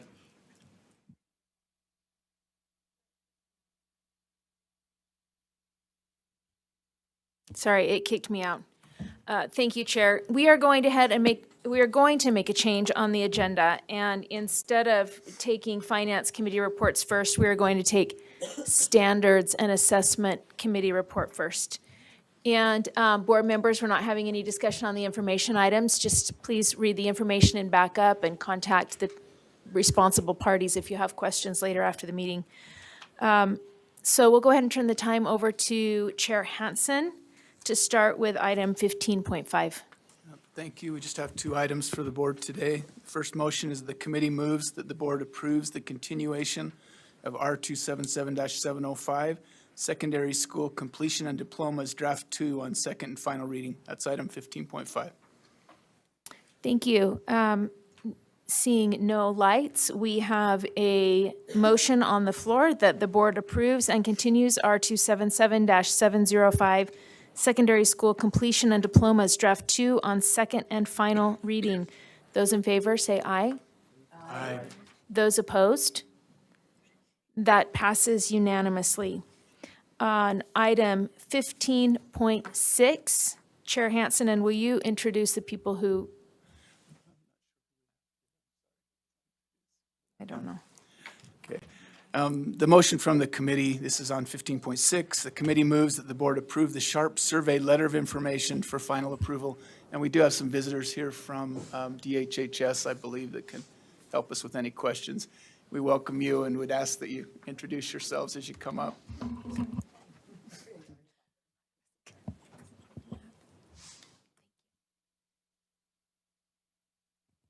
My name is Eric Tadahara. I am an assistant director with the Office of Substance Use and Mental Health at the Department of Health and Human Services. So, thank you. We don't have a motion on the floor, but go ahead and make your motion, and then if, or did you make it? You made it, okay, so, Motion's there. okay. So we have resources here if board members have any questions. If not, we will move on to voting. Okay, seeing no hands, we'll move on to voting. We have a motion on the floor that the board approves the Sharp Survey Letter of Information for final approval. Those in favor? Say aye. Those opposed? Well, you made that long walk up to the table. Thank you. Thank you.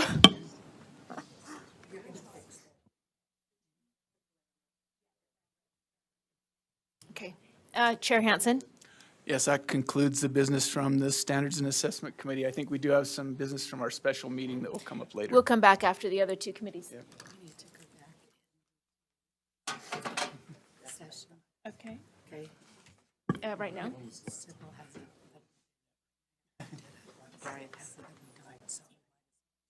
We do, looks like we need to clarify one thing from executive session.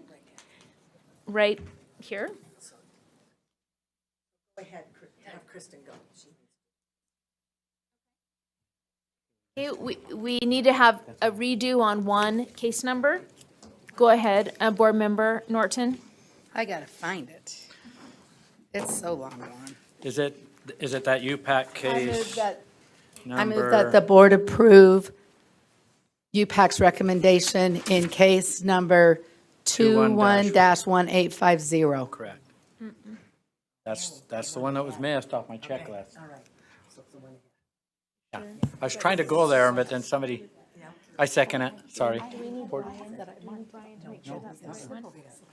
Okay, there's a motion on the floor that the board accept UPAC recommendation in case number 211850. Correct.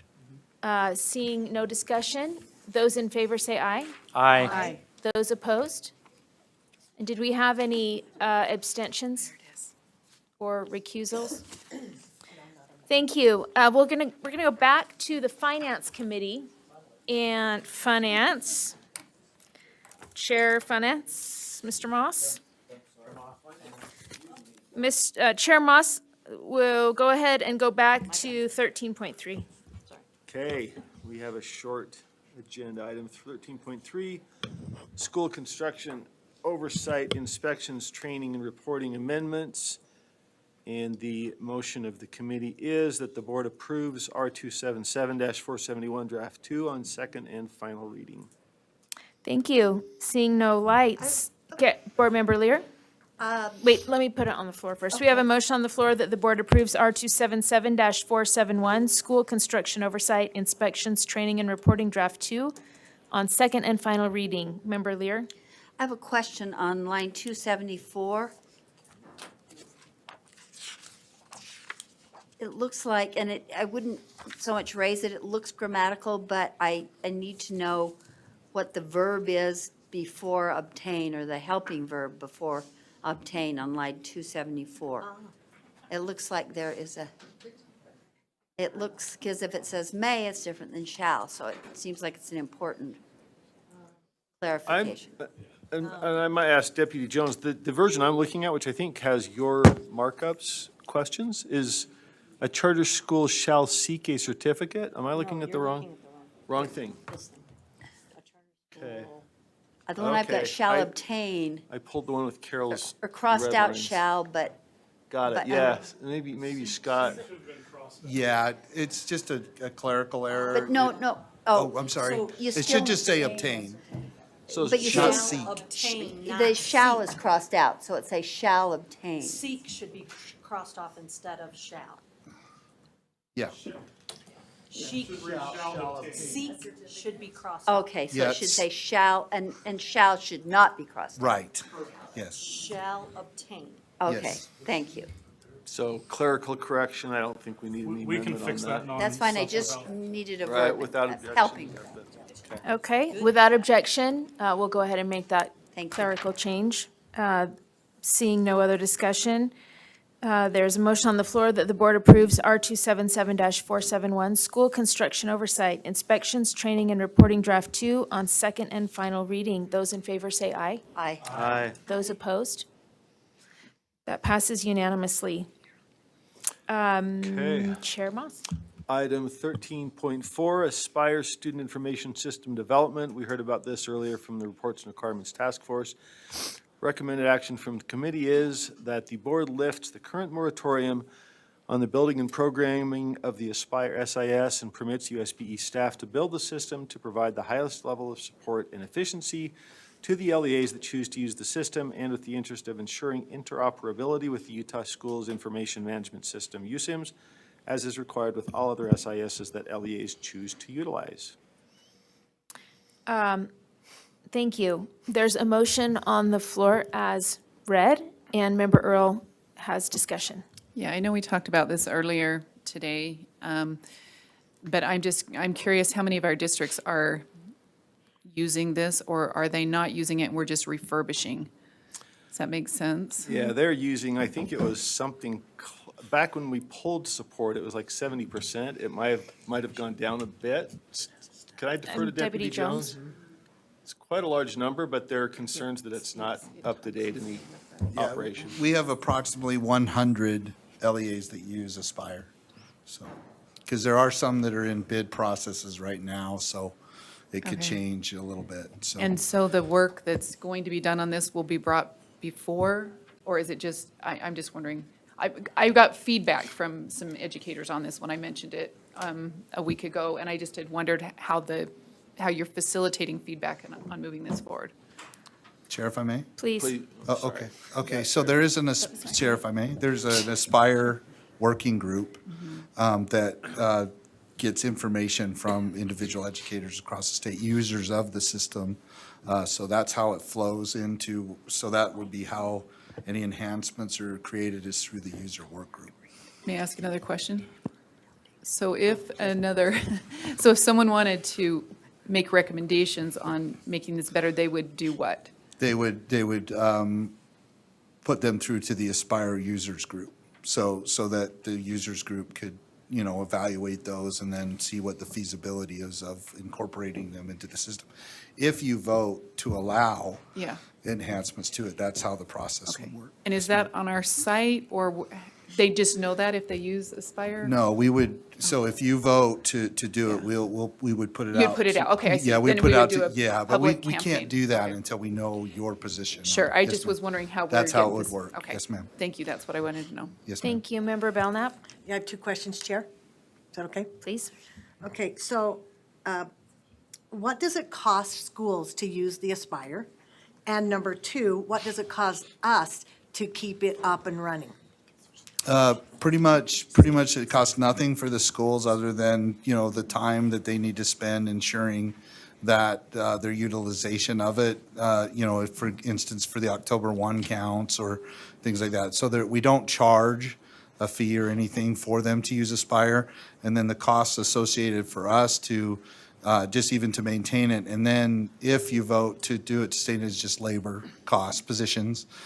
We have the budget, though, that if you were to approve this, we would be able to, we wouldn't need additional funding to do it. So it's just labor costs, basically. for the maintenance of it. There might be some small software purchases or something now and then, but I think that would be very negligible. So labor. Follow up? Go ahead. So I'm trying to figure out, why wouldn't a school use this if they get it for free? And why don't we charge a small fee where some districts aren't doing it and they're paying for their SIS system, and yet some schools are not? Yeah, so that's, Chair, if I may. Please. So that's certainly an option, and that had been discussed before. I think the difference is, I did tell you how many are using it. The preponderance of the users of them are small, are charter schools and are small districts, or maybe even a little bit towards the medium size of a district, but they don't necessarily have the economies of scale of a larger district to purchase a newer system, to utilize. But we could use a scalable fee process and apply that if the board felt that would, be, the way that you want to go for that. So there's nothing preventing us from doing that if that's Vice Chair Belknap's question. Thank you. Member Hanson? Yeah, just a couple of questions. So we had a moratorium on development for this. Were we trying to phase it out, and then why the change where we want to get into it again? Yeah, so Chair, the agreement was pretty much that we only maintain or sustain it. I mean, there was never, a directive that we had to close the system down. What was agreed to in the interest of promoting market competition or something is that we would only sustain and maintain it to the extent of any changes in law or rule that, made it so that we'd have to update it. So we've always just done that. We've always just taken that approach of a sustainment. There was never any directive that we had to completely get rid of the system. That was the agreement, though, and then the board made a motion several years ago that directed staff to only sustain or maintain to the extent of whatever was required by rule or code. So. And just a quick follow-up. And what's changed now to make us want to invest in it? It's demonstrated as being a system that can ease reporting burdens for them. Should we be able to enhance, or whatever term we want to use, increase its capabilities, it would actually save a lot of time and effort. I get that there's the market concerns, but it is a proven system, because even when we did it, we did have some people exit, some LEAs exit and choose other SISs. But for the most part, it is a system that really can make a difference to lessening reporting burdens and processes to our LEAs. So there's a different understanding of it now in that regard, is that it has that if we're allowed to do it, we can increase the capabilities of it so that it will assist LEA users with ease of use in reporting October 1 head counts. There's a lot of potential legislation and/or even your own rules that would warrant having a system that could provide easier use or access. And then at the same time, we're really at that decision point too, because all SISs, including Aspire, are required to interoperate with USIMs. So in a sense too, and I can't speak of whether it's not ready or not to interoperate in the current state it's in, but I really feel like it does need to be enhanced or do it in order to create that ability to interop with just like all the other SISs out there. Okay, but not as many people left the ship then, I guess, when we stopped. There were a few, but no, I don't. People stuck with it. Right, so it's been 17, so it's been about 5 years. Yeah. And yeah, there were some and there are some that are using it now that are looking at other SISs. But the feedback I've gotten, and I haven't actually talked to all of them, right, is that, they did it because we weren't doing the enhancements to it too, so that in itself was, which I think was intended, right? If you don't do it, then they'll move to a different one, but. Okay, yeah. thank you. Yes, sir. Appreciate it. Chair? Please, I'll just add, this came out of the task force, and so that's part of the impetus about why it's back on the agenda. And what we were hearing was, you know, we had market opening, and those who could do it and afford it did it, and so it introduced that element of choice. But 5 years later, there's some who it's still not cost effective, and they brought it up. Why can't we just turn that back on? We've had a look. We're a small LEA, a charter, so I think it gives us the best of both, having introduced that market element. Now we can flip it back on, and those who need it can really be, you know, tapped in and have all those efficiencies on Makes both sides. sense. So, yeah, We that's gave kind of where the, market a chance to work, people stuck with it, let's Yeah. go with it then. that's where it came out of that. Okay. I think we're Member Klein. Okay, so maybe you already answered this, but you say this is mostly for the smaller schools, or it's just being used by the smaller schools? Yes, ma'am. And it's their plans to scale it out? Like, is this a Utah-specific system? Chair, if I may, it's a system that is provided from us, but it's a choice, right? We don't mandate that any LEA have to utilize this system. So there will still be the opportunity for them to choose whether they stay in it or not, regardless of what's decided here today. So there's no mandate that you have to utilize this system. Okay, and so it's Utah-built? Is it in-house? It's in-house, so there's that in-house user system. group, Chair, if I may, there's that user group that I mentioned, right? So they're made up of all sorts of representatives across Utah, across the public education system, that provide input on what an SIS, what right is with an SIS. So it's not driven by staff here, it's driven from bottom up. You know, now, obviously, it's not every LEA is represented, but there's enough diversity on that user group where, you know, we feel strongly that we get good representation for what that SIS should look like. Okay, thank you. Member Belknap, Vice Chair Belknap. Sorry, I had my one turn. Today, we voted to have USIMS be our number one priority. And in my mind, how do you make USIMS number one priority if we're spending money and time, because time is money, on Aspire, okay? So I really struggle with the fact that we're giving something for free. Who wouldn't take it, even if it's not quite up to par when you talk about the market picking that? So the question I have actually is, when do we say enough is enough? When do we say, when we get another 100 users on it, or another 50, that we can't keep up with what the demands are on it? Or if we have to buy several pieces of software? When do we say it's no longer free, you're going to have to pay? Yeah, okay, so to your first question about the priority of USIMS. Really, you don't have to answer. Well, but I see them as mutually supportive of one another, right? Because again, the code requires that all SISs and all financial systems interoperate with USIMS. So by way of ensuring that we have the capability at your direction to enhance the system, regardless of how many users there are, we do have to, because USIMS is a priority, we also have to make sure that system can interoperate with it. And we really take a risk of not being able to do that unless it's supported to do that. To your question about when is enough and we start to charge that, we can do that now. We could actually, you know, come back to you and look at a scalable approach to this, you know, for market comparisons and pieces to that. The only thing that I would put out based on the feedback I got, the reason, you know, so what's at stake here is that we're sending a strong message to a lot of the smaller LEAs, charter schools and that we want to reduce their burdens, their administrative costs, you know, and things like that. So, you know, charging them a fee may be counterintuitive to, well, you know, we want to make sure we, you know, provide you with resources and money to get into the classroom rather than spending on this. So it's a balancing act.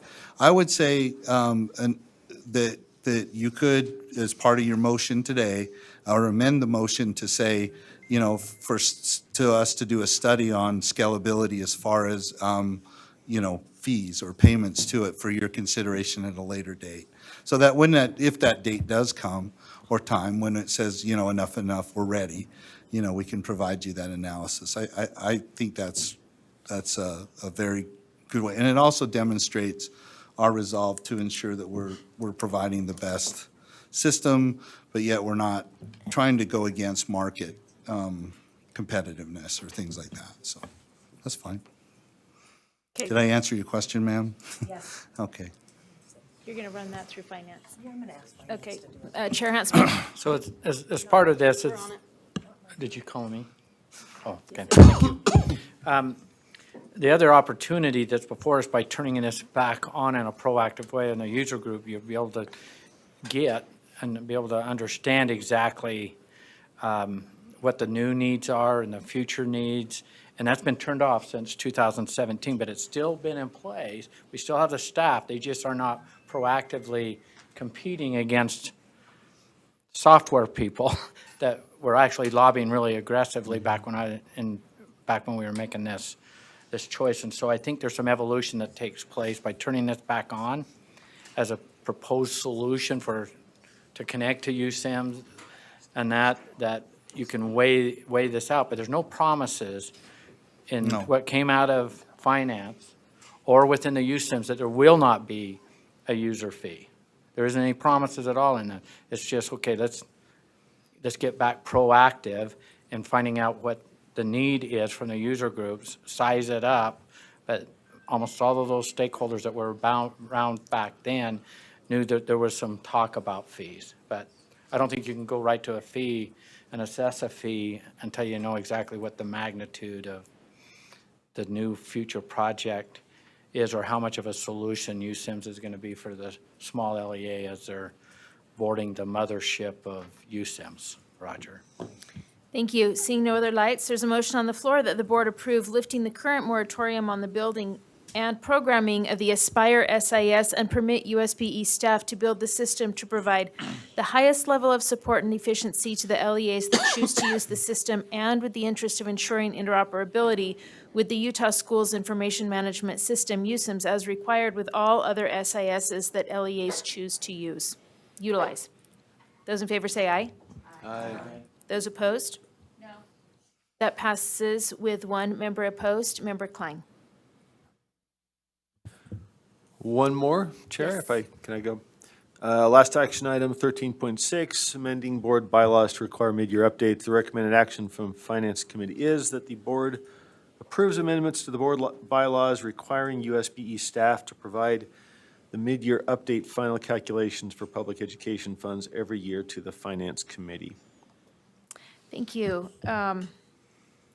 There, seeing no lights on the floor, we have a motion that the board approve amendments to the board bylaws requiring USBE staff to provide the mid-year update final calculations for public education funds every year to the Finance Committee. Those in favor say aye.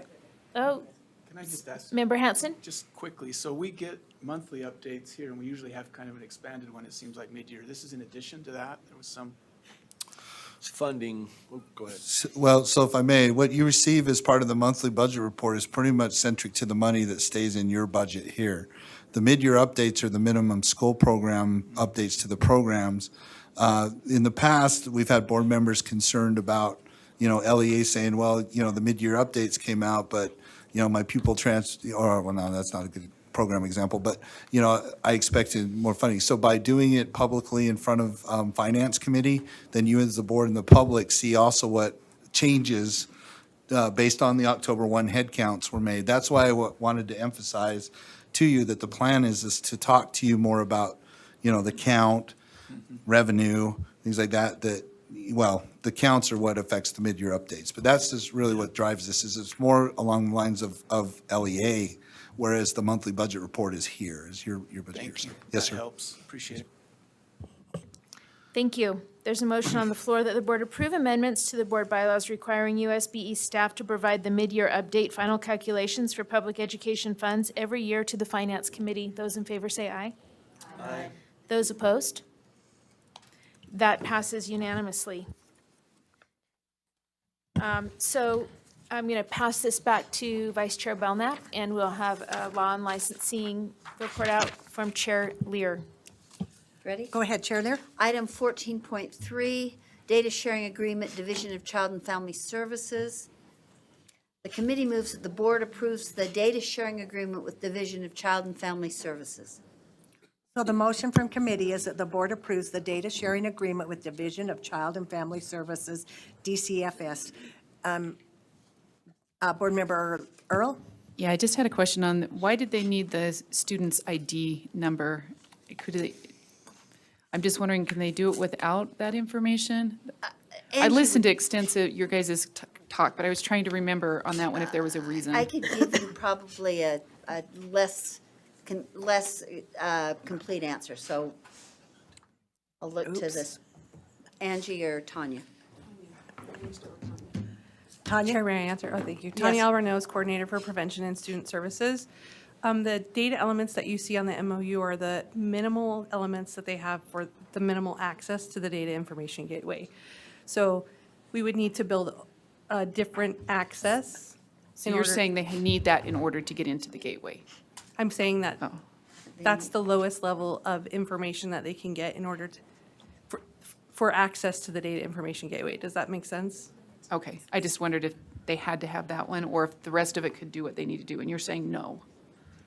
They don't need to have it, but we would have to spend some time and energy creating a different Portal or way of doing it? yes, Okay, I correct. see. Okay, thank you. Thank you. Seeing no other lights, the board, motion before the board is the board approves the data sharing agreement with Division of Child Family Services, DCFS. All in favor? Aye. Those opposed? No. One no. Thank you. Item 14.4, updates to the special education rules incorporated by reference in R277-750, education programs for students with disabilities. Just one second. The committee moves that the board approves updates to the special education rules incorporated by reference in R277-750, Draft 2 on second and final reading. So the motion from committee is that the board approves updates to the special education rules incorporated by reference in R 277-750, Draft 2 on second and final reading. Board Member Hymas? So I'd like to make a substitute motion, another motion, Is it an amendment to the motion? an or amendment is to the it- motion. Yeah. Well, I'd like to, I'll just read it and then you say, no, don't do that. Okay. I move that the board amend the Special Education Rules Manual, Draft 2, incorporated by references in R277-750, with amendments 1 through 3 that were in our backup and are going to be up here on the screen.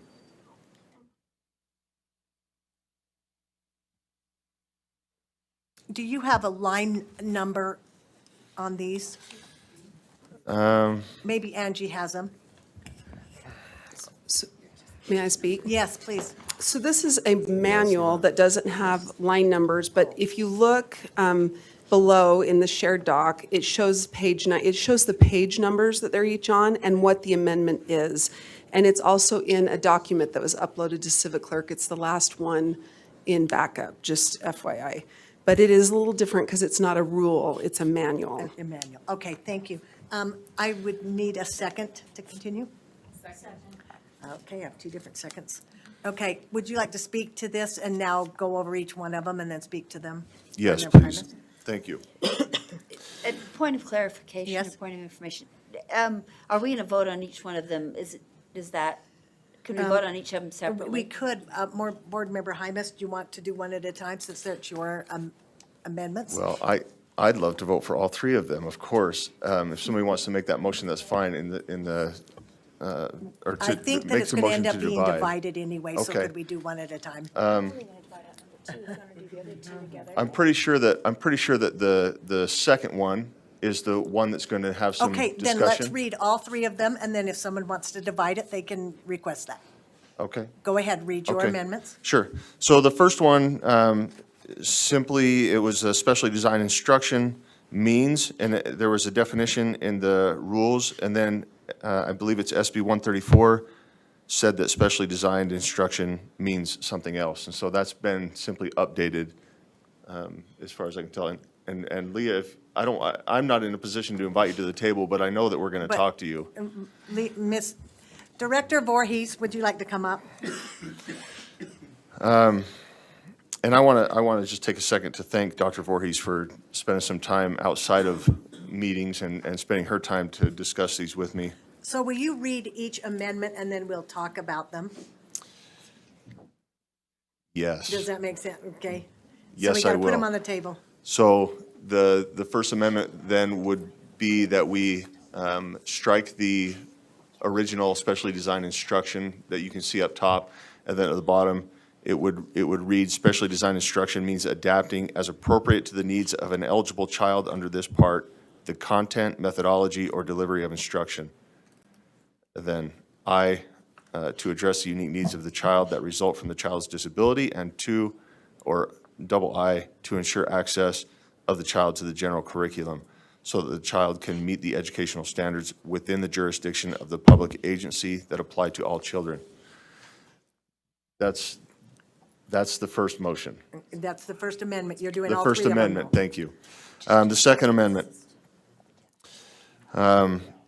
There is a section, X.U.1 on page 173. You can see in red, it has original language, and LEA shall use special education program money to pay the costs of providing an LEA special education program, even if the programs or services provide an incidental benefit to a student who is not a student with a disability, including for the uses described in 34 CFR, section 300.208. The amendment is to add, for clarity, in purple here, right after incidental benefit, meaning likely to happen or naturally appertaining. And I bring this up for clarity's sake, and I spent Wait about, just a minute. We'll talk about them in a minute. Go read the next one. I thought you said I could speak to my motion. But you can't, but you haven't given me. All right. all yet. All right, the third Sorry, one. Matt. I just like to confuse you. You're good at it. Yes, I am. That the third one, that the committee add a definition of alternate achievement standards to section I.E. on page 2, reading. Alternate achievement standards. The essential elements are specific statements of knowledge and skills linked to the grade level expectations identified in the Utah core standards for students with significant cognitive disabilities. A, the purpose of the essential elements is to build a bridge from the content in the Utah core standards to grade level academic expectations for students with the most significant cognitive disabilities by adapting the depth, breadth, and complexity of the Utah core standards against which students with significant cognitive disabilities will be measured. And B, other alternate or modified academic achievement standards are prohibited. Thank you. Should we do a division first? That would be up to you. You want me to make that motion? Well. Well, or I would you don't, like I to don't mind speak to it if, first? to go through this quickly, can we, Member Lear, if we can vote, can we clump 1 and 3 and divide 2? Well, fine. so we'll see who, are you okay to do that and then speak to it after that, after sure. we divide it? If Sure. you're okay, it's kind of out of order, but. Okay. Okay, so Board Member Lear, I'll just make a substitute motion that the motion, the original motion be divided so that 1 and 3 are voted on together and 2 is voted on separately. that the amendments are divided by 1 and 3 and 2 and on 2. its own. Do you have a second to that? Thank you. Do you want to speak to that, Carol? I just would like to hear more about, more from the special ed staff and their expertise, why they have some, why Leah has some, speaking for the staff, has some reservations about 2, but is fine about 1 and 3. Thank you. Okay, so the motion is to divide Amendment 1 and 3 and be together, and Amendment number 2 to stand alone. Second. Wait just a minute. Jenny, do you have your light? No, not that. Okay. Okay, all in favor? Aye. Any opposed? Okay, so the amendments are now divided. Yeah. Okay. They did have a, Okay. Carol, who seconded Carol's? Booth, Board Member Booth.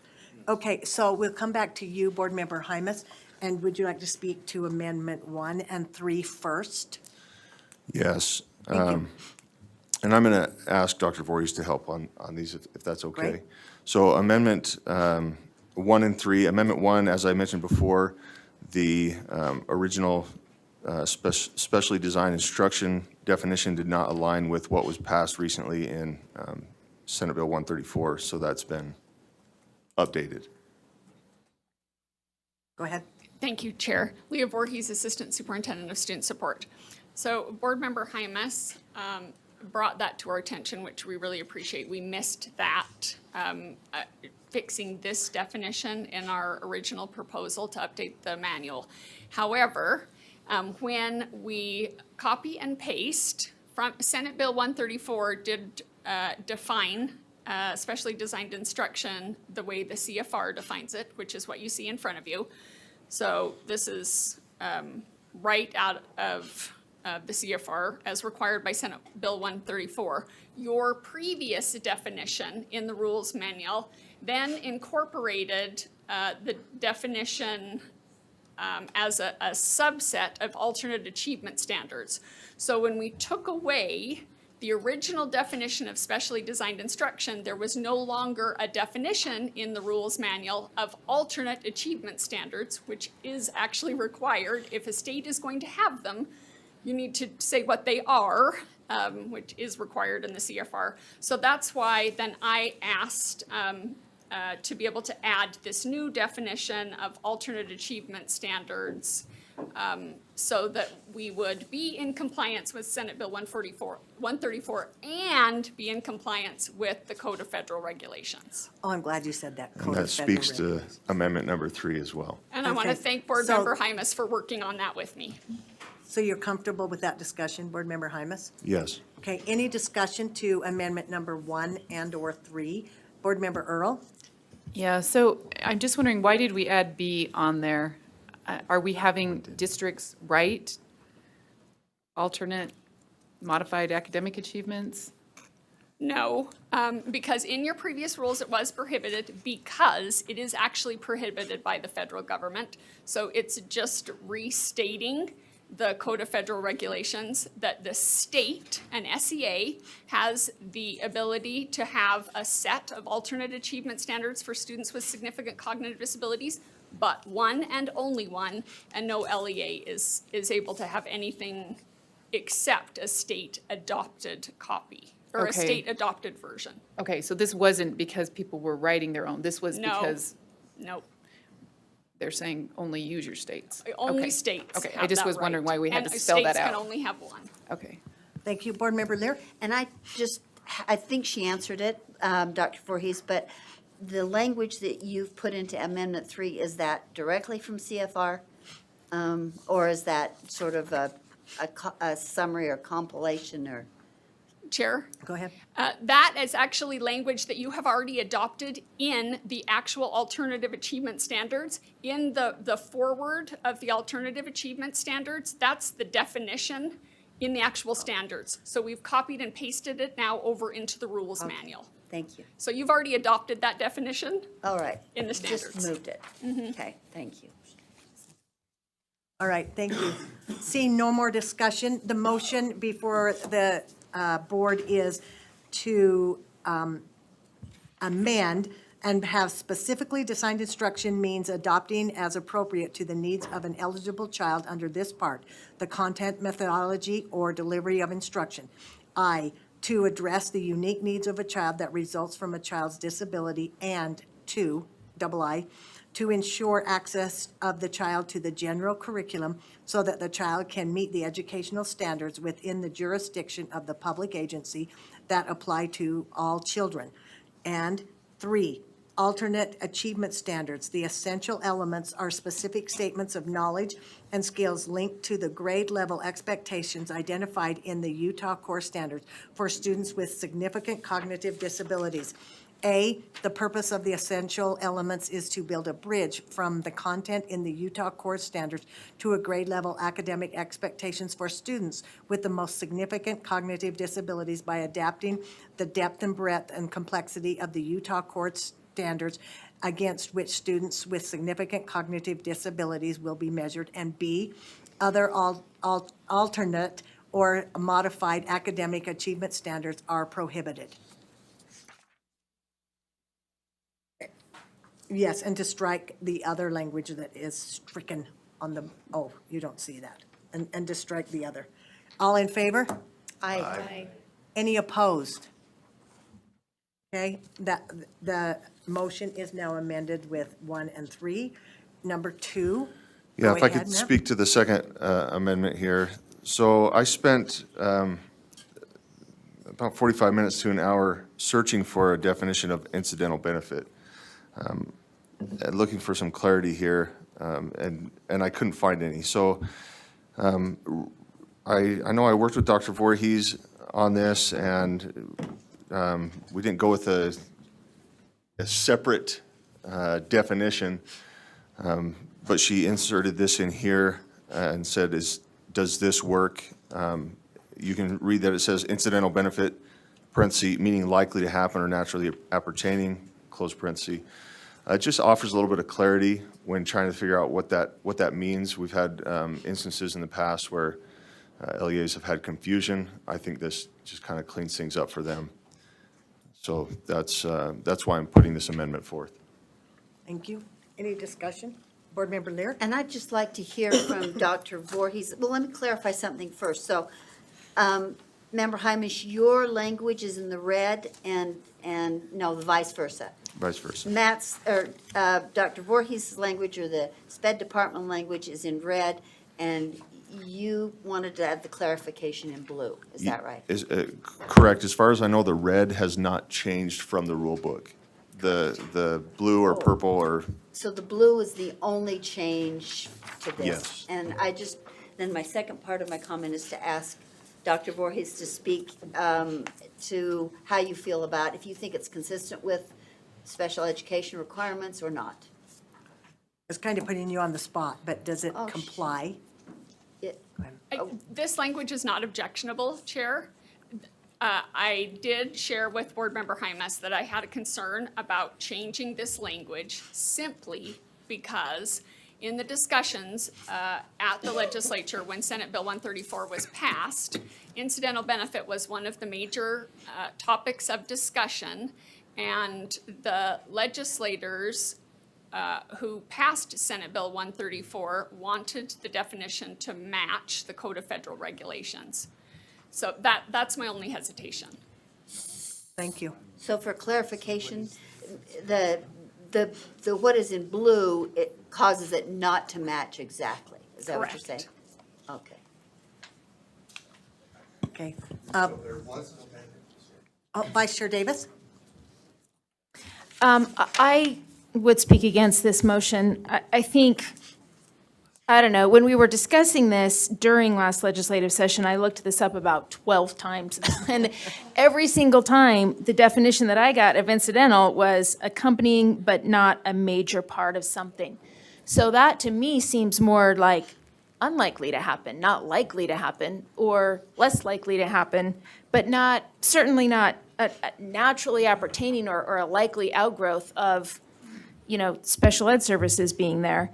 The other thing I looked up, what's an incidental benefit, just this morning, and it said an incidental beneficiary is a third party who benefits from a contract between two other parties, but it is not intended that the third party benefit. And I think that's the key on incidental benefit. It's not necessarily an intended benefit of special education resources for general education students, but it can happen sometimes.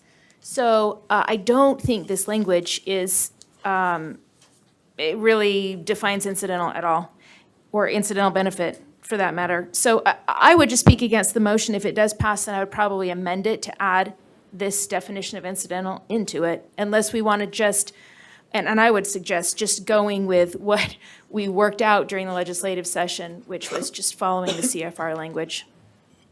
Thank you. Board Member Hanson? I think I had the same concerns that Member Davis just voiced, or Vice Chair Davis.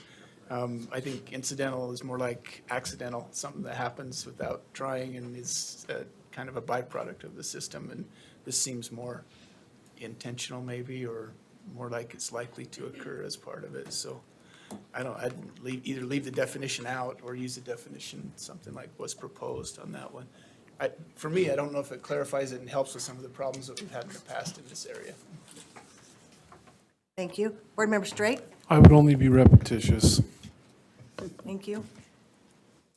Board Member Lear? And my point was a little bit different in that I wanted to be clear. It resonates with me and in my head that Dr. Voorhees has always said that special education funds need to be focused on special education students. So whatever incidental benefit there is, it needs to be, not to repeat the phrase, but it needs to be incidental. And to add these words, I think broadens the incidental definition, and then that would reduce the focus on the students for which the funds were intended. Thank you. Board Member Hymas, did you have something else? Yes, please. Go ahead. Yeah, I just, it's, these comments are interesting, that we're saying, we're coming up with incidental, not accidental, or incidental is something that might happen. Well, if we're talking incidental benefit here, which again, those two words combined, I could not find a definition for. If I just Google incidental, liable to happen as a consequence of, right? It's not, I don't see how we're going the opposite here, how we're saying, I don't, and maybe it's just me, I don't see how these words are taking away from or giving any organization or LEA the ability to abuse federal funding or state funding through special education programs. I'm not seeing it. So, of course, I'm going to speak for the motion. Thank you. Board Member Moss? Clarifying question, maybe for Vice Chair Davis. Did they add a definition then in 134, or were the things that you were quoting found externally? Like we still don't have a code definition in state or federal law, is that? Yeah, the language that's in red is the language straight from the CFR. I Googled font of all knowledge, both incidental benefit together. He said, what is incidental benefit? And that's where I got that the benefit is not intended. It can happen, but it's not intended, and it's not a major part of something. Gotcha. Okay. So the red language is from CFR, but that does not define incidental benefit, nor does 134 federalized. Okay. So we're all Googling, in other words, or looking for something, because I can see. I'm yahooing. I can see that this is consistent, that it's not necessarily a focus, but likely to happen, naturally appertaining. I don't want to enter the debate because it's above my pay grade on sped knowledge, but okay. I just wanted to make sure we weren't departing from something that's elsewhere defined. We're trying to craft it because it doesn't exist. Okay. Thank you. Board Member Klein? Yes, so I would speak in favor of this motion. When we talk about special ed, it's always in the context of inclusion in the classroom, and if in the regular classroom with general ed students. So with this, there's going to be spillover. I think that's the incidental benefit, right? Is there's going to be spillover to other students that are around the special ed student, unless the only way to prevent regular students from possibly benefiting from things specifically targeted to a special ed student is by taking them out of the regular education classroom again. And if we want inclusion, we have to realize that there is going to be spillover incidental benefits. Thank you. Board Member Booth? So I'm kind of confused with this conversation because I don't see a definition in the red. Is there a definition there? No. So if someone really wanted to understand what incidental benefit is referring to, I mean, I understand when you've got the special needs kid in the classroom in a regular classroom, that there's going to be an incidental benefit occasionally to the other students that are sitting at the table or engaged in the learning activity. But I understand what incidental benefit means. But if we need, if Board Member Hymas is feeling a need for people out in the field to understand what incidental benefit refers to when they're not someone who's working with special education issues day in and day out. Should we be looking for something that does, I don't know that the blue necessarily, that confuses me too. So I'm just confused, just wanted to let you all know. Vice Chair Davis? Second. I was just going to say, the language of spillover is something that's, something that could spill onto something else. It's not likely or a natural, part of or an important part of. It's kind of just adjacent to, it's what I hear when I hear spillover. Spillover does actually seem more like incidental, but likely to or naturally appertaining to seems a very major or inherent part of something. It's like my pancake syrup getting on my bacon. Isn't that awesome? No, Board Member Earl. So just as I'm thinking about this and students with disabilities in the classroom, and it seems to me like the naturally appertaining is what an incidental benefit is, because otherwise you're just you're saying this individual can only work with this individual. And I think if we want it more natural looking, meaning that they're there for the student, but they're also engaging in a way that is very natural, if that makes sense, instead of exclusionary. So that, anyways, I guess that part of the definition really sings to me as far as what an incidental benefit would be, something that naturally occurs, just as working with a student who is included within the classroom. So I see that as highly beneficial. Incidentally, I see that as beneficial. Naturally? Naturally. But not as. Thank So you. I'm trying to kind of parse that out. Thank you. Board Member Hanson?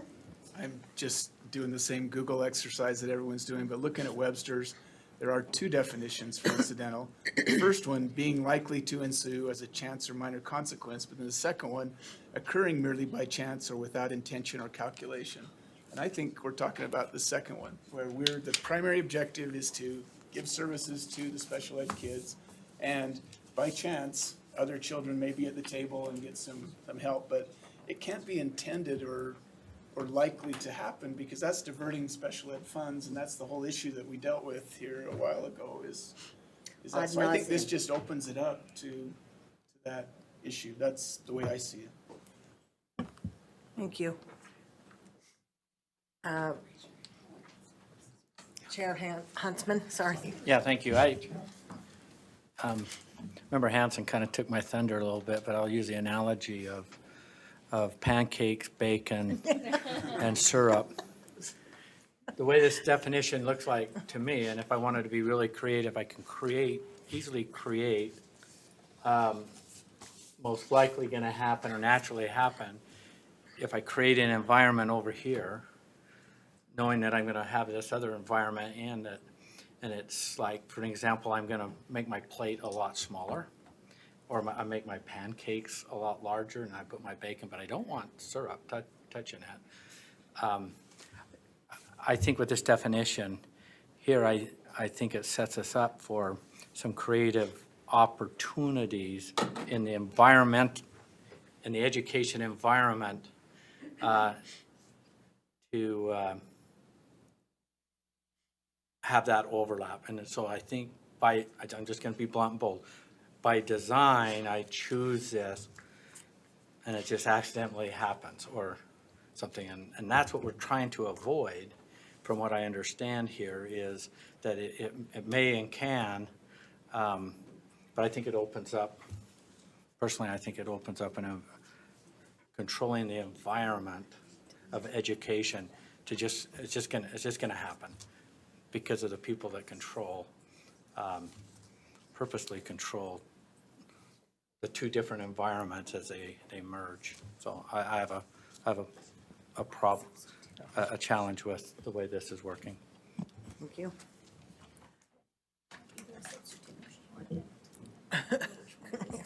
Vice Chair Jenny, are you still on? I'm pondering. Okay, Vice Chair Davis? I'm not sure if this is an amendment to the amendment or substitution. But I move to adjust the blue from meaning likely to happen or naturally appertaining to meaning likely to have a minor consequence, which is the language that I just heard from Member Hanson when he read the first definition. Will you read it one more time? Meaning, Likely to have a minor consequence, because I don't know if I can speak to it unless you get a second.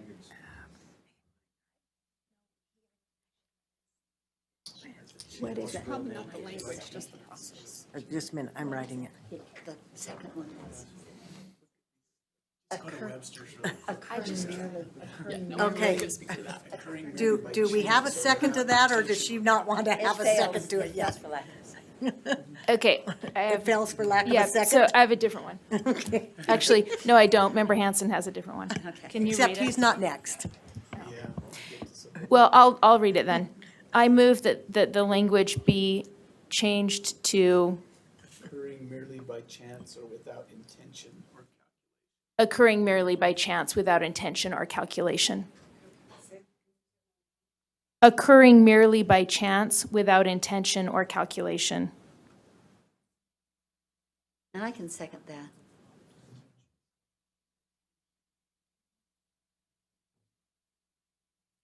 Second by Board Member Lear. Any discussion to this amendment to the amendment?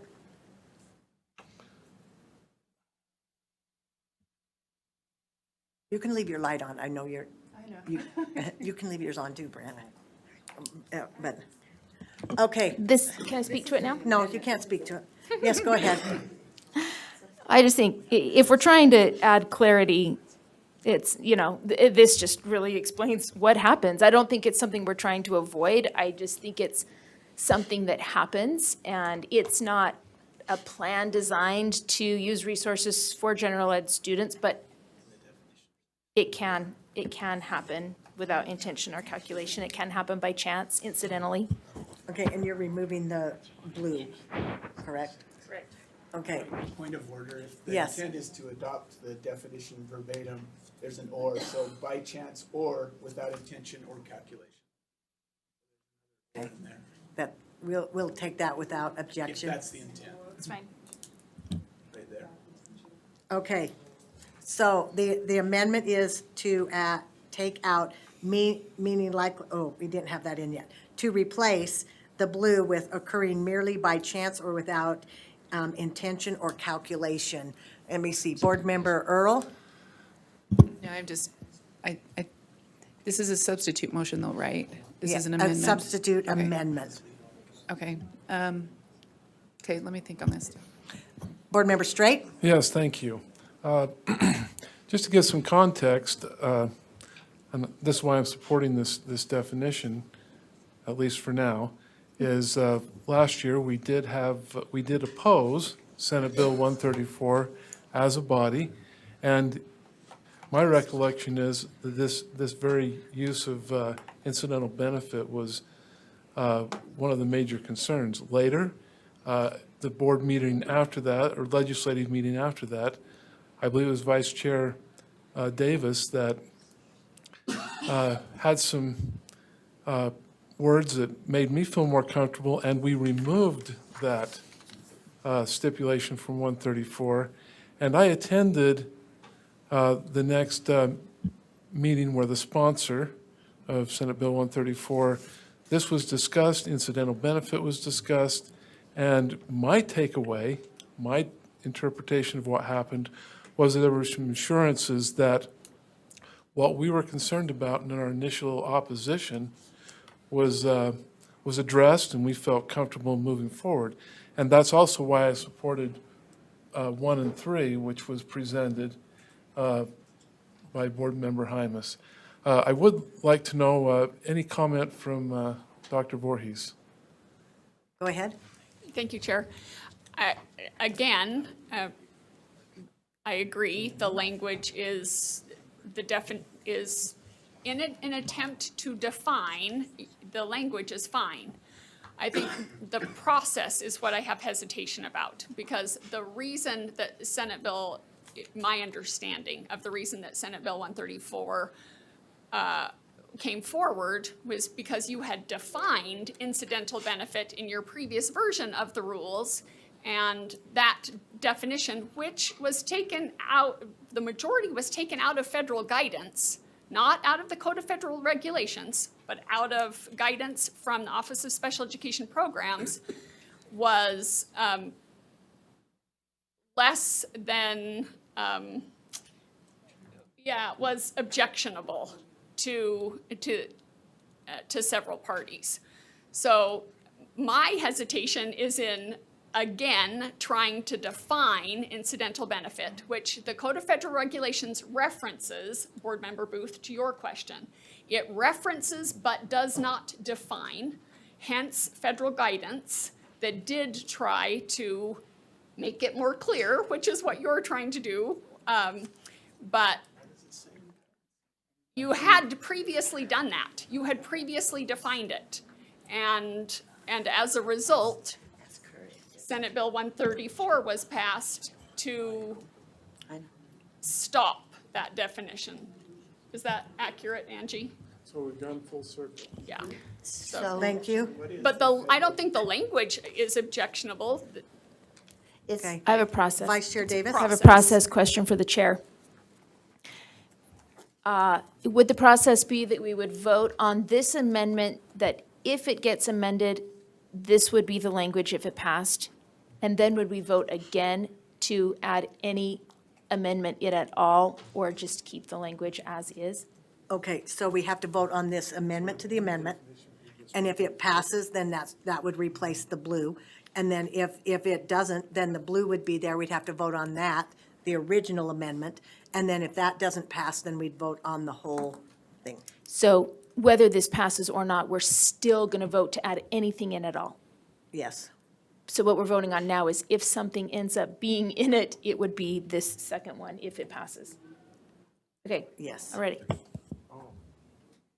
Because I'm fine not to put anything in there at all, me too. after everything we went through last session.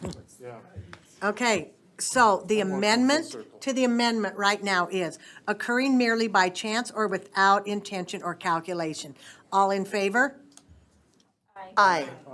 of adding it? Well, having that. Oh, to substitute it, okay. For To the substitute it. meaning for the appertaining phrase. Uh-huh. The amendment to the amendment, yep. Those opposed?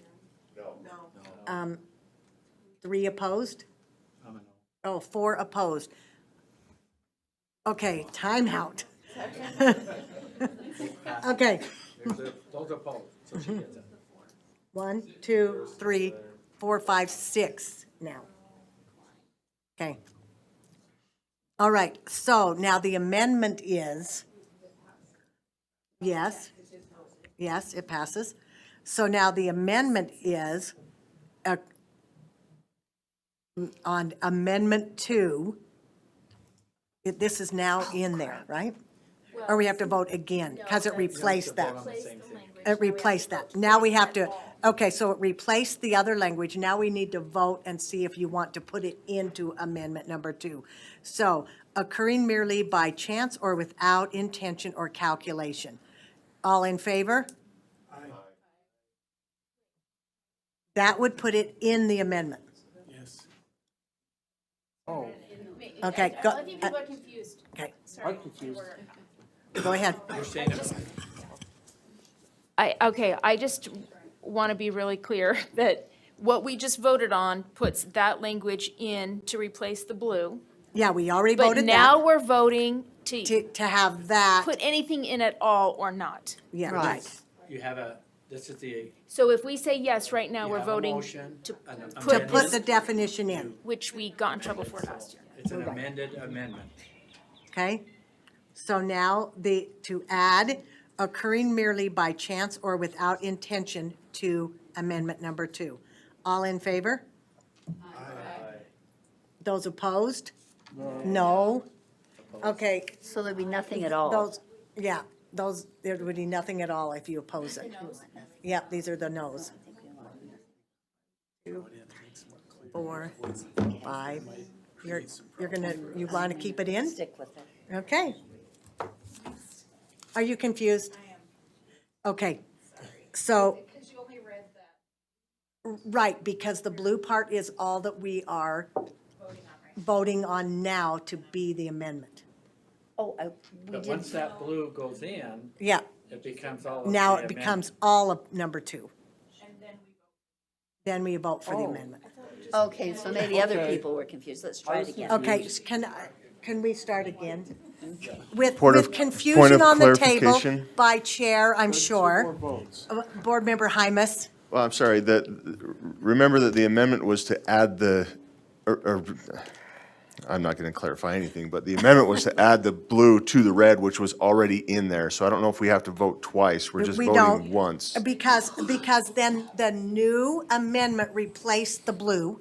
Right. Now we have to vote on the The new blue. which is this, Right. okay? Which we just did, but we were a little confused, okay? And then we'll vote again. Then we have to vote again on the full amendment. Right. So right now, is everyone totally not clear? No, I think you're good. You're only voting on this. We're only voting on this to be the amendment now to the amendment number 2. Fails, then it goes Back to the red only, That's right. Yeah. okay? First, we had to have the new amendment replace the blue. Now we're doing it to be put in. With that, yeah. Okay, all right, so the amendment is to occurring merely by chance or without intention or calculation to be added to amendment 2 eventually. All in favor? Those opposed? No. No. Okay, those who are opposed. 1, 2, 4, 5, 6. It passes. Okay, so amendment number 2 is now, an LEA shall use special education money to pay the cost of providing an LEA special education program, even if the programs or services provide an incidental benefit occurring merely by chance or without intention or calculation to a student who is not a student with a disability, including the uses described in 34 CFR Section 300.208. So we're voting on the amended amendment. All in favor? Aye. Those opposed? No. We have 2 noes.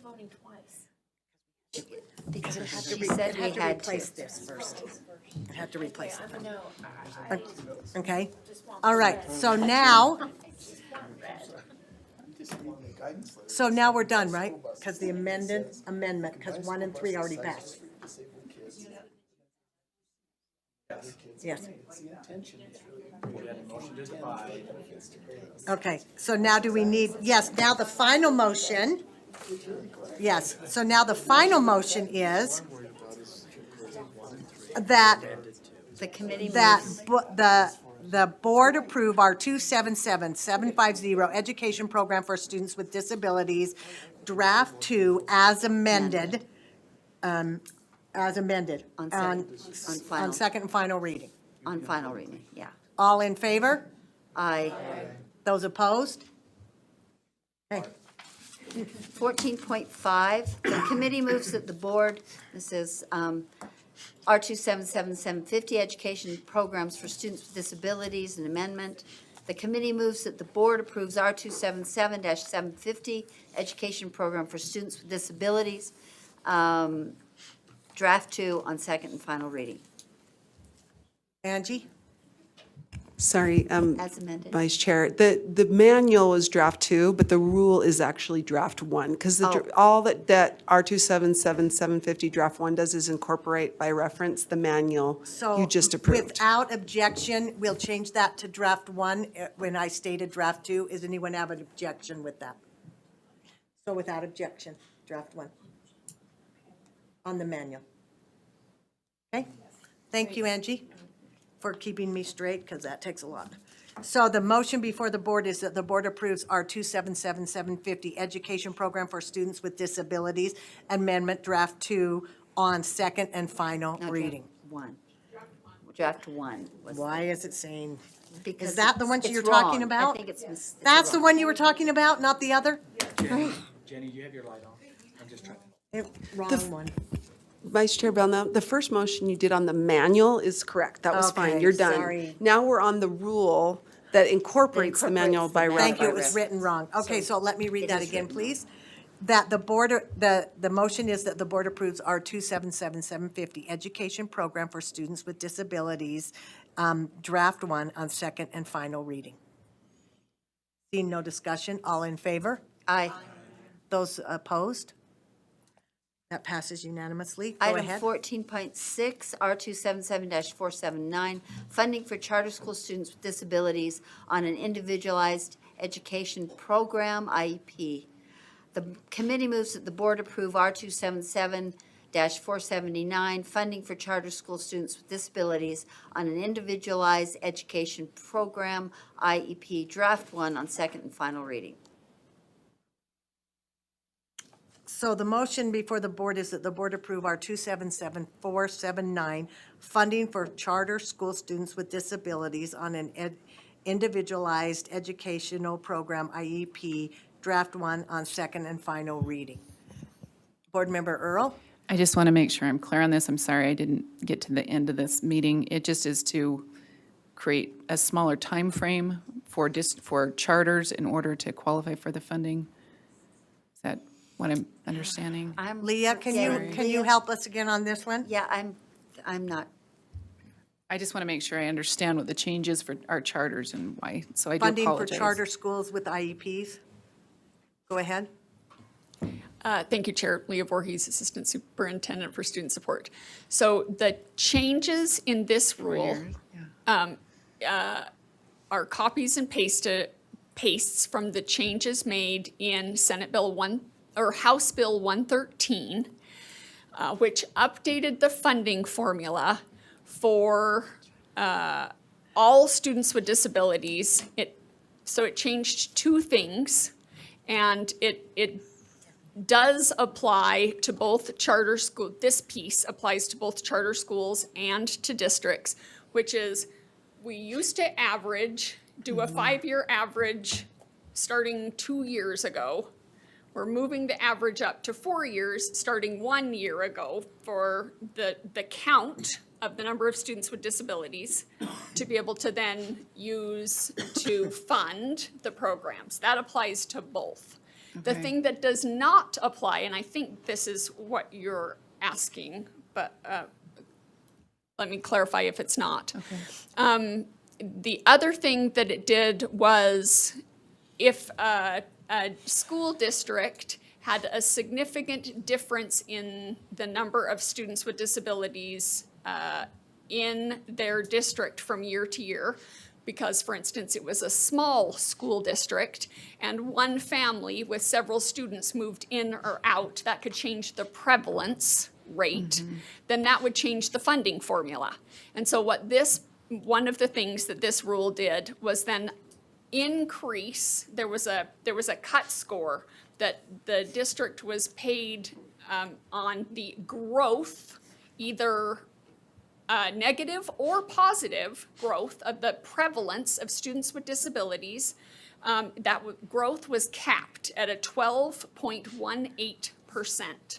And this, and the law, so the statute changed to cap it for, depending on the size of the county in which the school district sits, from 14 or 20 if it was a larger county versus a smaller county, so that a school district's growth, the prevalence of students with disabilities, either positive or negative, would not detrimentally affect the funding of that school district. But that doesn't apply to charter schools, which I think is your question, because their prevalence is not, it's not based on the size of the county, or it's, because charter schools are schools of choice, not schools of area. Does that answer the question? That helps. I just wanted to understand the parameters, make sure it Yeah. was what it looked like. So those are the two major changes, and they're copy pastes from House Bill 113. Okay, thank you. Appreciate it. Thank you for that clarity. So the motion before the board is the board approve R277479, funding for charter school students with disabilities on an individualized education program, IEP, draft 1, on second and final reading. All in favor? Aye. Aye. Those opposed? That passes unanimously. Go Item ahead. 14.7, R277-412, State Capitol Visit Programs, the repeal. The committee moves that the board repeal R277-412 on second and final reading. So the motion before the board is that the board repeals R277-412 on second and final reading. Board Member Lear, I have a question. Why are we repealing Because this? the program went away. Okay, thank you. It either got moved to somebody else or it just went away. Maybe it's Moved under to the- somebody else. Yeah. Oh, the Yeah, that's who's preservation, doing it. that's right. That's, Okay, so the motion before the board is that the board repeal R277-412 on second and final reading. All in favor? effort. Aye. Oh, Board Member Hutchins? Okay, those opposed?